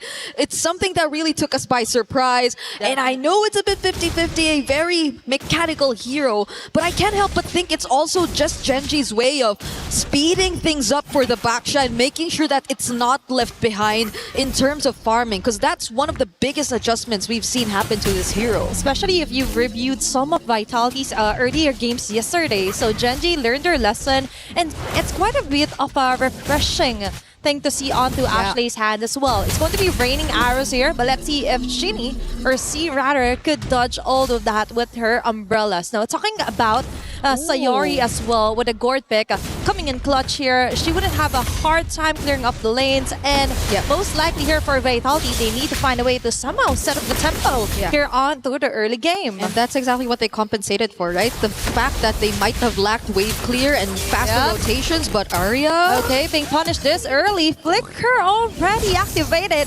Rui with a counter punch. Vivian and the rest will just disengage. It's Vitality with the discipline and clean disengages against Genji. And the fast rotations from Genji as well, so you just really couldn't go in for the full commit. It feels a bit too dangerous to do so. So fortunately, they're keeping everything in check. They're not too behind as well in terms of speed and farming.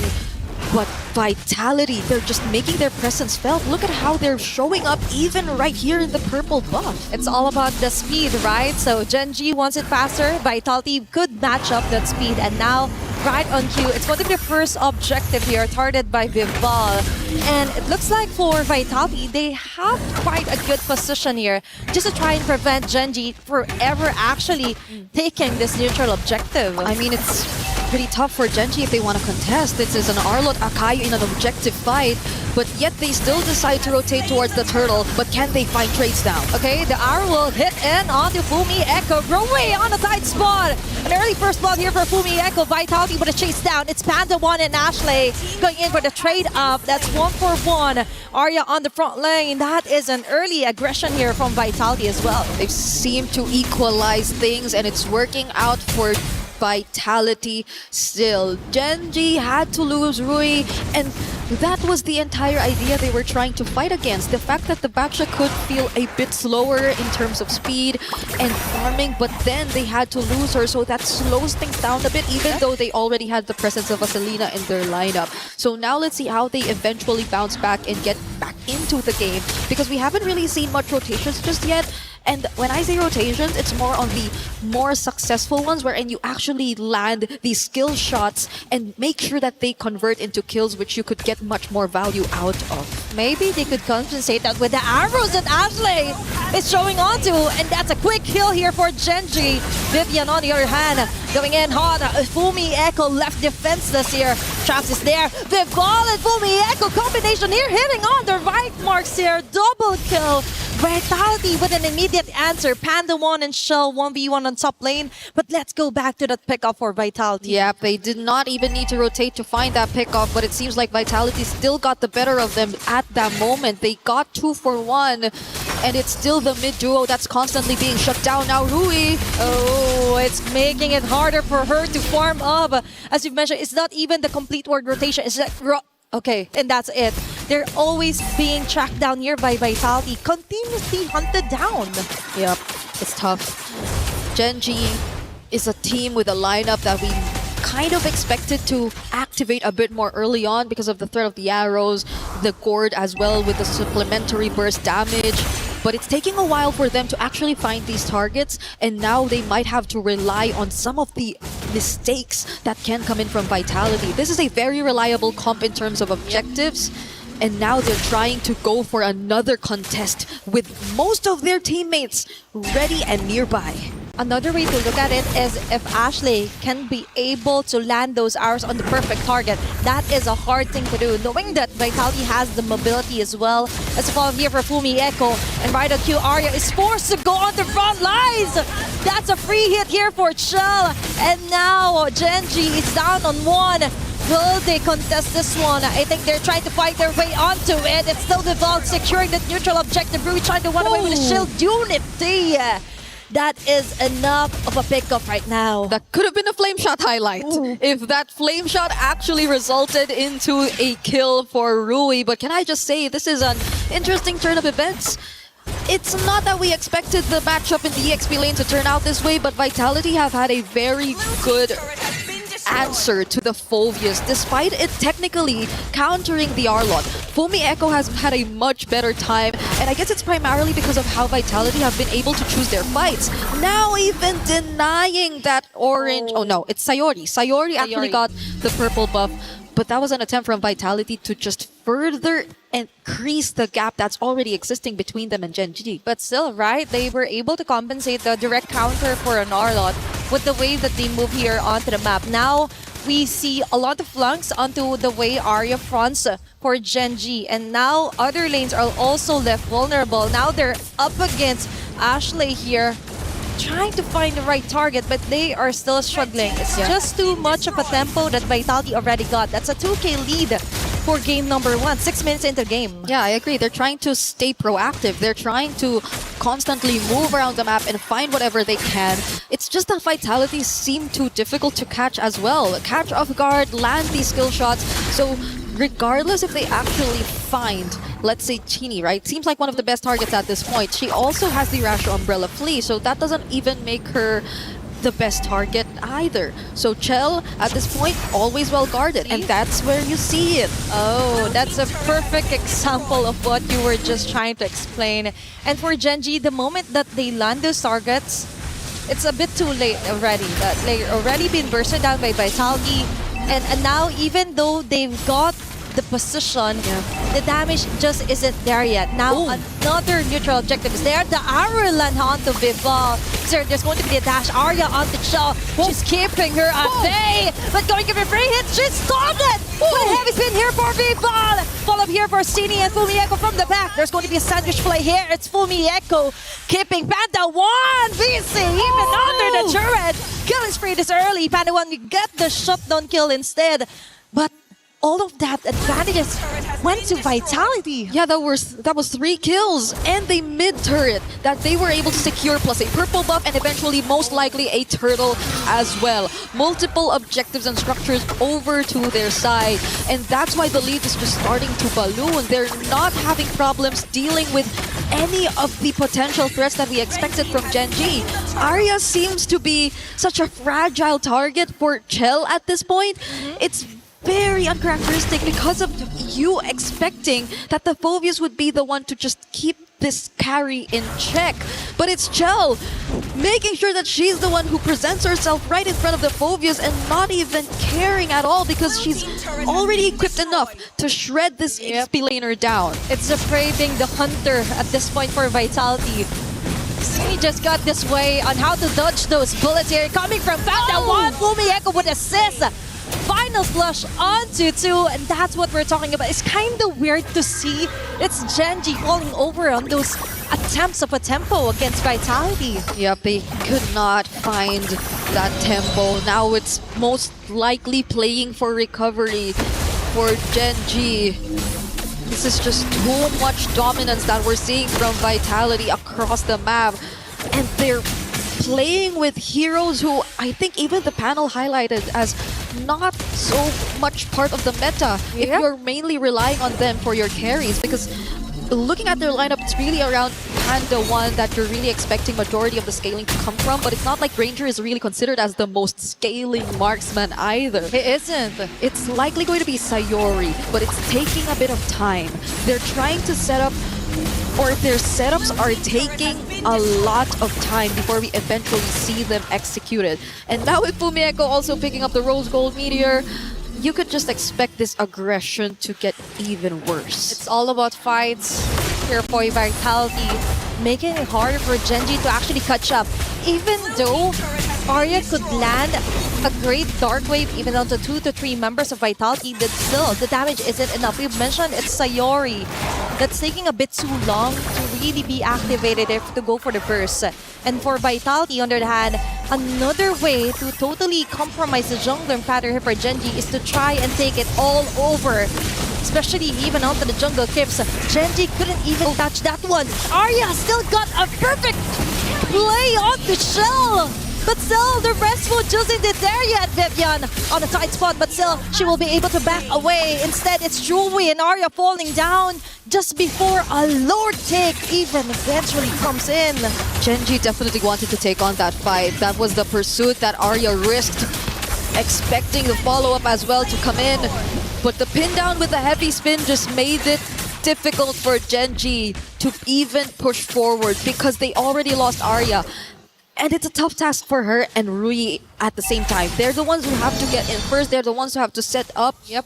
But every single time they attempt to, it seems that Vitality are not even afraid. They're not rattled by the least because they already have Chell, who's currently 8.9k in gold, already completed the Trinity and is on the verge of completing her items. Whereas if you take a look at Panda, yes, she already has the Hunter Strike and the Malefic Roar, but this Sky Piercer, you have to wait until you actually get the value out of it. There's so much catching up that Genji actually need to do, and we're approaching the 12-minute mark. Fortunately, still have some of their holy shields intact, but they're on the verge of losing a bunch of their base turrets too. Yep. Time definitely is not on their side here for Genji. You have to keep those stacks rolling in for Panda if you want to survive this task, this tedious task that Vitality is trying to do. Both inhibitor turrets here onto the mid and onto the bottom side is being targeted here by Vitality. We fall yet again with a heavy spin. It's Arya falling down. The front runner here for Genji is easily picked off, and now it's left for Ashley to land those arrows. But a flame shot kill here from Cini will seal the deal. Down 2 women here for Genji. All their base turrets have been totally destroyed here by Vitality. And that is a flame shot highlight right there if you've ever seen one. It's been so long since we've seen a flame shot here in competitive play, but oh no, Rui gets caught. And this is it. Vitality just exerts their dominance here onto game number 1. What cracks? There are no more cracks onto their formation, onto their domination. as they slowly choke out the life of Genji here for game number 1 alone. I am starting to understand why the Phoveus was baited out of Genji and why they were just willing to let it go. Just look at how difficult of a time Arya is actually having on this hero. And it's just really something difficult to digest because it's a matchup that you really would expect to go her way. But it seems like Vitality have completely read out the kind of approach that Genji actually want to play into. They pretty much let them play the early that they want in terms of speeding up the farm, but other than that, they are not landing any of these skill shots. They are not able to maximize the early threat and presence of a double mage mid duo that they actually decided to field here in this game. And they're just taking it step by step because we're 12 seconds away until the next objective spawns, and with an 11k gold lead, this was mentioned by our panel earlier, it's very difficult to find a way around this kind of situation. That is just too much to handle for Genji. Plus, considering that 3 of their supposedly damage dealers is linear. They're on a straight arrow, they hit or they miss. But most of the time, it's a miss. Because for Vitality, all they need to do is juggle around who will be getting the arrow, who will be getting all the skill shots here from Panda 1, and the rest could just go for the free hits. Now, Sini is still untouchable, by the way, with their Kagura pick. Yep. And it totally made sense. She has the mobility, she has the burst, and the flame shot, the cherry on top, just to finish things off here for Vitality. Yeah, none of them honestly even opted to go for Purify. At this point, it's just really them adapting through the heroes that they've actually picked up. And I think it's also very dependable for them to have the Sakai in their lineup, because even when Genji decided to go in for multiple times, they just had to use it defensively, push them away, or even better yet, find the perfect pin down. But this is a Lord Siege incoming for Team Vitality. Let's see if it is here. Oh, another fight that's just connecting onto 2 members. Panda already down. Fumi Echo taking out Arya from the process here from Genji Esports. Is Shell locking in onto the tower. An easy game 1 win for Vitality. They had zero plans of letting Genji extend that game any further. And Team Vitality are 1 step closer in securing their knockout spot. Genji decided to field a draft that required a certain level of execution in order to work. But look at how Vitality dealt with it. They were just very calm and they let it happen on their terms. Now we have to take a look at what's going on stage together with Damascus and Rob. Absolute insanity. Team Vitality showing why they're last year's champions. This is the match that we've been looking forward to this entire time, but apparently Vitality was looking forward to it more than anyone else. Hey, listen, if there is one that needs to establish dominance, it's Vitality. Yesterday, got scared a bit. That is a statement, man. Absolute statement made in that first match. Genji back to drawing board, but these Vitality fans, they're getting louder and louder. I wish that we had a camera behind the scenes to hear exactly what's being said in the Genji locker room. Like, I just feel like Ashley right now might be getting a little hyped up. You know what I mean, Damascus? At some point, you might have to tell them, you can't let them do that to us right now. You know what I mean? There's a whole lot of pride on the line. It's supposed to be the big run back. It's supposed to be the big one when you show that from 1 year to the other. You're like, I can win this time. I'm so back. Unfortunately, not yet, but there is still a chance for Genji to bring it back. So let's wait for them to bring it back and take a look at the highlights.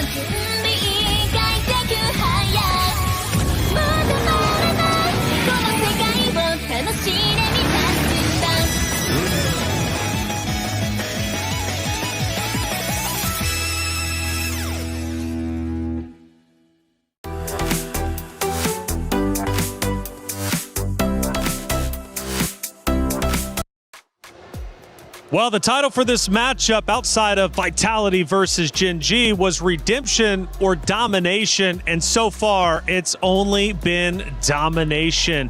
My goodness, that was bad. Gen G's got to go back to the drawing board. They really do. What the biggest gold lead we have seen as of yet. Before we really start breaking things down, however, let's look at some big moments throughout game number 1, starting with our first big moment, of course, and this is most likely going to show Vitality starting to snowball. We're 10 minutes in and already you could see that gold lead get in. Yeah, I mean, the big thing, we already talked about it, was the fact that, like, once you have this Selena, what do you do with it if you're not dominating, right? And that's the problem. When you're playing from behind on things that require a Sky Piercer, Granger in particular, not exactly the greatest against tanks until that Sky Piercer reaches a certain point, and Selena must hit the arrow. You saw every single time the arrow missed, guess what happens? Vitality pushes the advantage further and further. Yeah, the question was, arrows, umbrella, which one do you prefer? Well, we got our answer throughout game number 1. Eterna, let's take a look at our second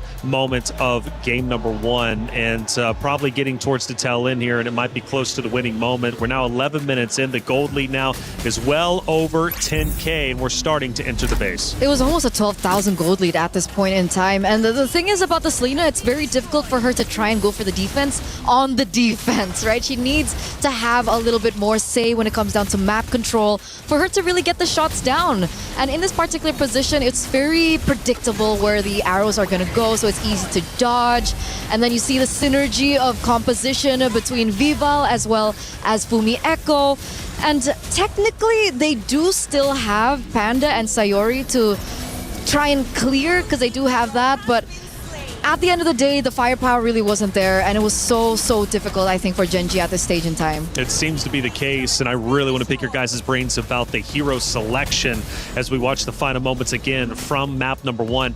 The hero selection clearly did not go too well. Before we get too deep into that conversation, though, we got our team comms from Team Vitality during the winning moments. Lihat guys. Nih. Let's go guys. Let's go guys. Bisa. Sabar anjing, MM-nya nggak lewat-lewat. Itu cowok, mid-nya anjing. Gordnya flicker. MM 20 guard. MM-nya nggak lewat-lewat anjing. Flicker cowok itu mereka berdua anjing. Body was built to move. Not trapped at a desk in one singular posture for 12 hours a day. It's time your chair evolved. This is Secret Lab Titan Evo. Ergonomically engineered for you, gamers, hybrid workers, artists, backing your every move. Man, there it is. They sounded very excited for Team Vitality, and rightly so, because when they get pumped up and energetic, you know they're playing an all cylinder. Not too much. I think not enough potentially. Okay, hey, look, Vitality looking good, and I tell you what, we've had coverage all day long. We've had Stream A, we've had Stream B, and we got our co-streamers as well covering all the action. Let's bring Rain in and have a little discussion. Rain, what's going on, man? How you liking the stream so far? How you liking the tournament? So far so good, guys. I'm having fun here. I think this is the most prestigious tournament so far, and I'm really excited to see quality from the rest of the players. Coach Rain, you talk about quality gameplay. You have, you've taught some of these women before. You've coached a women's team before. I'm curious from your perspective on this current game. Was that just both sides just trying to flex on each other? Why was it necessary to show both Kagura and Selena in this matchup? I think it's a battle of, how do I say that? A battle of the drafter. Battle between the mastermind for both teams. They high pick the Selena, and they expect that the Selena can be flex pick, but somehow Vitality can read the pick, and also they use Kagura to deny God and also Selena at duo mid. So that Kagura pick actually for me is really brilliant, man. Brilliant indeed. Yeah, and really brilliant. I know that you have like again, Malaysian to Malaysian here. We know that Rexvin is up on that stage. Yeah. I know that you guys have had, a bit of a relationship. But what do you think about KCS at this point? Do you think that Rexvin has what it takes to outsmart him this time in game number 2? Or are you thinking maybe there's something else that they got to be worried about? Oh, surely. I do believe in Braxvin. I trust him. I've been work with him before during SEA Games, and I know that he can actually draft the best composition for the players. So, I think they will bring this game to Game 3. Well, Coach Rain, thank you so much for the insight, and thank you so much for all the work you're doing behind the scenes supporting the MWI. Like you said, it's the most prestigious tournament, and I got to agree with you. It's been a fun day for sure, but let's keep breaking down that map number 1 between Vitality and Gen G. We got some stats to show on the screen for you all to look at, and obviously we were focused on the gold. It was one of the biggest gold leads, but what else can we see from the stats? I think the one thing that I'm going to be seeing later on is the choice of spell for Kagura, for Cine. We haven't seen the flame shot in so long. I think the max we usually see it is like in our ranked games. And suddenly it comes to play here on a competitive level. It really shows how confident I think Cine is on the Kagura. Yeah, no, I agree. I think that this is definitely in Cine's pocket pick for a very long time. And as Rain mentioned, it is the perfect answer in this case. So again, yes, a little disrespectful. Could have gone for the Purified just in case you get hit by 2 CCs. But I think that the flame shot has already kind of, stung Ashley a little bit. That's 2 times getting last hit by a max range flame shot. Tough break for sure for Team Gen G. That definitely did not go their way. Now, one thing though, sometimes getting beat like that is almost a blessing, and the reason why is because short-term memory, you can let that go very quickly as opposed to like a grueling 20-30 minute matchup and then only to take the L. This time around, it was very quick. Back to the drawing board they go. Let's see if they can get their emotions in check heading in to map number 2. We head back to the stage. The ladies are getting set up once again. Now, Granger pick, traditional for Panda. However, the Selena obviously was a big talking point between you two. Going to Ashley's role, typically the tank, right? Typically the mother of tanks, or at least in contention with Vivian for the mother of tanks, decides to go assassin this time, which doesn't give enough support to 2 of the heroes on the side of Gen G. They cannot afford to make that mistake again. But more importantly, do you think you can see where their mindset was with those picks heading into map 1? I feel like it was ego. I'm gonna say it here. I think it was ego. I think after that interview that they had with Cine and Ashley, and Cine was like, you know what, your hero pool's a little bit limited. Maybe you can only play the Minotaur. And Ashley was like, no, I think I have something else. And that's why it was prioritized so early. But Coach Rain did mention that I think it should have been a flex pick as well, but they were forced into a position to take the gamble. They took the gamble, it didn't work out, it's okay, go back to the drawing board and maybe go back to what made them strong in the first place. So do you think there's anything though, like any justification outside of ego, whereas like this could have worked, or was it just too quick, too soon? Here's what I think. I think that they had a great day of scrims, and Selena was part of that lineup. I think that might have given them the idea that maybe this is it. This is the pick that's going to, shake things up here and make sure that we can't get our mid trio targeted as hard as they did last year. I'm of an opinion that it could have worked had the gold lane been different, or had the mid laner have been different, because Gordon Granger, I feel, alongside the Selena, was a little bit too greedy for my taste. Obviously, there are certain scenarios where it would work, but in that particular moment, the Granger really needed to snowball. It was very difficult for him to get to that point, and I feel like the Selena just really wasn't the pick to help accentuate it, because they were going for like a front to back kind of comp. Yeah, they were, but at the same time, you got to give it a Vitality, right? They played the laning phase really well, and just before Gen G were about to kind of like get over the top of the mountain, on top of the peak, unfortunately, there was already a rotation to reinforce those weak points of the map. So I think that at least from Vitality side, really great adaptation, and I think that's what really coined them the game on top of the draft. And going right back to you, Gideon, one of the things you said during the hero draft was that Vitality didn't have a true answer for the gold lane. I was waiting at least to be a little bit worried for that, but based off of game number 1, clearly they did. Yep, it seems overall, I would have said that at least with that many tanks and with that many frontliners, initially Granger should be able to get something done in the carry lane. However, what I didn't expect was the way that the team comp actually plays once we get past closer towards the 7th to 8th minute of the game. When mid-tier 1 broke, I think that's when the game completely was over for Genji, right? You have no way to kind of control the side lanes, no way to kind of rotate safely, and that's when Selena loses a lot of her value. That River of No Man Land, Selena wants to be all over there, invade even into enemy territory. How much do you think the history of this roster between Genji and Vitality is playing in the mindset specifically of Genji in this matchup? Because you mentioned ego, and it very well could have been. Cindy might have went into that interview looking to play mind games, and it might have paid off. So Eterna, I'm right there with you in your ballpark. But how much do you think Genji right now is thinking, man, Vitality, they beat us last year. A lot of history here. We've yet to take them down. In fact, Vitality didn't drop a series, from last year's MWI. How much do you think that is affecting Genji in this moment? I think it's a lot, but I think it's more so for Team Vitality. Because now they're the ones who have the target on their backs. If, let's say, Genji lose this, it's an expected loss. Everyone will be like, yeah, okay, try next time. It happened last time as well. But let's say Team Vitality lose this.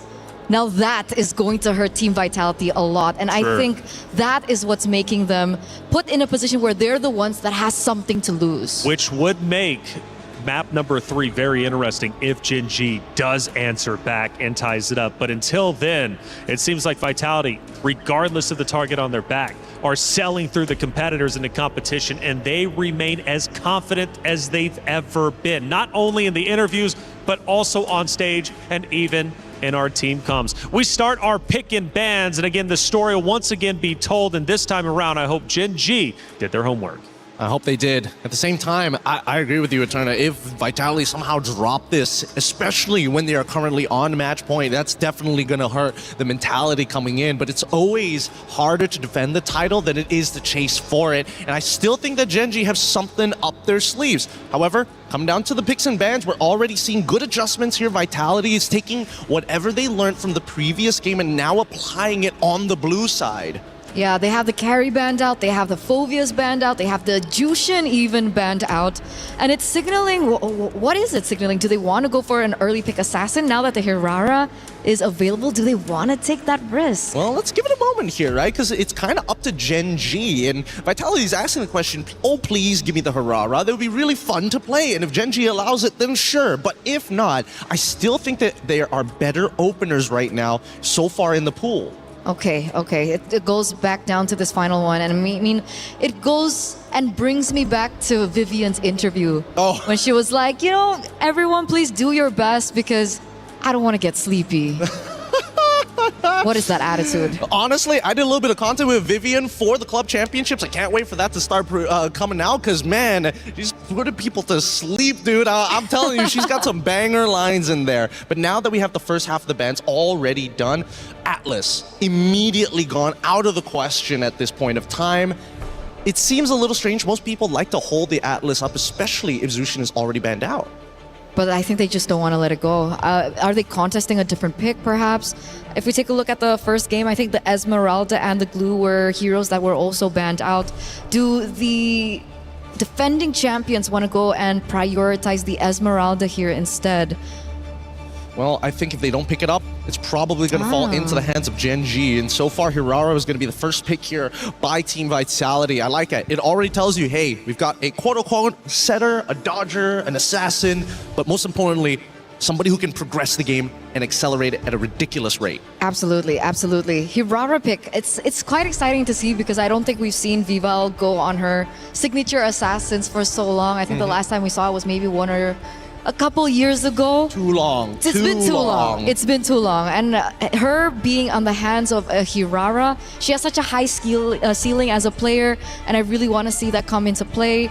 GG though, how do they respond to this? I'm thinking, you know, the traditional stuff, right? You're already looking for, maybe hold your mid laner until the very end, get the Esmeralda for Arya at this point of time, because so far we haven't really seen any team say, you know what, I am willing to sacrifice a little bit of team fight power to win this lane against the Esme. They also pick up the Boxia, great pickup from Genji, making sure they're covering their bases in terms of counter picks. I like how we're seeing Esmeralda and the Baxia on the same side. Because usually when we see the Esmeralda, we do see that the Baxia is kind of a counterpick towards it. But they're really, strengthening what they didn't really have in that first game is they have a really good front guard. Now, I'm expecting some really heavy hitters later on, perhaps, the Gord again, if they want to go for that type of thing, despite it being a little bit more risky right now, as we do see the Hirara on the other side. Vitality, do they want to go ahead and pick up their gold laner? Now that the carry's been banned out, they can go ahead and pick up something like the Claude. Very smart. They go for the glue instead. I like that. And they go for the Claude on top of it. I was thinking whether or not they wanted to show Yve within this first phase. If it was not Yve, it was definitely something plus glue. You called the Claude. We got technically half 50-50 on either side, but now it's that final one. This one, I can't figure it out, right? Because now that they have glue on the opposite side, it would really suck to have to go out of your way to play, unfortunately, Vexana, or the direct counter, in this case, Faramis. Oh, you saw the Faramis yesterday. It didn't really work out. That's what I'm saying, dude. And then it forces your team to get close together, and Hirara was like, all right, if you're going to get real close together. Which is kind of bad, and especially like Claude, alt, AoE as well. Because I was thinking they could still pick up the Faramis, and then they ban out the Valentina, but I think the Lilia is still the better option. Because in this particular stage, it doesn't feel like there's any space for the Yve, considering you're up against both the Hirara as well as the Claude. I feel like the Lilia was the safest pick. Yeah, I agree. And not to mention that this second half, I'm hoping that Gen G are the ones getting rid of this Yve, because Yve is kind of the only thing that kind of like keeps Gen G's current composition in place. Like, yes, you are worried that Esmeralda walks up to you, but I'm thinking that maybe Team Vitality, the fact that they left it open, they have to have something in store, right? I agree. I think the Yve would be very detrimental to the success of the Esmeralda as well. I know she has, faster cooldowns and she could rotate a lot quicker, but it's still a very risky play to want to play within the box of the Yve or the real world manipulation. So yeah, the Yve goes out. Yve is down. I'm thinking whether Gen G is considering leaving the Valentina open, even though we don't see many big ults on the side of Team Vitality. And that's the thing. Those last two picks, I think, has to be the either big initiator alongside with the glue, because glue could technically be flexed into the EXP. Not the greatest matchup into the Esmeralda, but at least you won't die. That's true.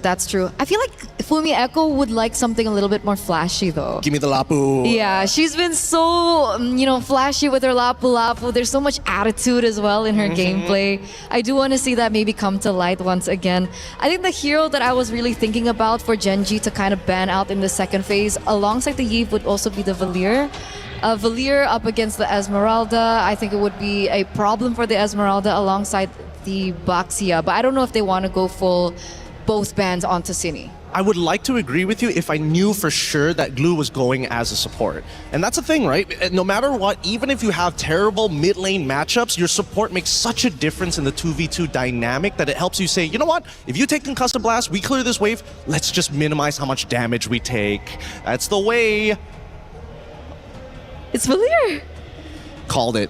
It's just I'm in disbelief. You don't very often get these correct, but when you do, it's so accurate that there's no argument to it. It feels good. I feel like an analyst today. You get it now, right? You get why Wolf does this all the time. It's so satisfying. It's great. Wolf, clip that while you're at it. Now, Bruno, I think this is a little strange. Why go and look to get rid of a marksman bully in the Bruno? Because I have no logic to this. This just feels like either Cassius knows for a fact that Panda just does not want to get back onto the Granger again, or oh man, what could they possibly do? Irithel already out. Man, no more crit style marksmans. So what do we have left? We've seen Clint as well a few times here and there. Technically, the Clint is a lane bully as well if you want to play the early game. You're right. Unless GG really want to go back onto the Granger. I don't think Granger is going to be used, especially since you already see Glue who can just absorb. Oh, never mind. Take it back. Never mind. They're going straight for Comfort here. Now, hey, I have nothing wrong with Comfort, because if they win that game, nobody's going to question them about the logic. But this means that they really need a very, very reliable roamer. Yeah. Okay, she needs to be able to clear fast, rotate fast as well, in order to help facilitate the snowball potential for the Granger. Or not, game one will happen all over again. Yeah, or maybe Panda just somehow dumps their shell in the lane, which seems a little difficult because it was like Carry v Granger at that point of time. So technically it would be Granger favored in those matchups unless you messed up at like level 1 or level 2. Either way, I think that Vitality at this point,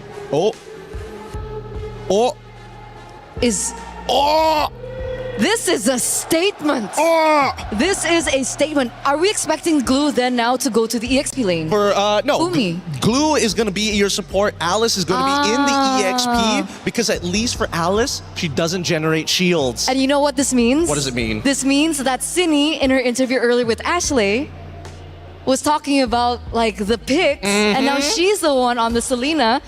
Is this perhaps her way of saying, here's how to play the Selena? Maybe that's possible. It's tough to say, but now Cho is on the opposite side. They have somebody who can block not only the arrows, but also isolate the targets. If the Throne of Ruin dismiss time, you could get kicked out of position. If Claude tries to go in, the Way of the Dragon could set up to make sure that this Granger gets the stacks. And that's what we talked about, right? That's what we really needed. They wanted to go out of the rotations a lot quicker. They want to be able to really facilitate the Granger.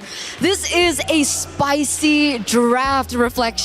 We have Selena on the other side, and this time it's not Ashley, it's Cindy. That's right, and maybe we'll hear in a post-interview if Cindy did it to specifically call out Ashley. It's getting deep in here, but the question is, will Gen G stay alive? Will they be able to finally take down their boogeyman of Vitality? Let's find out. Brigitte, Athena, take it away. Match point is underway for Team Vitality up against Gen G as we are moments away from heading into game number 2. What a statement! I agree. What better way to close it out if not by winning through a pick that was unsuccessful for Gen G in game number 1. The Selena now in Cindy's hands. That is a lot of confidence here for Vitality. And as you mentioned though, it's kind of a bit of a question mark still here for Vitality, right? But let's see, if there is a team that could make it work, it's going to be one of the strongest team or the defending champion. Now for Gen G, they go in for early aggression as well on the mid lane. Yeah, Rui actually stole away a green camp from Vitality's side, whereas Vival just decided to get a green camp of their own. So basically both level 2, but that was a stolen jungle camp, and we're seeing a skirmish in as early as less than a minute into this game.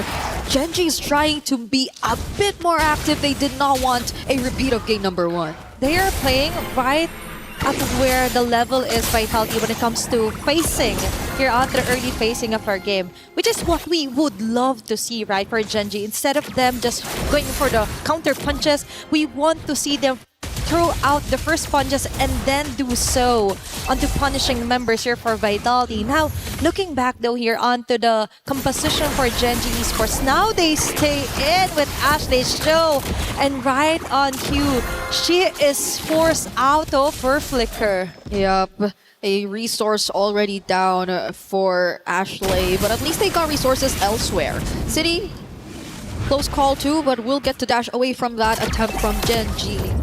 And there isn't a significant advantage that we're seeing from both sides just yet. I'm surprised to even see that slight lead in favor of Vitality, because Gen G were able to steal away a couple camps, even the Little Wanderer falling into Rui's hands for that first jungle rotation. But I guess this is where things change. Yeah, first turtle up, and we're seeing only Vivian scouting the area for Vitality. There's kind of a bit of a delay here for Ashley, only at level 2. But right on cue here for Arya, Falling Starman committing onto Viva. And that is how she keeps her at bay as Gen G attempts to get the turtle. It's going to be Sayori with the last hit, first blood as well. That's a great opener here for Gen G, chasing down onto Fumi Echo. But still, that is a great statement start here for Gen G. Arya definitely wants to play this time. She wants to be the EXP later. She wants to be seen. This is a different hero that you've handed over to her, and it's going to make a huge difference. The way that she just made sure Vival could struggle to get close to the objective, and if not even just get close, but even put her down to below half HP, enough so Gen G could actually get the kill. But Ashley though down bottom. Okay, Chell is forced out of her blazing duet, but that is it. They just need to survive the early facing Ashley's attempts. But going back onto Arya, we mentioned she's one of the best XP laners out here in the female team for female MWI teams. And so far, with her Esmeralda play yesterday, I think this also translates into how well she is when you give in a hero that could set up, could sustain, and as well give most of that punches in for Vitality. Yeah, she's just not letting go of Vival. Vival's struggling to be the very high mobility surprise type of Hirara in this scenario where Arya's just always trying to stay around her. That was close for that looked like an attempt for Genji, but they didn't really push through. Probably also got to see Vivian around the area. And now let's see how Vitality are dealing with this rotation. This is how they deal with it. They just still off orange buffs against Genji, and that's how they slowly build up their momentum. Sayori with a clutch black shoes. Vivian onto the back lanes. That was a really close call. High risk plays here for Genji so far. Yeah, but we're yet to also see how they're really able to convert the threat of the Selena yet again. Mostly, majority of the action is coming in from Arya. It's from Genji. Vitality seem to be waiting for that opportunity to get at least a grab or maybe even land an arrow. So now the plan for Vitality is to send in Fumi Echo, but that's not looking good. But no, that is a great throw of Ruin. Pandemon caught in the crossfire. Rui Force with a Turtles Passant. It's all over for her as Fumi Echo and Vivian doubles down. It's a double kill for Fumi Echo. The turtle is left untouched. Now there's an action here coming from Vitality. A 2-0 for an Alice early on. Arya still trying to be an annoying Esmeralda in her face, but this is Vival most probably still getting to secure the objective. No! She didn't have her retribution at the time. Okay, it paid off for Arya. Yes, it was very worth it. Now they do have the retribution, but the turtle is up. Genji and Vitality could both make their way to this objective if they wanted to, but things seem to be different for Vival. They might not risk it, not unless they find an opening.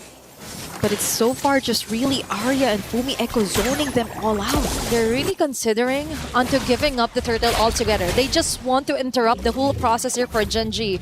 If we could get the turtle, so can you. Right? And for Genji, they're attempting to somehow zone out the members of Vitality here.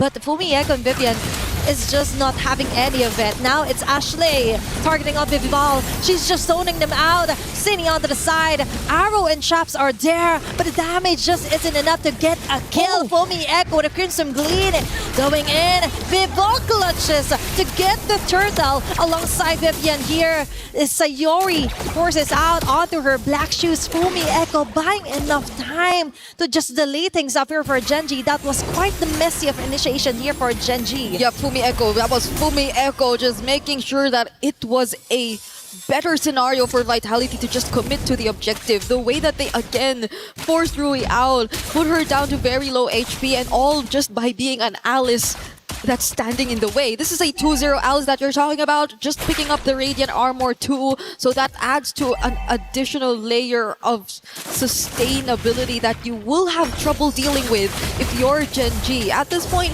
I feel like they might not have enough resources to deal with it head on, as we could take a look at the items eventually. But Vitality, there you go. At least they have a glowing wand in Sayori. And that's it. That is the hit that she needs to actually punish onto Vitality. Body kick here for Ashley, but Vivian and Fumi Echo tries to get away. Damage just isn't giving it here for Genji. And you just mentioned the Vitality, all they needed to do is force out Genji out of missed positions here. And there are numerous health resources here exhausted, such as the Flicker for Ashley, and for Vitality, things just keep getting better. Shell got the most out of her zone onto the bottom side. That's a hefty amount of gold advantage that Vitality was able to get in 7 minutes into the game. Yep, and I feel like Genji could have also went for more aggressive setups if only there weren't as much information. I know we haven't seen much of the arrows just landing yet from City, but I think the placements are also something that matter in this game. The way that they're always just able to scout, the movements from Genji, similar to what we saw just now, is being very pivotal in how this game is playing out. Oh, the arrow now lands onto Rui. Okay, that's a very crucial take here for Cine. Ashley commits onto the wave of the dragon. Cine immediately taken out here by Arya. Shell finds a great opening with a blazing duet, but Sayor with a single black shoes will be able to survive that. Panda 1 being cornered, of all people, taken down. The goal laner for Genji is down. Now they don't have enough damage to actually tore down the defenses here for Vitality. The Lord is left alone. It's still Vitality coming up on top, finding the right targets and angles against Genji. Yeah, and I think that's one of the biggest concerns we had for the draft as well. Genji, they do have setup, they do have pick-off potential, but can they actually provide the right amount of damage? Arya, oh, the knockups! She might not make it. Fumi Echo hot on her tails. Ashley in an instant taken down. This is just too much to handle. They're coming in one by one here from Genji. Yep, now it's Vitality. Oh, with the control over this objective. Rui has some information, can potentially catch up to. This is a backer that we're talking about after all, but will they let them through? Vivian blocking the way as much as they can, as well as Fumi Echo. Oh, it's still people getting on to the Lord. Arya finds her way in, but won't find her way out. As Vitality takes her down, that's a 5k gold lead. An objective onto Vitality. All in all, that isn't any in favor or pros from Genji. They've got nothing out of it. It seems like they still wanted to force the fight, however. It seems like they still at least wanted to get the attention of Vitality, maybe momentarily stop them from at least focusing on the objective, but Vitality refused to do so. They were just making sure that they will be able to secure the objective nonetheless, especially with Rui out of sight. If there was anyone who was actually able to approach, it was just either Arya, it was just either Ashley, but Rui was the main problem, and they need not worry about that. Okay, now it's a Lord. Oh, okay. I just saw Ashley activate the flicker just to try and cross that big boulder. I think that is huge info here right now for Vitality. Yeah. That is a huge giveaway right now, and Arya will have a hard time putting up on the front line here against Vitality. Yet again, they're down to the last bits of their base turret. It might even explode with the next bit of minion waves that Vitality was able to control. To BH, the macro isn't really that giving here for Genji. It's all about the map awareness, map control, all onto the side of Vitality. Ashley gets a kick onto Vivian. There's going to be a follow from Arya, but a falling star, but not the damage. The Respo, it just isn't there yet. Vivian goes in with a clutch play. Shaw with a free hit. The two women down here for Genji. They go at it again. Double kill yet again here for Vival. What a way to scout out the members from Genji! The coordination from Vitality, a single failed attempt from Genji is what cost them these 3 kills and possibly even a base turret that will go over to Vitality. The moment that they saw the way of the dragon already down and that multiple members of Genji were out of their base, they took that opening, that beautiful throne of ruin, that entry from Vival and the arrows from City, but Arya wants to fight again. Okay, that is quite a successful play here for Genji. They're just brute forcing their way in. It's Fumi Echo being cornered out. There's going to be a dashing out. Okay, the bullets will hit from Panda 1, but an immediate response here for Genji. They're still alive and kicking, and they've got 2 core damage here from Vitality. I think that is fruitful enough. The risk was worth it for them.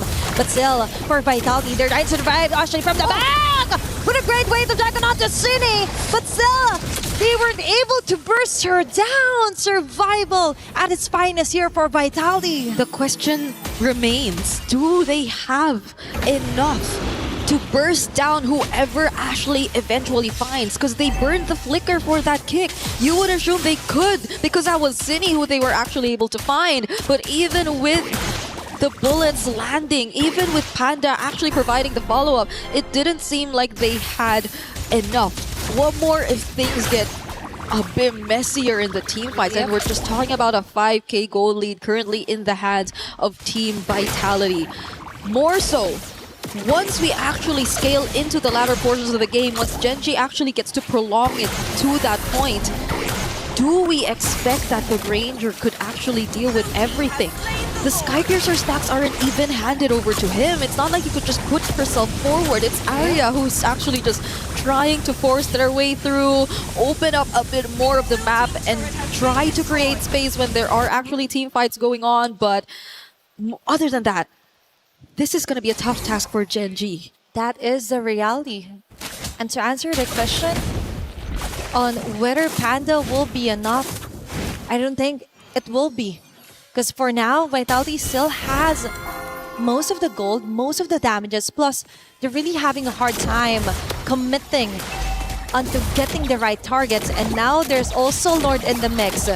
They're burning it down as fast as possible, but Vitality is just waiting for those arrows to hit, and that might be it. Now Genji needs to be really careful on where and when they should commit Ashley's flicker, even the Way of the Dragon. 5 seconds next before they go in with a Blitz clutch play. It's Vival trying to run away. Arya getting caught in the crossfire, but Fumi Echo does it again. She forces out Panda out of position. Vitality brute forces their way in. Fumi Echo yet again on the front lines. Panda will play their time down. Vivian Shell with a blazing no and Panda and Ashley in a very hefty position, but they will do it. They will still survive, defend their fervor base, and Vitality won't be able to end game number 2. Vivian was brought back to the fountain, and Panda looked like it was about to really get bad for her, but even then, she was also able to just regain her HP back, and that was a successful attempt from Genji to defend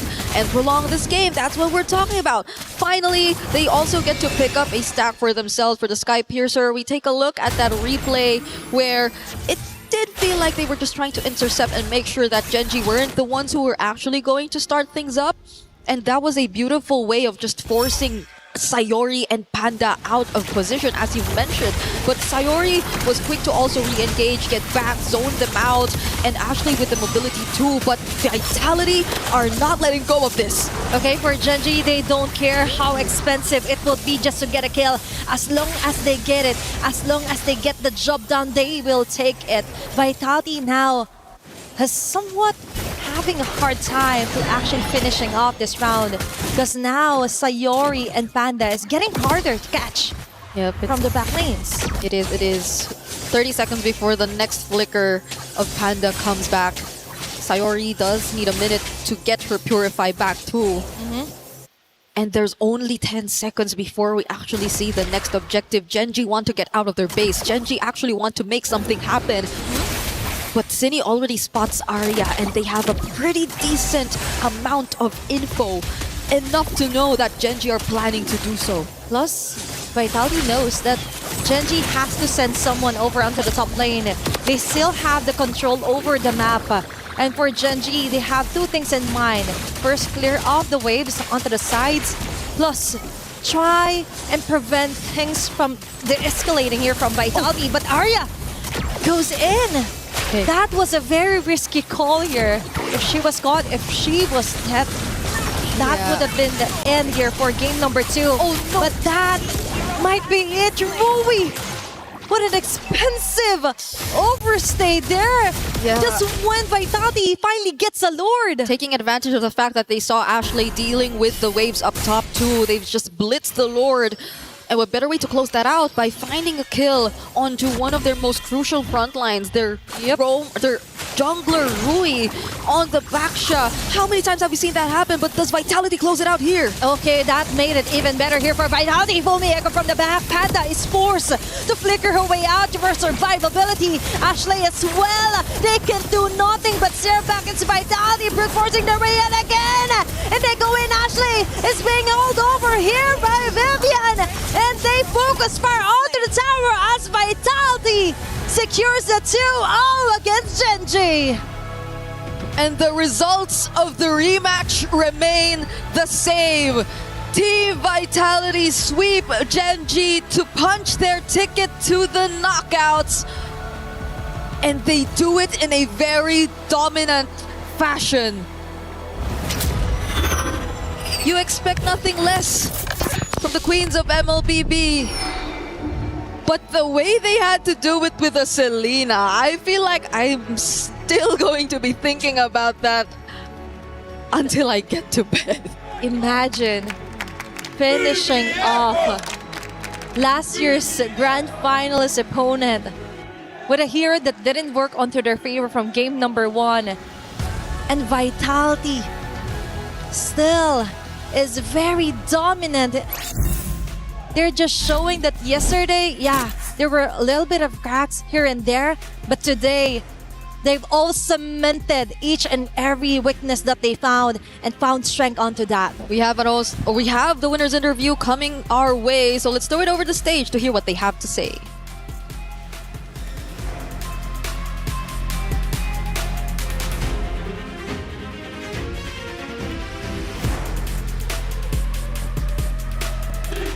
And the crowd goes wild right here today at the Paris Expo. Just take a look at that. Now here I have Vivian beside me. How does it feel to have the V-Hive here with us today cheering you guys on? I'm feeling proud. Happy and proud. Thank you guys.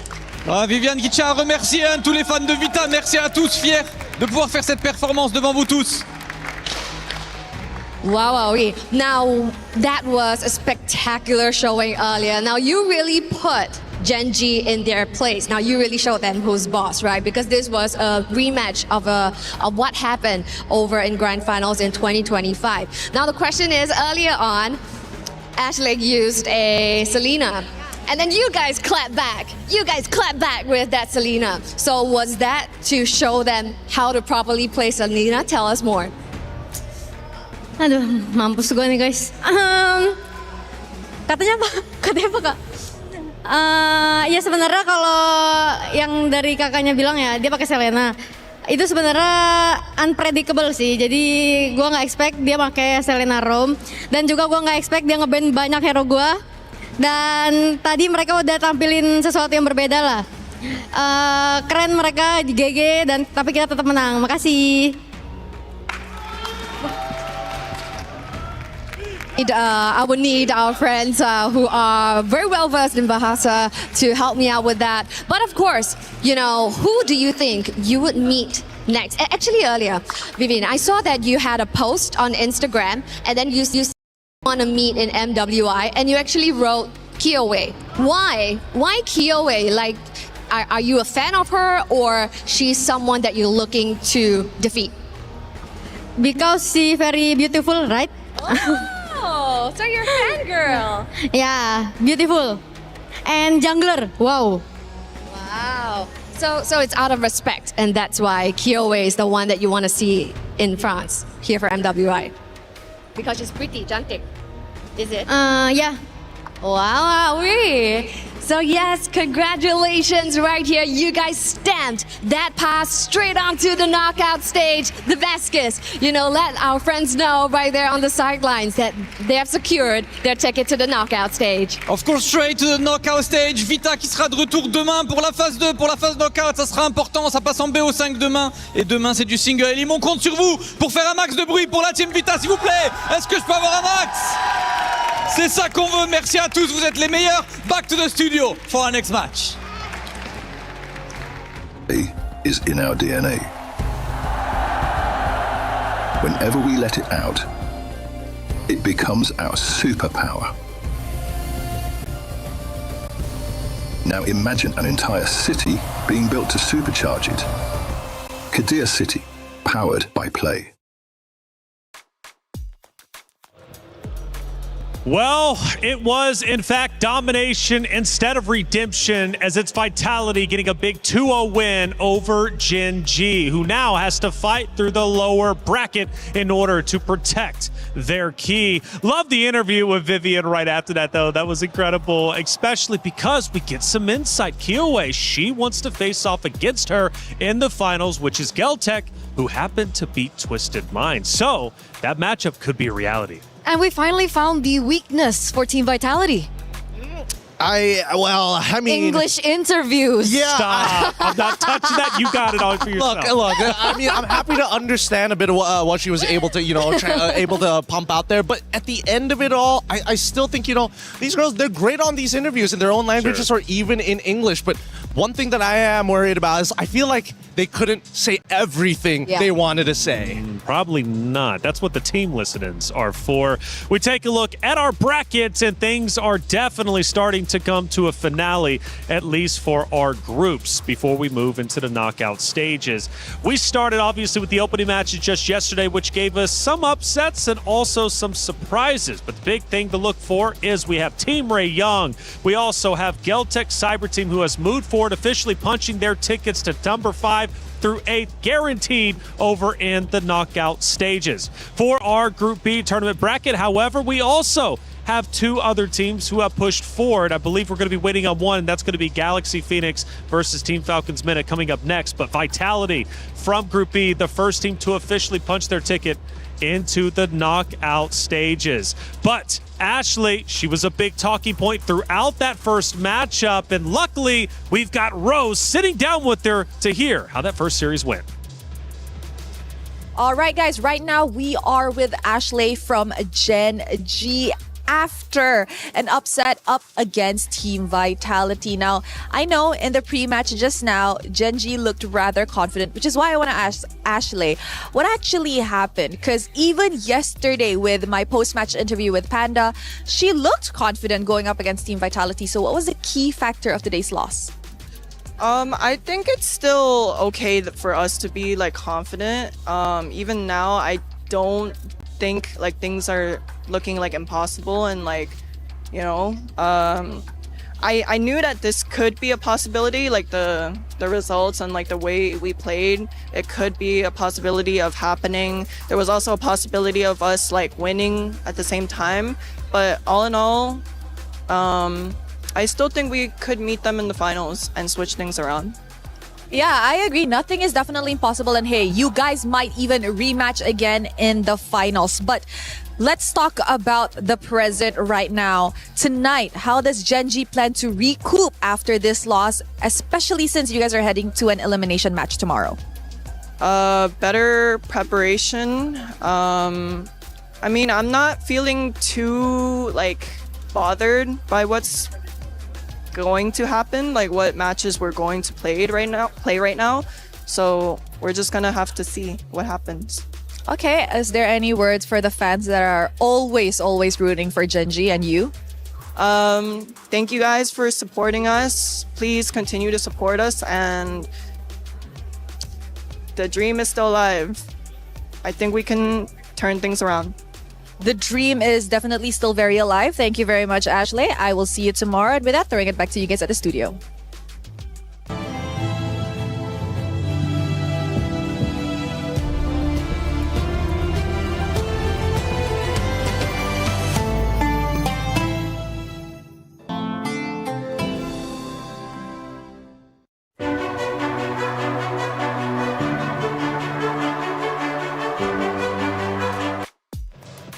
Thank you, Rose, as always, for that interview. Ashley saying the dream is still alive. She's got full faith not only for herself, but also her roster of Gen G to make it into grand finals. This was only a roadblock, but I would say pretty big one. They take a 2-0 loss, and both times over a 10K gold difference. At least in this way, it was a little bit closer than that. But regardless, for Vitality, they just played around Gen G and did it well. They really did. And I don't know about your reflections, but after looking at that interview, it's clear that Ashley put on her big girl pants after a game like this of 17 minutes of grueling combat. Just look at the damage taken by Fumieko. Nobody comes remotely close except for Arya, and even then, Fumieko has half her damage.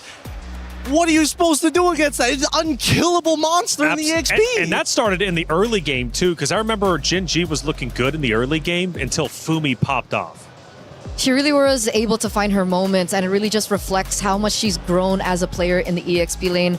I remember the era of Team Vitality in whence Fumi Echo was the weakest link, right? She was the newest addition to this roster, and then she came in and then people were saying like maybe Vitality's not as strong because of the new addition, but I mean seeing that performance earlier on, wow, I think everyone was screaming her name all around the world. Yeah, she was definitely the best wingman for sure, and at times, honestly, one of the leading slayers dominating the competition for sure. What do we think about the titles? Do they match up and reflect appropriately for you? No, that's weird. I mean, obviously, it's a little strange to see the carry and the sandbag both going to the EXP. That is kind of wild, isn't it? It is, but at the same time, it also goes to show that Gen G, towards that latter half of the game, weren't feeling as confident to walk up and say, yes, this is our zone. You cannot walk into our area of influence. They gave up a lot of space, and they kept on doing it until there was no space to give.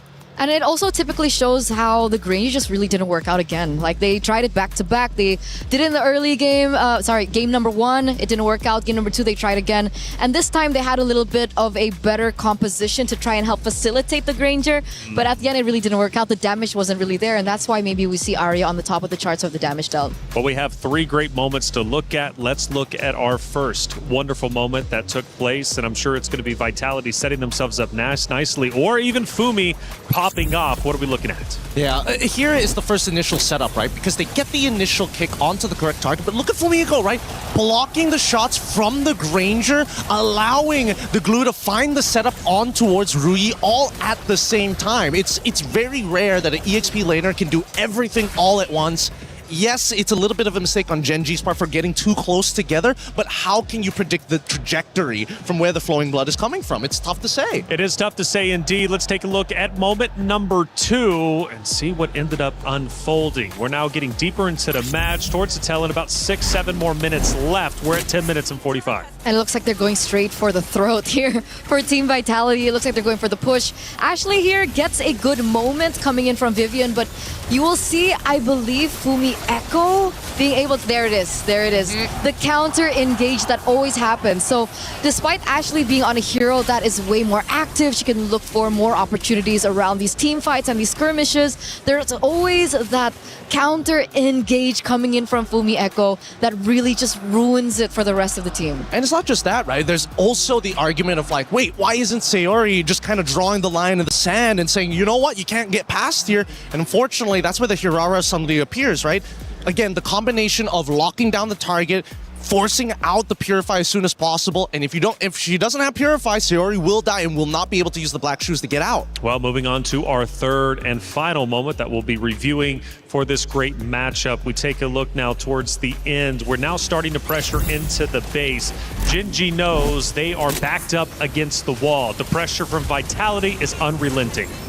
I think this is the moment where we do see that Vivian got really confident, right? If I remember this correctly, yes. They try to get on top of Ashley. Ashley flickers out in time to bring her right back into the fountain. I was laughing so hard at this. It's one of those moments where you're like, all right, I got you. Oh, no! And it's definitely those small victories that can be celebrated, I think, for Ashley in particular. She didn't look too happy after the game, but obviously she had her moments in the game there. She did. And hey, you can have your moment in game as well because it's Rhino Day. We got the brand new interactive effect for Rhino Day, and it's available now. Check it out and join the celebration. Get involved. We love our stickers. We love everything in game, right? Hey, Rhino Day. I love rhinos. Okay, well, she loves rhinos too. That gives me I like turtles vibes. Have you ever seen that meme? A turtle hero in Mobile Legends? I don't think so. You don't know? Yeah, no, there shouldn't be, right? There's already because of that meme, I'm getting we need a turtle. Old. She doesn't know the meme. Dude, I was trying to cover for you. It's okay. You didn't have to bring it up. All right, I need a little bit of time to breathe after that one because that hit deep. I'm not going to lie. We got Rose on site with Vivel. Good interview. Let's hear what she had to say. Now, Vivel, one thing I want to ask though is why the sudden Selena in Game 2 after Ashley Selena in Game 1? Were you guys trying to prove a point? Actually, no. Ashley playing Selena was literally unpredictable, but us picking Selena doesn't have anything to do with Ashley. It's because Chinny's main hero is literally Selena. She plays Selena a lot. She likes Selena a lot. So yeah. I see. Now that you guys are officially in the knockout stages, is there perhaps a team that if you were to meet, you think that Team Vitality will have a hard time facing? I don't think there will be because all this time we want to go against any team. There's no team that could pose like an obstacle for us, but if I have to mention, it's probably Team Ray Young because they're from Malaysia and Malaysia is one of the powerhouses of Mobile Legends. Oh, wow. Confident from Vival. You know what? Congratulations today. Thank you very much. With that, throwing it back to you guys. Bye-bye.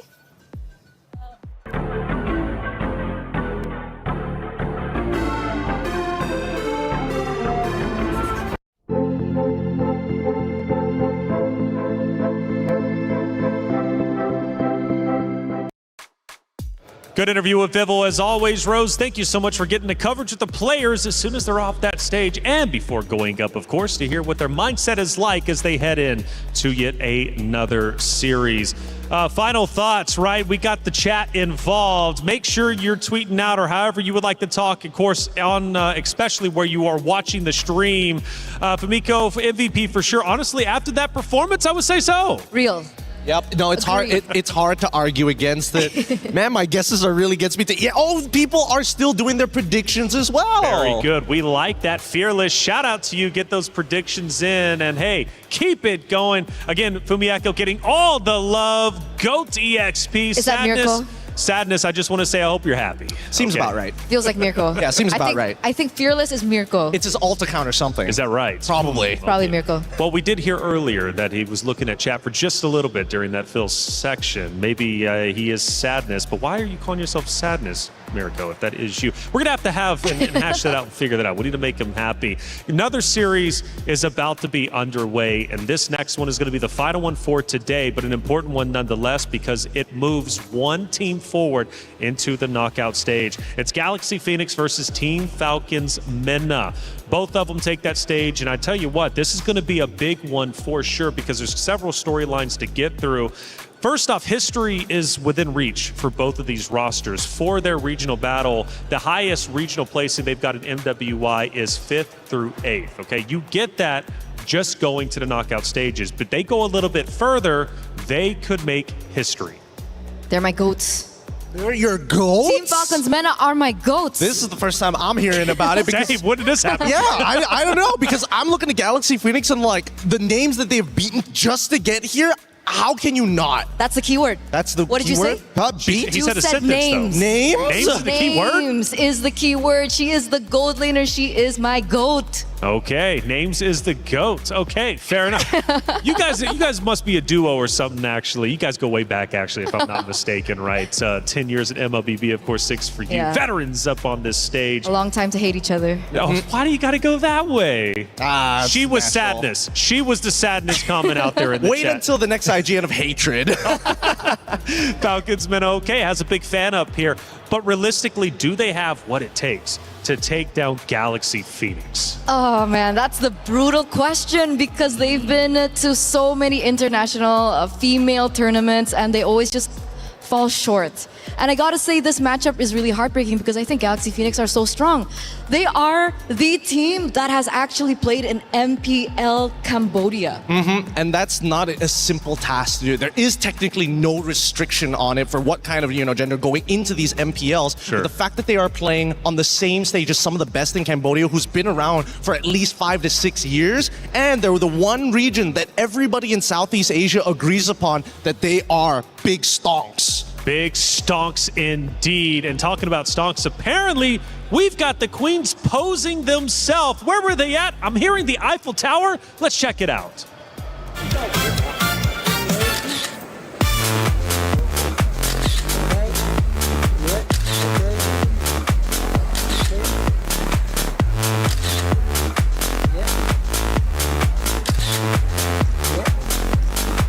I want to go into the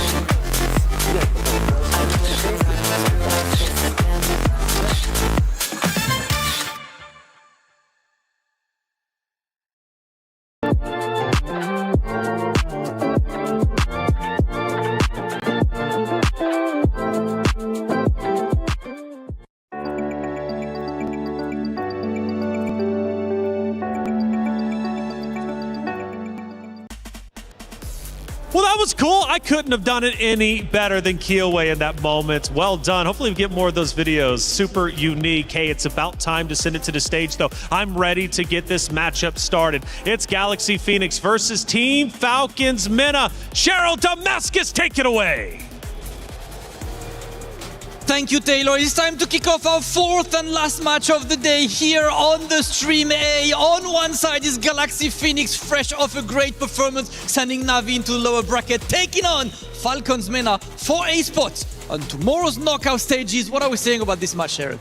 Yes, that was absolutely amazing. And as we speak, these two teams that are about to take center stage right here on Stream A are teams that has flown under the radar. Now, Galaxy Phoenix is someone that you don't want to underestimate. Why? Because they have played in the open circuit. Now, they have been competing in MPL Cambodia. And of course, we have over on the other side, Team Falcons Mena, where they see their open circuit counterparts winning wildcard. Are they able to rise above right here in this match and secure their knockout ticket? Let's find out from you guys at the studio. Let's go. Thank you, Cheryl and Damascus. As always, the stage is set. Galaxy Phoenix versus Team Falcons Mena. We've got at least one big supporter on the desk. Eterna, you're hoping they can get the job done. We'll find out, of course. But again, I mentioned that history within reach. Both regions, going for their highest placings in MWI. Now, that won't happen just by making it to knockout stages, but it at least gives them the setup, the chance to make history for their respective region. Now, we talk about Team Falcons Mena. Let's talk about them a little bit more. Nucci from Falcons, from sub to starter this time around.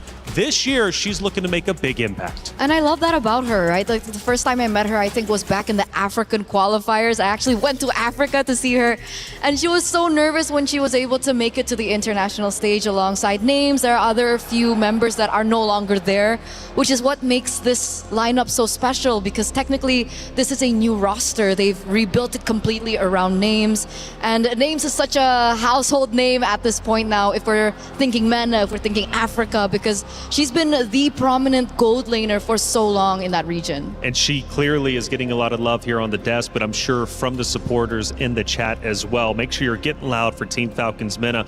But let's also show some love to the opponents of Galaxy Phoenix. What makes this roster a true contender? What makes this roster so special, Gideon? Because they made it here for a reason. Clearly, they're doing a lot right. Well, I mean, they beat the defending champion of their own personal region. Again, in most of these situations, you're expecting those champions to always reoccur here at MWI. But let's not also forget, they were the ones who beat Navi PH 2-0 in that sweeping motion. And let me tell you, I was 2-1. That would make a lot more sense. 2-0? No way. Everyone was stunned with that victory, and everyone thinks that that's the momentum that they need to make it through to the next stages here in the knockouts. So let's take a look at the drafting phase now as we get to game number 1. We're seeing the Guinevere being banned out. We're seeing Freya. Yves gets eliminated, and as well as the Paquito. Okay, I'm liking it so far because that only leaves for the EXP the big generals of the Phoveus alongside with the Esmeralda. Again, both situational. Now that the nerfs have started to come through, but Esme has been in a pretty interesting spot. I would like to see whether somebody has come up with an answer to the Esme in lane and not in team fights. We all know how to deal with her in team fights. Just gotta keep on kiting her, gotta space her out.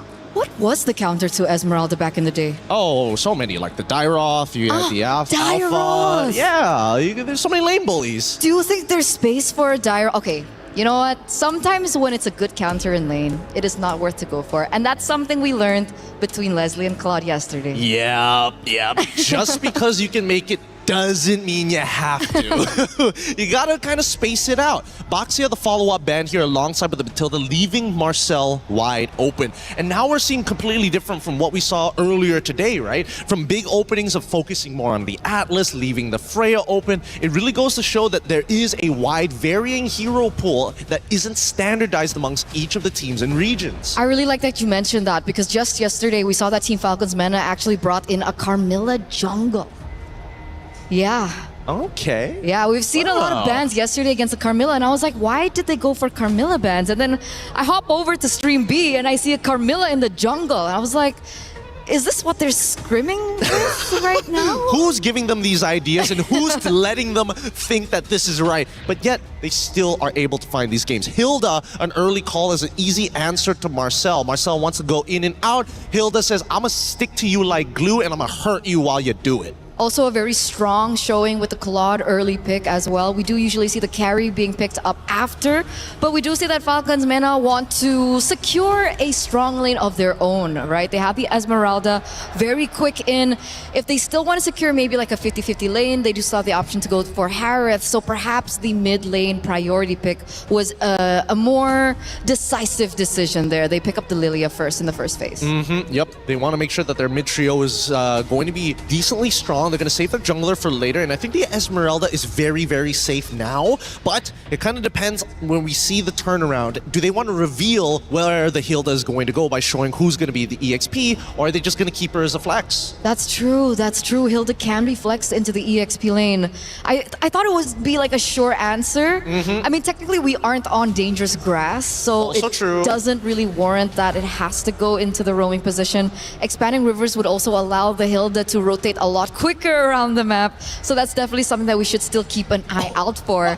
But insta-pick there, the Valier goes in 50-50 against the Lilia. Valier is not the best hero for clear. Yeah, it's not the best hero for clear, but he is the greatest hero at ruining a support's day. Try and engage.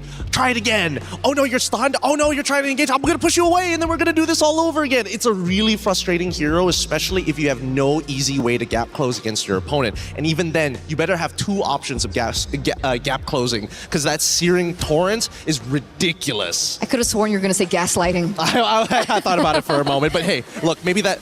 Did I say it? It's happening! Are you Mirko? You like that? All right, now, second half of it is where it gets a little tough, because I feel like Galaxy... Whoa!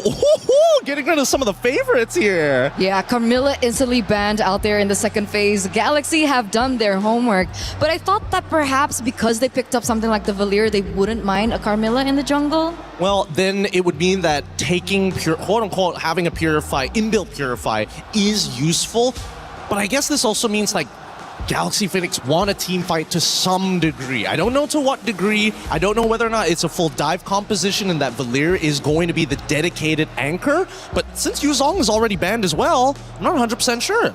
Yeah, how would they go about it if they don't have the Yuzong? Do they have to go for like a Uranus of the world? Ooh, I mean, yeah, the Uranus isn't the worst option, but at the same time, that means that the unfortunate truth would be that their jungler would need a scale.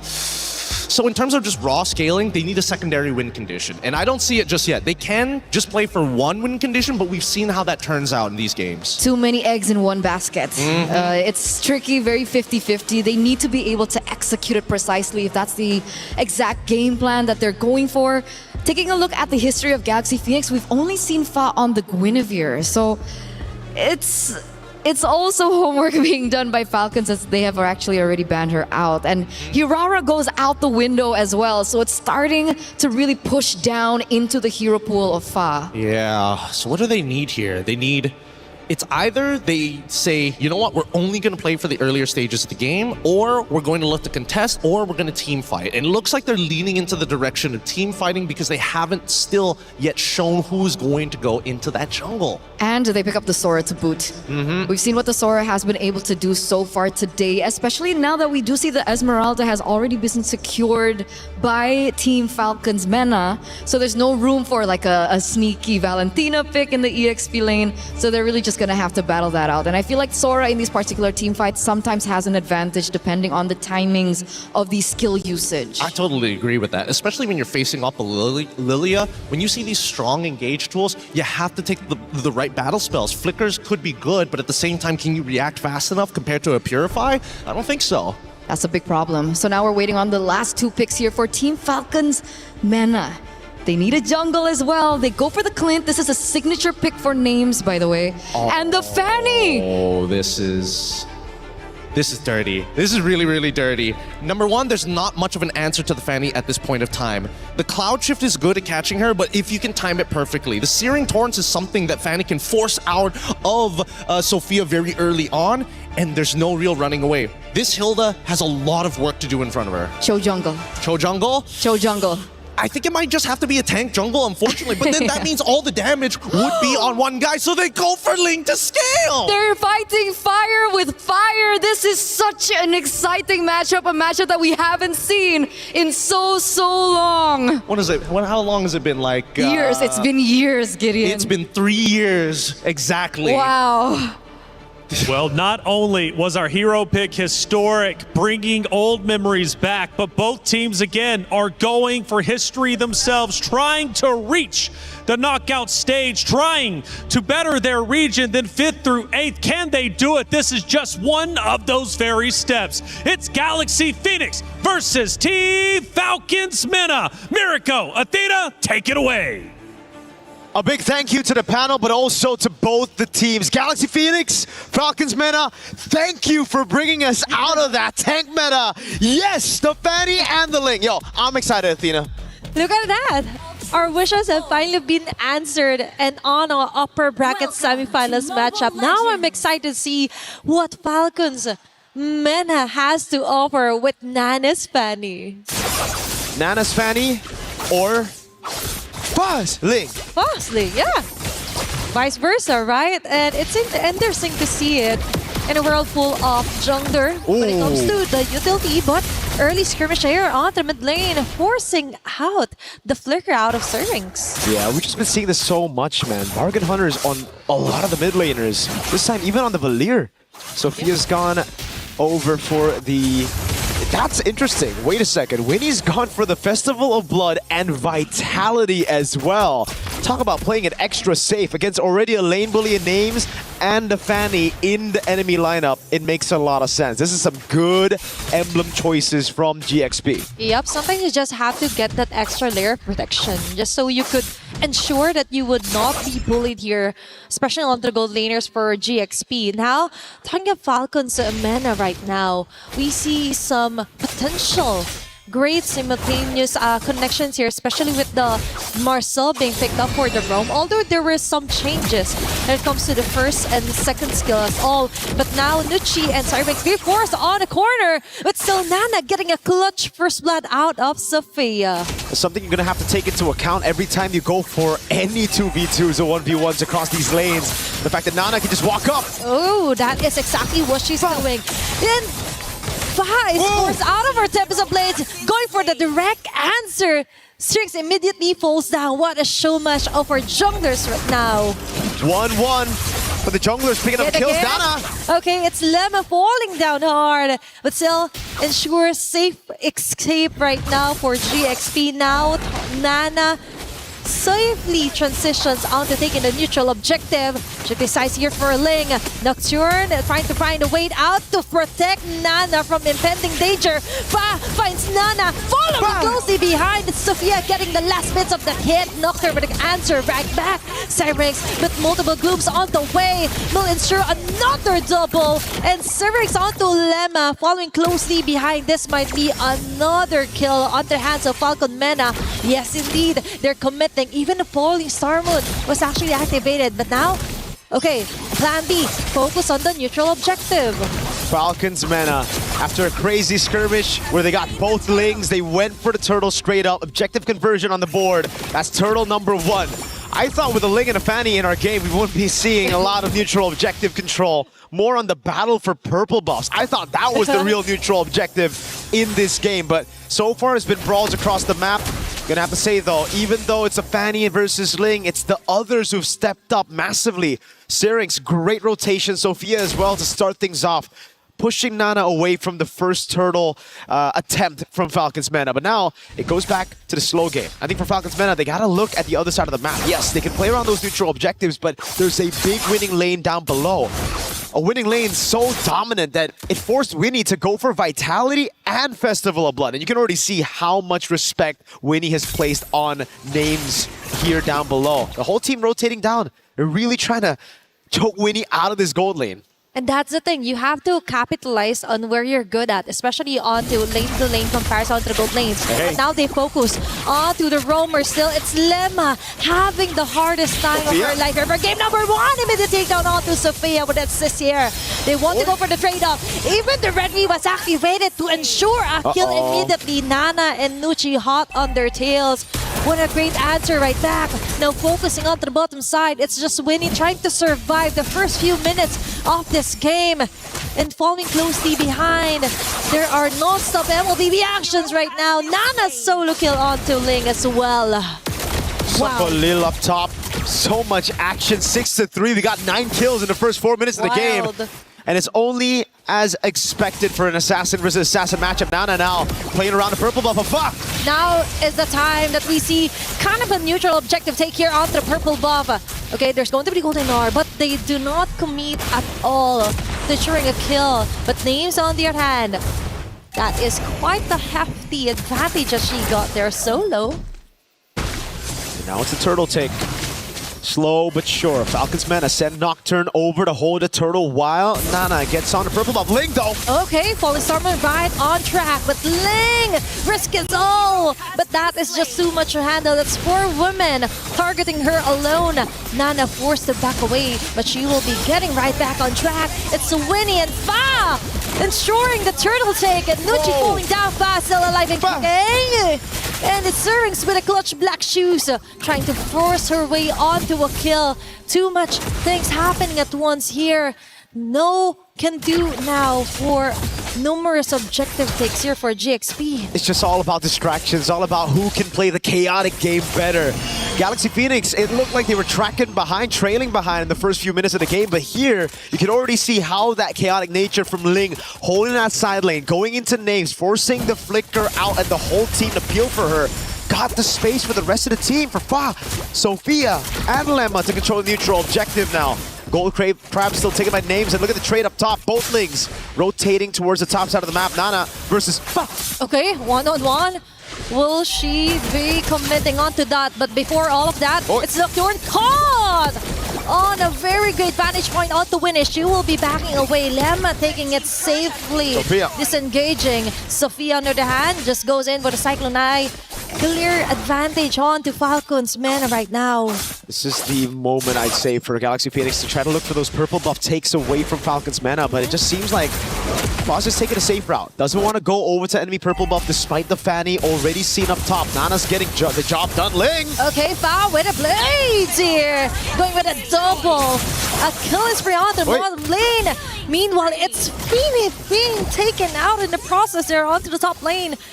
Immediate cross-map trades here for full Falcons and Galaxy. That's all without a purple buff. Nana has gotten a turret and a kill on the Claude with no purple buff. Purple buff still up and available. She's waiting for it to be closer for the turtle to spawn before she actually takes it. So this is a prime time for Falcons Mana to fight now. Nana got purple, Turtle's up in 2, and Foz purple is going to be out just in a bit. Lemma targeted down again. They're trying to bait out the flicker right before the skirmish, and it just seems like for Galaxy Phoenix, they just can't stack up together just yet. The Claude's still up top, playing weak side. Sophia, Lemma, and Ling trying to find an opening for Fa. Okay, it's going to be frame moment. Ling will be able to dodge out of her way in danger here from Falcons Mana. Nana will still be successfully taking down the neutral objective. Surprisingly so, she can do a lot even without the purple buff you mentioned. And even though some may consider it a necessity, it's like just an option for her. She just wants those kills rolling over here for Falcons Mana. Remember, as the panel mentioned, Galaxy Phoenix can just play the scaling game. They have a very good scaling composition. Sophia, though. Okay, jumping in here is Nocturne. Sophia was able to get away. What a clutch movement here from Nucci. Nana from the back will get a kill onto Sophia. Winnie with an opening, blazing, do it. Open up doors here for GXP. But Nana is still alive, ensuring a double. But there's a double here for GXP. That's 4 women down for the side of Falcons Mana. That is a tough advantage that GXP got. Look at the instant objective conversion. Nana trying to defend. Okay, it's Lemma saying bye here to Nana.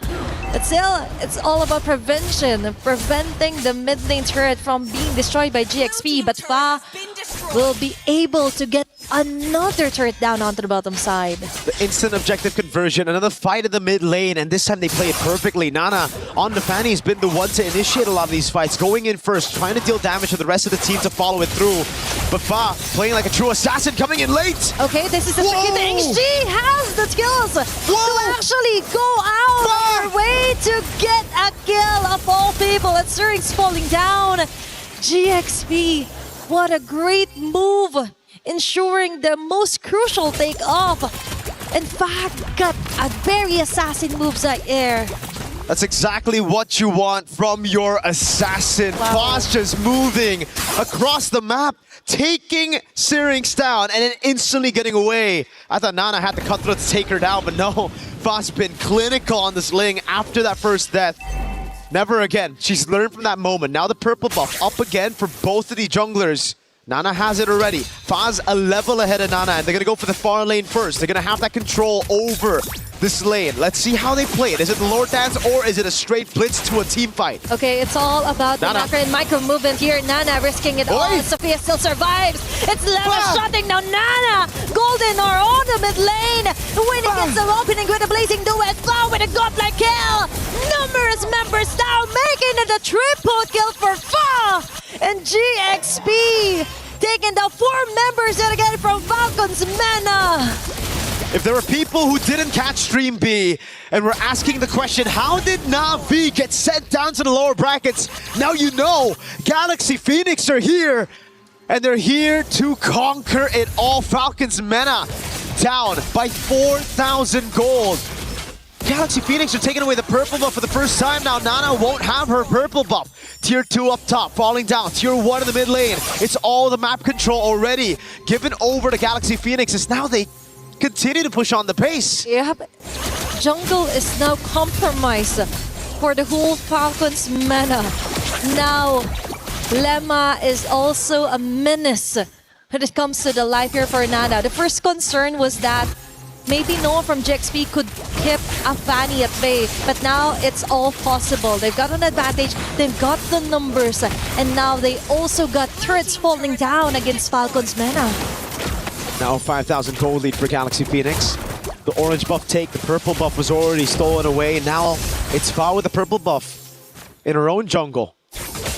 Let's see what they can do with this. They played the Lord really well. They delayed the push up top, waited for a build up on the waves. Now they have 3 to play with. Fa's gonna go in onto Nana. Final tier 2 in the mid lane falling. They still have a Lord, but Holy Shields should delay this push by quite a bit. Okay. Fa is ready to rumble if ever Nana commits to it. Nana falls down here hard. She has to back away. That's a great disadvantage. Without any purple buff, she can do longer team fights onto GXP, and now that is the next course of action.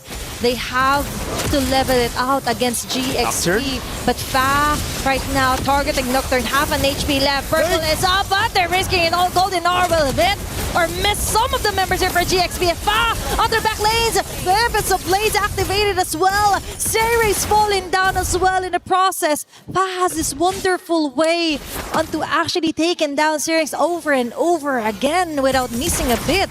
And there's just not enough damage from Falcons Mena to get the respect out of Galaxy Phoenix. They can do whatever they want. They can walk up, they can just dive in, especially with Ling on this Sora.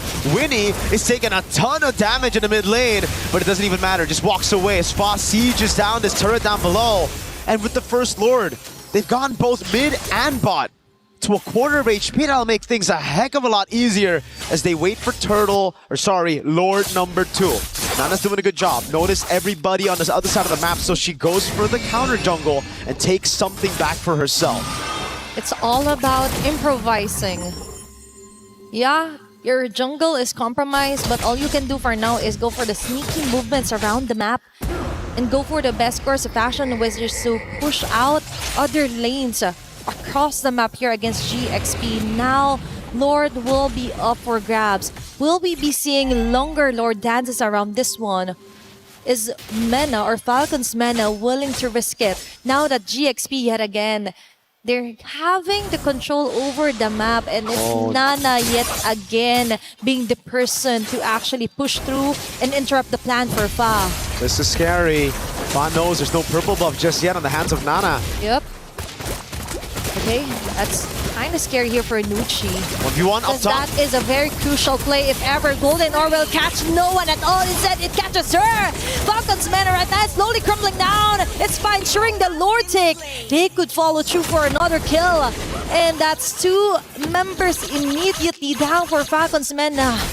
And it's through not just playing the far lane, but playing the purple buff. She just waits around the purple buff, makes Nana sweat. Once Nana hesitates just a bit, Fa takes the route into the Lord that was already so low from the rest of the members holding it down. We have the damage L rankings and Names is number 1, but we have to take a look at the damage allocation. A lot of times, Names is just playing front to back. She's dealing a lot of damage, but it's to the main frontliners of GXP. Winnie, Sophia, even Fa, they've been safe, coming in late or even playing far back. Lord taking a tier, base turret down, and it's the bottom turret to fall next. Okay, it's all about where your bullets are hitting, because right now for GXP, it's all hitting onto the right marks here for Falcon's mana. Attempting some plays yet again for Fa, targeting Naze and Nucci from the back. She has to back away. Nana chasing not hard there, but still it's Winnie ensuring a double kill. They're taking too much time out to chasing Fa that they forgot they have to defend for their base. Nana. Winnie clearing off the last bits of the minion wave here for Falcon's mana. Nana as well. They have to prolong this one, but GXP, they just want to finish this, get it over with, and it looks like game number 1 will be going onto their side.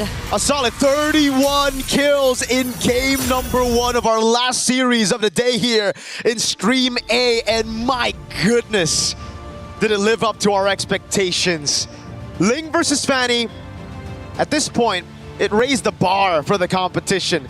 If you don't have 31 kills at 11 minutes for an assassin versus assassin, you're doing something wrong. Yeah, this might be one of my favorite matchups so far for MWI. It's exciting, for sure. And it's just day number 2. And I think it raised a lot of the doubts that people had on Galaxy Phoenix yesterday, right? We saw it in Stream B, but a lot of people were tuning into Stream A thinking, okay, maybe it was a fluke win against one of the Titans in MWI, but I think with this performance, it's a statement victory to the world that the other teams are certainly catching up, and Cambodian MLBB looks like it's at the top with Galaxy Phoenix.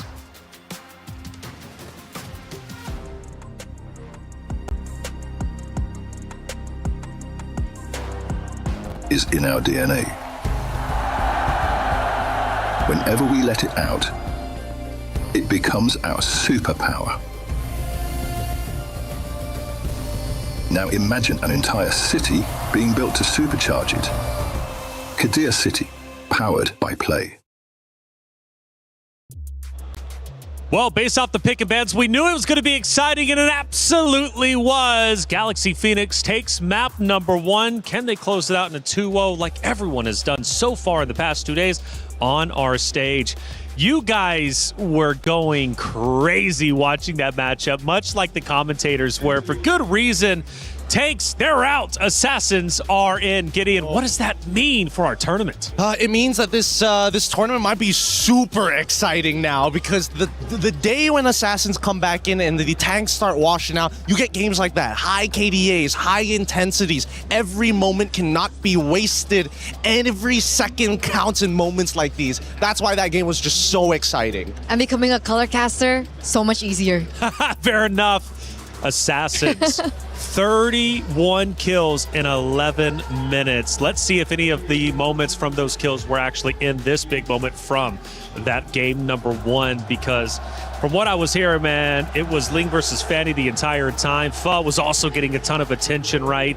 Plenty of just exciting, electric moments from the Assassins. But we knew coming into this, the new meta would bring potentially that conversation. Ladies have been a bit slow in order to develop that, and I understand that coming into this tournament, you want to go with your comfort picks. But getting deeper into the tournament, especially if you want to beat the high-level opponents you have to play against, you've got to risk it all and go for gold. And that's exactly what they're doing. You also shouted out names at the beginning, too. Let's see what, or let's hear from you, I guess, one of biggest supporter of names and how she did. No matter what happens, you guys are still my GOATs. I want to make that very, very clear. But I have to say that when it came down to the in-game execution, it felt like they were kind of outclassed. You can see it from even these highlights. The beginning of the match, oh, the Ling was just so well done. And we were talking about the drafts on how they really set up so well for the Fanny. But on the other side, they were also unprepared if the enemy picked up an assassin. And this Ling was just everywhere around the map. There was no way to shut him down. Yeah, just the mechanical prowess of this team is ridiculous. We saw the hand cam of Fa just now, and she's using the traditional, you know, forefinger and thumbs, not going for the spider 6-finger activations, and still was able to precisely pick up every single one of her swords. Most people can't even get all 4. Yeah, honestly, mobile gamers are just insane to me with how many fingers you're able to put on there. I've seen one player use 8 fingers, which is crazy to say the least. But 4, 6, however you get it done, either way, she was doing it well. We got even a little bit of dancing on stage, of course, as Galaxy Phoenix and Falcons will take over map number 2. But seriously, the Assassins making things exciting overall speeds things up a lot. I mean, again, we mentioned that from the new meta, things would be sped up. I mean, 31 kills in 11 minutes. I mean, how extraordinary is that? It's huge. It's huge. We haven't seen it in a very, very long time. 11 to 20 maybe would warrant maybe a 30-minute game maybe, or like a late 20-minute game, but only a 50-minute game with that many kills on the board, it's already so special. Yeah, and I mean, keep in mind, right, because as many kills as she was able to put on the board, it's a contribution of the entire team. The assassin isn't there to just wipe out every single person. You're specifically wiping out the low targets on the team. You play as cleanup, and if you're lucky, you find a priority target that you could 100 to 0.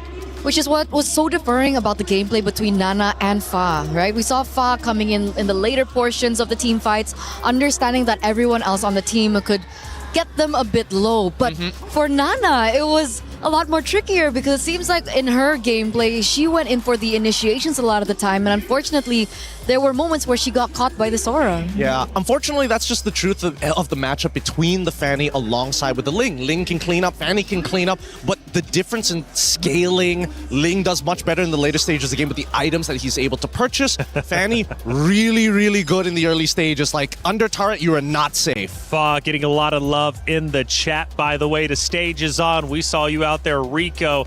It's so refreshing to watch, okay? Ling and Fanny. And that echoes the sentiment of what you're saying, right? It's nice to see the Assassins come out, see the high-octane play, see the fast action. This new meta, that's what it brought. Yes, absolutely, absolutely. I think much fun. We've talked about it. The casters were also talking heavily about it, and hopefully coming to this next match, we'll see another assassin v assassin. But usually when we do see the first matchup be an assassin v assassin, game number 2, sometimes they resort back to safety. They resort back to the tank jungle. Well, hey, I tell you what, even though the ladies on stage are vicious, they had a little bit of fun with Don't Touch the Hero. Today we're going to be playing Don't Touch the Hero. Are you girls ready? Yeah. No. Aurora, Sora, Lilia, Freya, Lilia, Aurora. Oh, hell. Freya, Aurora, Sora, Lilia, Lilia.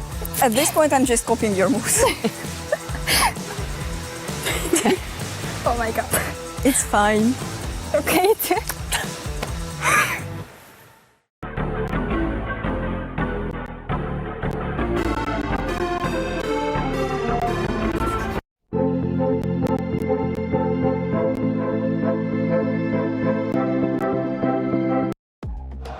That was entertaining, and it takes at least a little bit of the pressure off that main stage for the MWI. How do you think you two would do in it?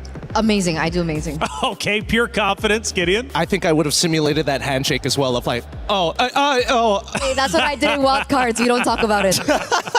Look, it's tough. It's tough, and I have to admit that these girls are doing a very good job because I would have absolutely ruined myself. Sora, okay, Sora. Oh, no, I'm not supposed to do that. I think you would have done well, though, posing for the Eiffel Tower on the green screen. Let's head back to the stage, though, because it's time to get things started once again between these two great teams. Now, going back into game number 2, Do we stick with the fresh meta, right? Do we continue to try it? Obviously, for the side of Galaxy Phoenix, why not? I mean, they were dominant. They ended up winning. For Team Falcon's meta, though, do we go back to the bread and butter? Would that even work against the Assassin comp? Personally, I think yes, it does work very, very well. There was a reason why the meta always revolves around these three things. If tanks are in the jungle, assassins are out, then fighters need to come in to deal with the tanks. Then once the fighters become the main meta, the assassins come back because the fighters can't keep up with the assassins. It's this nasty little trifecta that always happens every single patch. Every patch indeed. And for Falcons meta, how do they deal with Fa? I mean, Fa was on fire the entire time, repping Claude. What's the counter to that? I think that's a really good question because come game number 1, we saw that they actually respected Fa by taking away the Guinevere. And they're going to do the exact same thing actually as we get into the drafts here for game number 2. But would it warrant another Ling ban in the second game? No, I think let the Ling through. I really think that you have to tell your laners, you know what? You got to trust in the mid trio to make sure that Ling doesn't have as much impact. A lot of these assassin or purple buff assassins are dependent of, by the category of the name, the purple buff. When you have strong side on the correct side, if you are on blue, you want your EXP alongside, oh wait, sorry, if you're on blue, you want your gold alongside with your mid to be strong so you can instantly invade and steal away that purple buff. Once they have no purple buff, there's a lot more downtime where you can breathe and actually farm. And it's funny that we were actually talking about this before the broadcast even begun, unknowing that the Fanny would actually pop up here in this last game, this last matchup between these two amazing teams, I would say. Freya gets banned out, Baxia also gets banned out. It is looking like they might be setting up for yet another assassin jungle matchup. Did they ban Baxia out in game 1? I don't think so, right? It's only like towards the latter half. So they only went onto that third pick to ban it out. The fact that they're banning it out now, I feel like Galaxy Phoenix are already thinking about what Falcons are going to do to adapt. That's possible. That's possible. The Beleric gets banned though. Is that in accordance to what you're saying right now? Not 100% just yet. I want to see this third one just to be sure. Whether or not it's just we're changing up the order. Really, we already know what we want to ban and we know what we want to pick. Okay, but in terms of bans for Teams Falcons, it's the exact same. Hasn't changed at all. Gwen, Freya, Matilda banned out again. Last time they picked up the Marcel first. I'm wondering if they want to swap things around. I think they can still do it because again, like we saw in the previous game, the mid duo, they were already going to war and they called in both their junglers at the exact same time.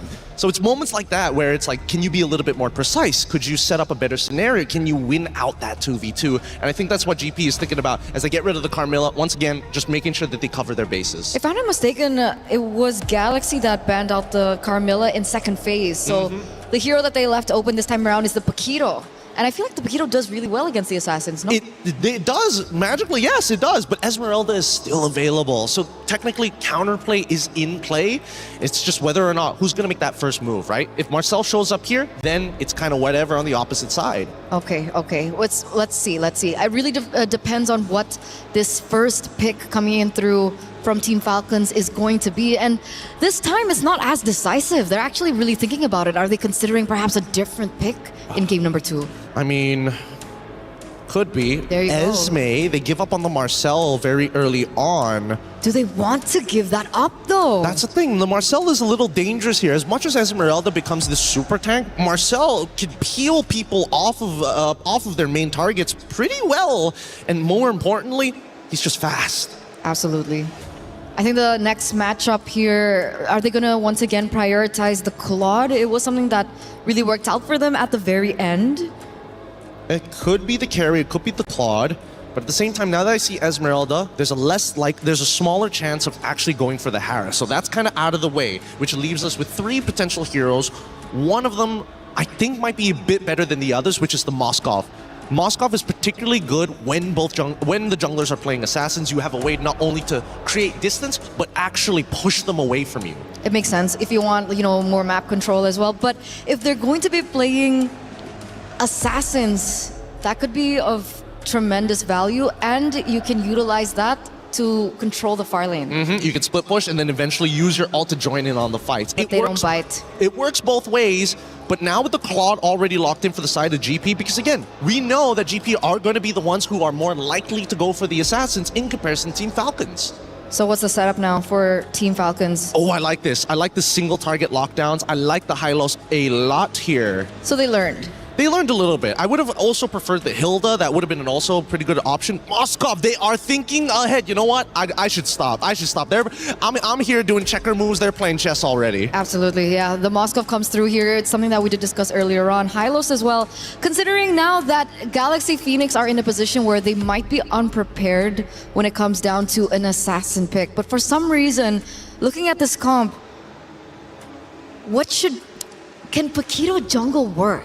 Paquito jungle, with the nerfs, I don't think so. I personally don't think so. He doesn't get any extra benefits going into the jungle. Yes, he'll have impact, but he also still is going to be a little slow to hit level 4 because of that clear speed. You're better off in the EXP where you're still going to be relevant, and better yet, I think that right now, it's not very clear what kind of composition either side want to actually play. The Alice, very good option here from GP. Dude, Ririth... His drafting has been crazy. He is calling the shots here.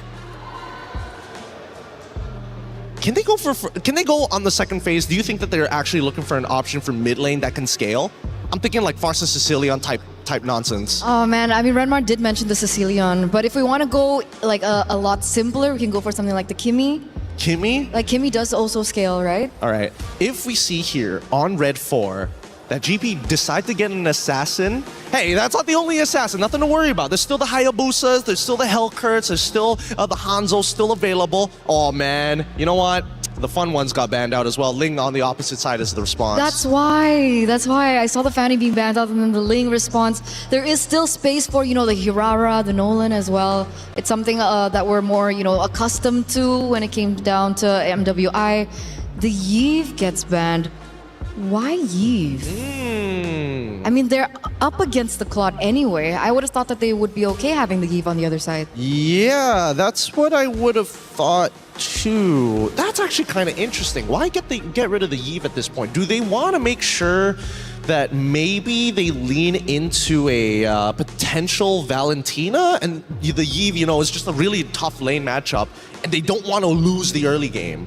Or do you think it's Alice in the jungle? Alice in the jungle? I mean, that's old stuff, but it might not be the worst here. At the same time, we see that Jushin is getting banned out on the opposite end. Yep, very, very intelligent bans here from either side as we now see GP on the most important pick. So perhaps they were just setting up for the Jushin pick.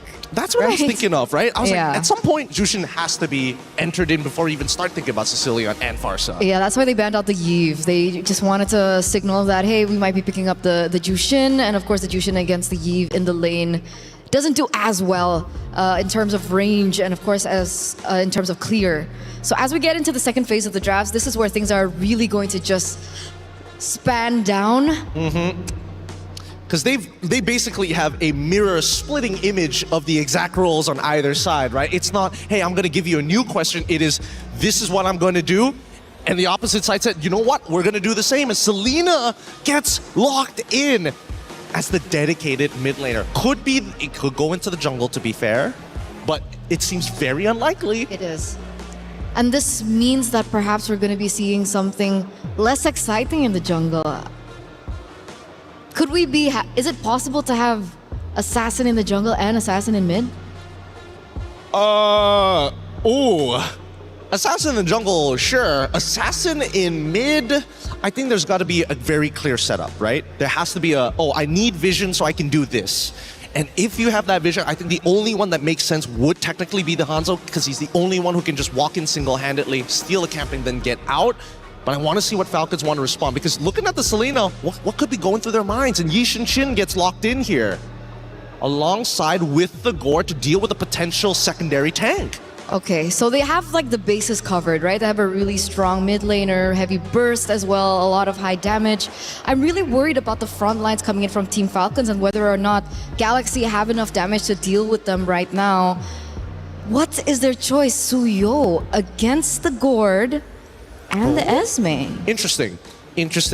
This is a high-risk comp coming out of GP. They understand, I think we got better mechanics and we're going to out-mechanic them. And I think that Falcons, they got to prove them wrong here. If they play a solid, standardized game, they will inevitably win the longer this game goes. And technically with the Marcel and the Selena, if they can go for heavy invades into the enemy jungle, it could just work out.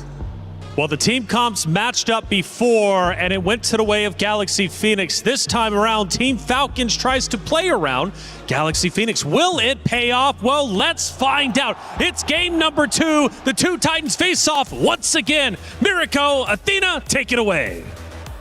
Here we go into the Land of Dawn for possibly the final game of the day. At least that's what Galaxy Phoenix wants. For Falcons Mena, they're going to prolong the series all the way to 3 games, 1 each. Now, it's all about speed when we look at the composition coming in from Galaxy Phoenix. The Suyo, clearing fast in the jungle, together with the Season Hunter Selena. We have to take a look at the emblems later on. If it is a Season Hunter Selena, that means it's all about getting tempo, getting to the individual objective first, and then blitzing it before Falcons Mena can even react. Yep, it's all about snowballing here for GXP, and let's see if they will be able to do it. Because it turns out when it comes to our drafts earlier, it was quite surprising. Okay, now we confirm it with Galaxy Phoenix emblem builds here for the Selena. Yep, the Season Hunter on the Selena. This is classic. Usually you would use a Uranus in XP or even a Paquito. Someone that can cut, someone that can clear really fast. Almost a take there from Lemma. Delays Nana by quite a bit, and this certainly will give Fa a bit more of an advantage to play with. Definitely. So GXP is now playing right to their strengths, making the game faster. It's now all about Nucci being forced out of her Revitalize, but it's okay because now for Falcons Mena, they just have to be really careful into giving those numbers rolling in for Galaxy Phoenix. Yeah. Falcons Mena really want to try to match that speed that Galaxy Phoenix are playing with. Thing is though, they just don't have the composition to do so. They don't. I think at this point they have to just give away some of that pressure. Nocturne's already rotated though. Get out the flicker, Mountain Shocker up. Okay, that's a big resource spent. That is, imagine, just to try and prevent the inevitable here from happening from Lemma. Although the flicker was actually used here, so might as well for Falcons Mena. Small wins do matter, small steps ahead of them before they actually try and contest this neutral objective. Now, talking about the speed of the game for GXP, if they are not able to actually capitalize on their snowballing potential, I think that might be one of the cons of what they wanted to do here for game number 2. So let's see it. Level 4 already. They go for the gank on Nocturne. Nucci. Okay, Nucci trying to hold over onto Fa. Syrinx with a successful first blood and Mystic Gush right on her face. Ling tried to run away. Also, the flicker force out. That is numerous advantage for Falcons Mena. But Sophia and Lemma just goes on ahead of it, eliminating Junker altogether. Ling falling in with Crimson Gleam. They're keeping it watch here. Neutral objective should be covered now. Fa right on cue will be secured that one. And Sophia going wild onto the front line, getting just enough of the damage to take down Nucci in the process. Nocturne fighting onto 3 women here from GXP, and she's taking most of the damages, but still not enough to sustain numerous team fights. GXP actually turned the tides into their favor on that one. All in. Golden Hour. Lemma gets away. Nana's caught in the bad spot. Okay, she's trying to run away as fast as she could, and that might be the end for now of that very colorful fights. It looks so good for Falcons Mena. Just for a second, you thought Galaxy Phoenix's composition, their main win condition got derailed so early on with Fa taken down up top. But then a monstrous arrow. Clinical, crazy accuracy by Sophia. Back to back, landing on these crucial targets. And she becomes the assassin. It almost seems like Fa on the Suyo becomes a bit more of a distraction, just to open up for the real carry, who's the assassin in mid, Sophia. Yeah, Sophia, the first one that we saw a very spectacular Selena play today. Although we've seen that play out onto Sini as well earlier for Team Vitality. But so far, for her accuracy rate, is all over on the roof here for GXP. Now for Falcons Mena, we've mentioned that they also have to kind of derail GXP, but also not just derail, but also have to choke them out and compromise their own jungling pattern, because it looks like they're the ones copying or ones just reacting to what Sophia and Lemma is trying to do. Now we see Nana slowly making her way, delaying some of those jungle camps to just try and delay things up here for Fa. One thing that you have to notice as well is the fact that with the Soul Sever getting nerfed in this patch, it's going to be very difficult for Fa to actually look for that damage. Okay. Ling Okay, they may just be able to compensate that if ever they're all together right now. SOD will hit out and Names goes in. That's too predicted here for Lemma, but at least for Nucci, they still got the kill. Sophia going in hot. Kinda heavy position here for GXP. They have to disengage, and that is exactly what they will do. Looks like it's going to be a free turtle here for Falcons Mena. And it comes through Names and also Syrinx being able to just shred through these frontliners. Link's not nearly tanky enough to deal with all of this damage. Yep. It's a very, very good mix of magic and physical. Winnie, though, was able to get a couple of hits down below, and now is starting to go on Names. Wave not in the place for them to dive. Okay. But Fa might just want to go for it. It's all about making it easier for Fa. If Fa isn't able to do it, there are other members that could compensate for the lack of damage so far because of the nerf from Fa. There should be a turret takedown below. It should also be an invade. It does seem like for both junglers, they're just going to trade sides of the map right now. Nana going up top to the Beetle. Ling is playing it safe though. Doesn't decide to blink. It will be turret for turret. Abyssal Arrow doesn't land. Fa. Oh, that's two ultimates onto the middle lane committed. Without any equal exchange at all from GXP. Although they've got a turtle onto the top lane, I think GXP still got the most out of it. Denial of the buff, turret onto the bottom side, plus they forced out multiple ultis here from Falcons Mena. So now it's back to the slow game. And if you're thinking about the slow game, it really should be beneficial for Falcons Mena. They have a very good composition to scale into the late game. The Moskov, Gord, Yisun, Shin, heck, even the Esmeralda, all will find a lot of value. But then you look at GXP and the fact that they can split things up a lot as well, right? It comes down to delaying these skirmishes with the Marcel, making it awkward, and then landing the crucial arrows to possibly turn things around. It is a very, very difficult lineup to pull off, but if Galaxy Phoenix does it, that's insane momentum and morale boost to take into the knockout stage. They are really used to high mechanical players here, high mechanical skills as well. And Fa will get that opening. What a wild play here for GXP. And Ling with a torn of Roman hitting onto two members. Names trying to go for the free hits, but the damage just isn't there yet. Lemma on the other hand will be the sacrifice. Instead, that's two members for one, but GXP still have the chance to overturn that. Winnie right on cue with a PMI, but there is Nocturne just right in the corner, taking advantage of the chaos as well, and Fa onto the front with an evil cooler, and the narrow will just hit or just miss at all here for GXP. And it's the combo of the Marcel and the Selena as well. The Golden Hour locks them in place. The artillery gets locked from the Golden Hour too, and it just auto-connects on the members you see. Again, very difficult composition to pull off, but so far they've done a fantastic job at executing it. Up top now, they send the Claude. Winnie trying to go for the siege, as Nocturne has to respect it. Galaxy Phoenix, they have enough damage to deal with the frontliners, and they have enough sustain to deal with Falcons Mena's damage dealers as well. This is actually good for GXP.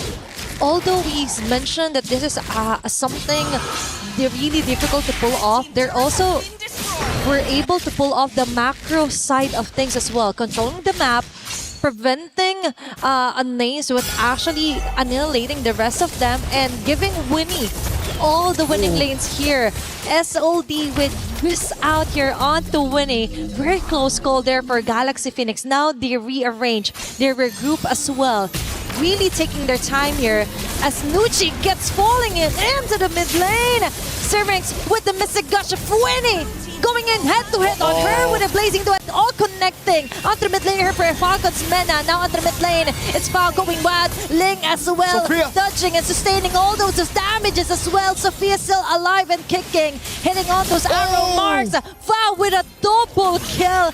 Now that's how they play. That's how hard they go against Falcons Mena. The back and forth is beautiful by Galaxy Phoenix. Falcons Mena, they always are in awe of what's happening, of what's hitting them right now. They're confused, left in confusion every single time. They think it's just going to be a clean front to back, where they've already gotten the sustain, where they already have the CC locked down on some of these members. But then Galaxy Phoenix, they utilize this composition not in a way where it's just arrows coming in, cleanup attempts as well, but also them outmaneuvering Falcon's Mena. You see the all-in happen here with the Glorious Pathway and the Mystic Gush, but then you see just how many of these resources are used to perfection. The Golden Hour to delay, the rest of the team utilizing those mobility skills to get out of harm's way and then to re-engage when it's all safe, when it's okay, when there are layers of frontliners coming in, and you get to see that final Blade Surge. Now Nucci, again getting desperate. Popping the Glorious Pathway early. Up top, it's a good lane. Throw to ruin! Okay, that's 4-member caught again here. Balema and Legba with a mega kill. Immediate takedown onto the jungler. Now for the double. Wow. Lemma onto Zerg's, hot on her tail. Lemma! Even with the flicker as well. Needs for the free hit. Now they go for the trade. But I think that won't be enough of an answer against GXP as Fa secures a triple kill. Now it's Names all alone here on the bottom side. Fa and Ling targeting her. And that is going to be a last hit for Sophia. 4 members are actually a wipeout against Falcon's Mena by GXP. Even when the arrows don't land, it plays such a crucial role in these team fights. Sophia with an arrow that didn't land but forced the step away from Names. She had to take that Blade Surge to the face and then the Purify desperately to try to get away. GXP are playing one hell of a game of MLBB. 5,700 gold lead. A Lord up top pushing in as well. And all this while, they've been able to get these turrets down before. It's a Holy Shield down below. Look at the items. They've been able to get so much, and Fa has a Sky Piercer. I believe it was 60 stacks earlier. This is massive for someone who died so early on before Turtle 1 to get 60 stacks. After a Sky Piercer, you usually start feeding. Oh my gosh, it's all about the QSG as well from the arrows from Sophia that made it easier for Fa to actually come back from the first blood suddenly from Falcon's Mena. Plus, it creates a lot of space interruptions against Falcon's Mena, which is what they're exactly doing. And now its Name's being targeted. Holy shields pop up. Another arrow right onto the face and a follow with a torch of Rowan here for Ling. There's going to be a golden R. Okay, frozen on the moment is serving. So with the Mystic Gush, they tried to find an answer and they find it on the body of Ling. But still GXP, they were able to pop up Holy Shields, able to destroy a base turret. And now they're eyeing out a possible or a potential kill. But still for Falcon's Mena, they're trying to force their way in against Winnie. With a blazing duet, now he's going back up again. And Nocturne onto the front line is not enough to sustain at all as Fa gets an opening with a mega kill following up for a moment as well. What a chase down here. It's 2 members down here, but Nana gets a shutdown kill. And GXP, what a play here. 80 stacks on the board. She's fully stacked up. There was a shutdown over to Sophia, but GXP got the base turret in the far lane. They won't even have to send anybody over down below to set up that slow push anymore. So it's all about playing it calm now. I know they've thrived on playing it chaotic, on just going for these chaotic brawls, but it's time for them to slow things down as they wait for the Lord to spawn. 30 seconds on the clock. The wave in the bottom lane will be slow pushing. It's all about taking prio in mid and top and then forcing Falcon's Mena to react, either by sending someone bot or by completely giving the Lord over to GXP. This is how they set their name high here on MWI. They may be tagged as newcomers, but with the way that they move... Oh my god, that arrow landed. It was just the Traceless that saved her. Okay, that is multiple dangers up ahead here for Falcon's Mena. I think if they want to contest this Lord, they have to cross over onto Sophia, which in fact will land another arrow in the trap. And Fa yet again. Incoming attack. And Ling with a drone of ruin Fa. Targeting Names. Okay, there's going to be a mini stun here for Falcon's Mena. Sir Ranks with a Mystic Gush. But she will be caught yet again here by Ling. Nocturne cannot sustain the 5 members attacking them continuously. Galaxy Phoenix, another arrow in the face of Nana. Fa with a finishing move. Double kill as well. Sophia might fall down. But still for Galaxy Phoenix, that is a huge win advantage. That is a huge kill advantage. And now they're slowly making their way onto the base. Mid lane base turret being targeted. There's going to be a Glorious Pathway to try to link things up here against GXP, but no.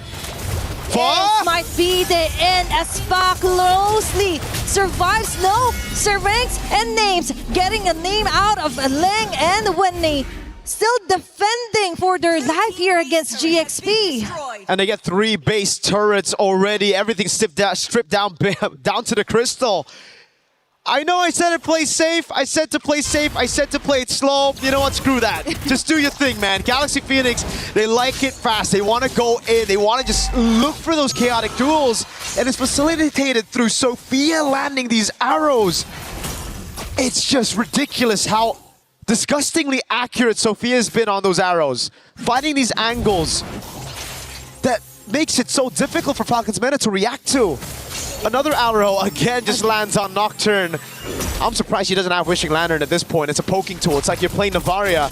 It's like you have an Astral Echo placed on all of them. The hitbox is doubled whenever Sophia's on the Selena. That will be the cherry on top if ever she plans to build up the Wishing Lantern at this point. Because now for GXP, they got a Lord. They've got most of the turrets out of the way. Now they just have to find a very good setup, which so far they have been landing onto the body of Ling and with the use of Lemma as well with the golden hour. Not to mention, if you manage to dodge those critical ultimates, the arrow will still hit you. Just on cue, I just mentioned this one and it happened right before the Lord responds. Okay, Lemma might have been too early onto that fight. Okay, that was an overheat for sure. Yep. Okay, maybe now they need to play it slow because they got the Lord, they got everything, but they still have to respect the fact that Falcons Meta have a good scaling composition. If they're able to prolong this game even further, they might be able to contest the Lord. You can already see that clear with the Gord, Easton, Shin, and Moskov. This Lord is gone straight up. You need all 5 of your members with the arrows landing. Remember, if these arrows just land inside of the base, they can just walk back to their fountain, get all their HP back, and then reset all over again. That certainly has delayed things for GXP, and it's given Falcons Meta a second win. It's all about stretching out the game here for Falcons Meta. For GXP, yeah, you are dominating, but there is still the wave clear present and heroes for Falcons Vega, or Falcons Meta rather, that is slowly catching up. Speaking of stacks, 37 on that Thunderbell, 56 on the Sky Piercer, so we see how that has impacted GXP, how it's given Falcons Meta a bit more chance in this game. It's no longer at 80, so they won't start disappearing from the map whenever they get low. It's all about maintaining a low profile for now for Falcons Meta. But still, you can't keep a low profile as there's someone always attacking and giving the vision here, which is Sophia from Galaxy Phoenix. Now, they might not force out a team fight just yet. More on the macro side of things is Galaxy Phoenix needs to focus on. Look at Fa. Okay, Fa and Lemma has other things in mind. No, they don't want to wait for the Lord. They want to go in. Okay, Golden Arc caught all the 3 members here. Syrinx being caught here by Ling and a fall of Throne of Ruin as well. Fa with the last hit.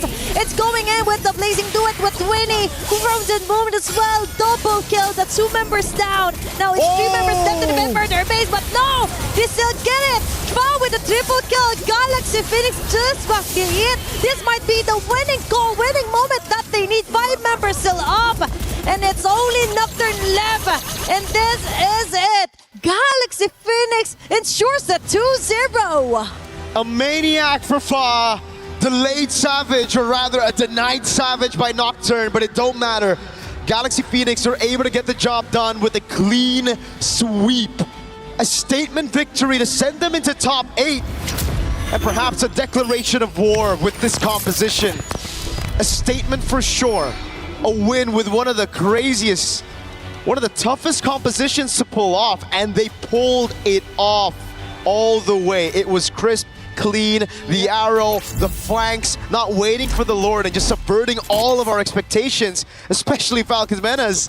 They weren't ready for that play. They thought it was going to be slow. They've expected teams to just play around the Lord after losing, or after winning this hard, after getting defended over and over again. Galaxy Phoenix may have come as a newcomer this season, but no, they should never be treated as such. What an amazing way to end the day for MWI. that is somehow one of the most dominating wins that we've seen today so far. We've seen dominant wins in the form of calculated domination, macro control, no shutdowns given. But now we're going to talk to some of the players with Hollywood, Rob, and Cheryl.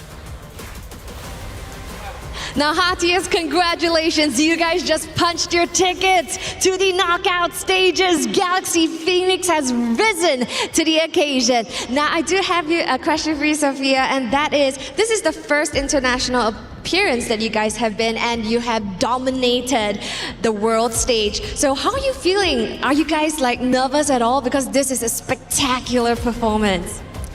For us, even though this is our first international stage, but we prepare for it for months, so it's okay. We can maybe go to grand final. And even on its own, this is potentially the best showing even, for Cambodia. Are you guys super proud? I believe a lot of our fans back in Cambodia are super proud from where you guys are right now. How are you feeling about that?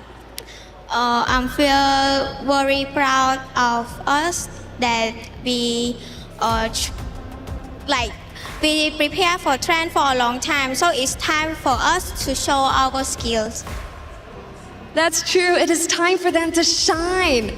And so far, of course, you have been showing your skills. You've already beaten 2 champions, actually have swept 2 champions from 2 different regions. Is there any specific team that you have your eyes on next? I think Vitality, because she is the 2025 champion. Okay, eyes on the champion. Of course, you absolutely love to see this level of play right here. Congratulations again on your victory and qualifying to the knockout stage. Let's go ahead and send things over to our studio.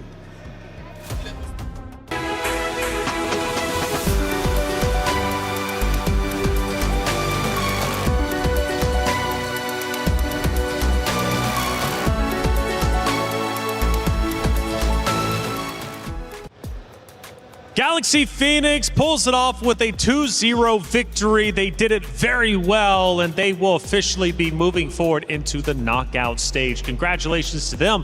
For Team Falcons Minna, however, I know you're a supporter. Yes, they take the 2-0 loss, but they're not down and out just yet. They move down to the lower bracket. So it's okay. It's okay. And luckily for us on Stream A, we don't have to, watch too many elimination matches today. Wait, do we have more tomorrow? Let's see.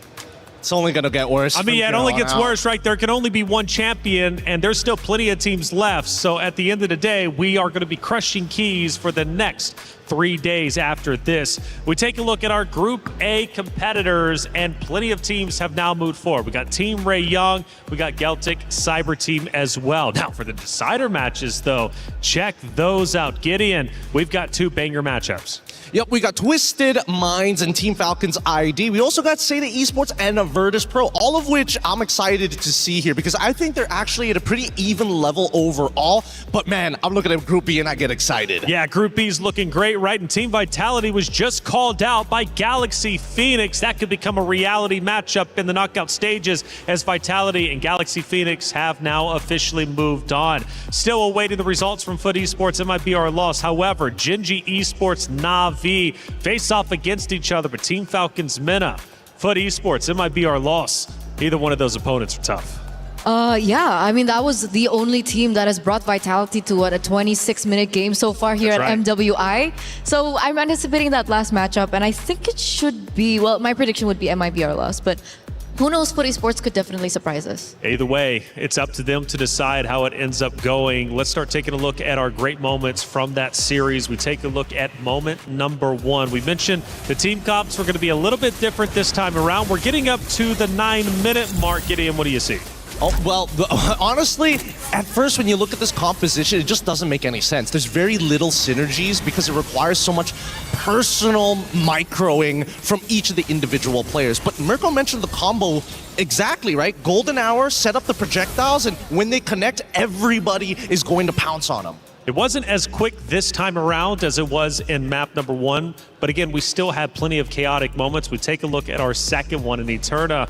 This moment was quite critical during the middle of the game. We're now down to the 9.5-minute mark. The Lord has been fought for. What do you witness? Yeah, so it's not so long after the clip that we saw earlier on, but we do already see some gaps here and there, especially when it comes down to the objective takes. Ling, she tried her best with the setup, but like look at the retaliation from everyone else. Like Strings had the Mystic Gush opened up, but look at the way that Lemma also just flickered for that, by the way. Names also had some moments in this particular moment, but at the stage, Fa was already, what, a 60 stacks on the Sky Piercer? It was really difficult for them to mount a comeback, and even Names in this moment also fell short. That was the wipeout, I think, that we witnessed from that game. And Fa was a name that we were saying consistently and hearing from the casters as well. We take a look at our final moment from that great series, and again, we get towards the end, I do believe. We're now at the 13-minute mark, and things are starting to look a bit grim for the side of Team Falcons Minnow. Yeah, I think this is the point where Winnie is having the time of her life, right? Because really, the team can kind of do whatever they want, and they seem to always be getting away with it. As Sophia connects another arrow upon another arrow upon another arrow, this is what we wanted to see from the Genji game previously. Those arrows, it feels like you're doing nothing if you don't hit them, but when you hit them, it's all me, baby. That's it, Eterna. Let's start taking a look at some stats and dive in a bit deeper into how the series ended up unfolding. I love stats. I love stats. That's my specialty. 18-minute game, like you mentioned, it was one of the longer games of the series, and you can see that Names did, you know, a surmount amount of damage. I mean, she was already getting to that power spike already. I believe the gourd was already online, but what was like the main reason why they couldn't get it down, or were they just always in the area of effect of the combo from GXP? Yes, actually they were, because again, the Golden Hour covers a really large area, and with the help of the Abyssal Traps, they're making better decisions consistently because, hey, we don't have to worry about these areas on the map because we've already technically warded them. 26-10 also whenever it comes to the overall kill. Still a high kill game, not as much as the Assassins, though, that we saw just a little bit earlier. Hey, check it out. 2 champions, 1 game. My Champions Pick event is now live. From July 27th, submit your picks for the MSC and MWI champions for a chance to win 50,000 in-game diamonds. And you also have a chance to win the MSC 2021-2025 tournament skins. Don't forget to leave your picks under at MLBB Esports. Post for even more chances to win. Lock in your champions now and cheer for your favorite teams. My champion pick now live. Get involved, get active, whether it's skins, my champions pick. MLBB loves to throw you some stuff your way. So again, you can just love everything MLBB, which I gotta say I have genuinely loved each and every day so far. 2 days down, 3 more to go, more keys to crush. But as we look through our highlights, so many great games today that we ended up unfolding and going through. And obviously at the start, we had 2 talented teams take the very stage. And well, for some, their keys got crushed. For others, they moved forward. Absolutely, they do move forward. And I think that there were so many exciting things that we saw today as well. New heroes, new picks as well. Still going into the question of, you know, the meta in the jungle so far. Is it Assassin? Is it still Tank? But I'm really, really relieved that we did see that Fanny and the Ling pop up there in that final game. I agree. Now, usually, you know, they don't usually get me for the women's tournaments, to be perfectly honest. And I thought maybe this time around, it's like, this could be a mistake sending me of all people. I'm very critical. I come in here, the most I have to criticize is, oh, just the slight miss mechanic, and that's easy to fix. Their mechanics are good. Their compositions have solid ideas. I can see direction in more of their compositions than I do see in the men's divisions. And hey, check it out for Vitality, though, who ended up going toe-to-toe with Genji, that rematch from last year. That was also a great series that ended up unfolding. And that one goes to the way of Vitality, which was a big move coming out from them, looking unstoppable even now, which is truly phenomenal. A lot of great teams have moved up, and again, for Galaxy Phoenix, they called them out specifically. They want to play that very roster, and they have a chance to take them. That would be crazy to say the least. You mentioned that target on Vitality's back. Well, now it just got a little bit bigger with Galaxy Phoenix. I think everyone, I like what Miracle likes to say, like, over and over. I think he mentioned it in the group draws as well. He's like, to be the best, you have to beat the best. That's it. So I love that mentality coming in from all these players and ladies. And I gotta say, when it came down to the earlier match number 3 that we saw, it felt a little anticlimactic for me, honestly. I thought that maybe there would be more fight. It's so anticlimactic that I dropped my papers, but that's fine. But I hope in the coming days we do see like that comeback coming in from Genji, because once again, it's still one of the main storylines that we always keep building, especially after what they did last year. Well, I got something to cheer you up, okay? It's Rhino Day! Check it out. Brand new interactive effect for Rhino Day is available now. Check it out and join the celebration. So even though you chopped your cue cards, it's Rhino Day. Let's be happy for it. Hey, we got a post-match interview. Rose, who do you got? About the game, because just now Fa was amazing, a maniac on the Suyo and a debut on the Ling this MWI. Let's talk about it. What made Galaxy Phoenix bring out the assassins? គេសួរថាមិនបានសម្រាប់ចិត្តយកលីងមកលេងព្រោះលីងហ្នឹងគេខានដកយូរហើយឥឡូវដោយសារតាជា favorite hero របស់ខ្ញុំហើយខ្ញុំក៏ខានលេងវាយូរដែរដែលខ្ញុំដកមកលេងហ្នឹងក៏វារៀង practice តិចតួចដែរមុននឹងលេងតែដោយសារតាវា favorite ស្រាប់អញ្ចឹងស្រួលមែន So first of all, she said Link is her favorite hero, and it's been a long time, quite a long time that she didn't use it. But before the match, she did practice for a few matches. That's why she chose chose to play this hero because she feels so confident today. Yeah. Amazing. I love it. And the confidence definitely played off. And you know what? I know there's a lot of Khmer fans back at home that is supporting your journey here in MWI. Is there anything you want to say to them? ខ្ញុំពេលប្រាប់ដាំទៅ fan នៅខ្មែរអរគុណសម្រាប់ការគាំទ្រហើយសូមបន្តគាំទ្រពួកយើង Galaxy Phoenix បន្តទៀត Okay. She said thank you for the supporting and I hope you guys keep supporting us. Galaxy Phoenix fans represent Cambodia. Yes. Thank you very much, girls. Congratulations. And with that, that is it for this interview. Bye-bye. We were there for every click, every clutch, every respawn. We were there for the years of grind, and we're here. Now, the proud founding partner of EWC, powering the biggest event in gaming, shoulder to shoulder with the world's best, making history. Greatness deserves a stage. Lenovo Legion. Reach your impossible.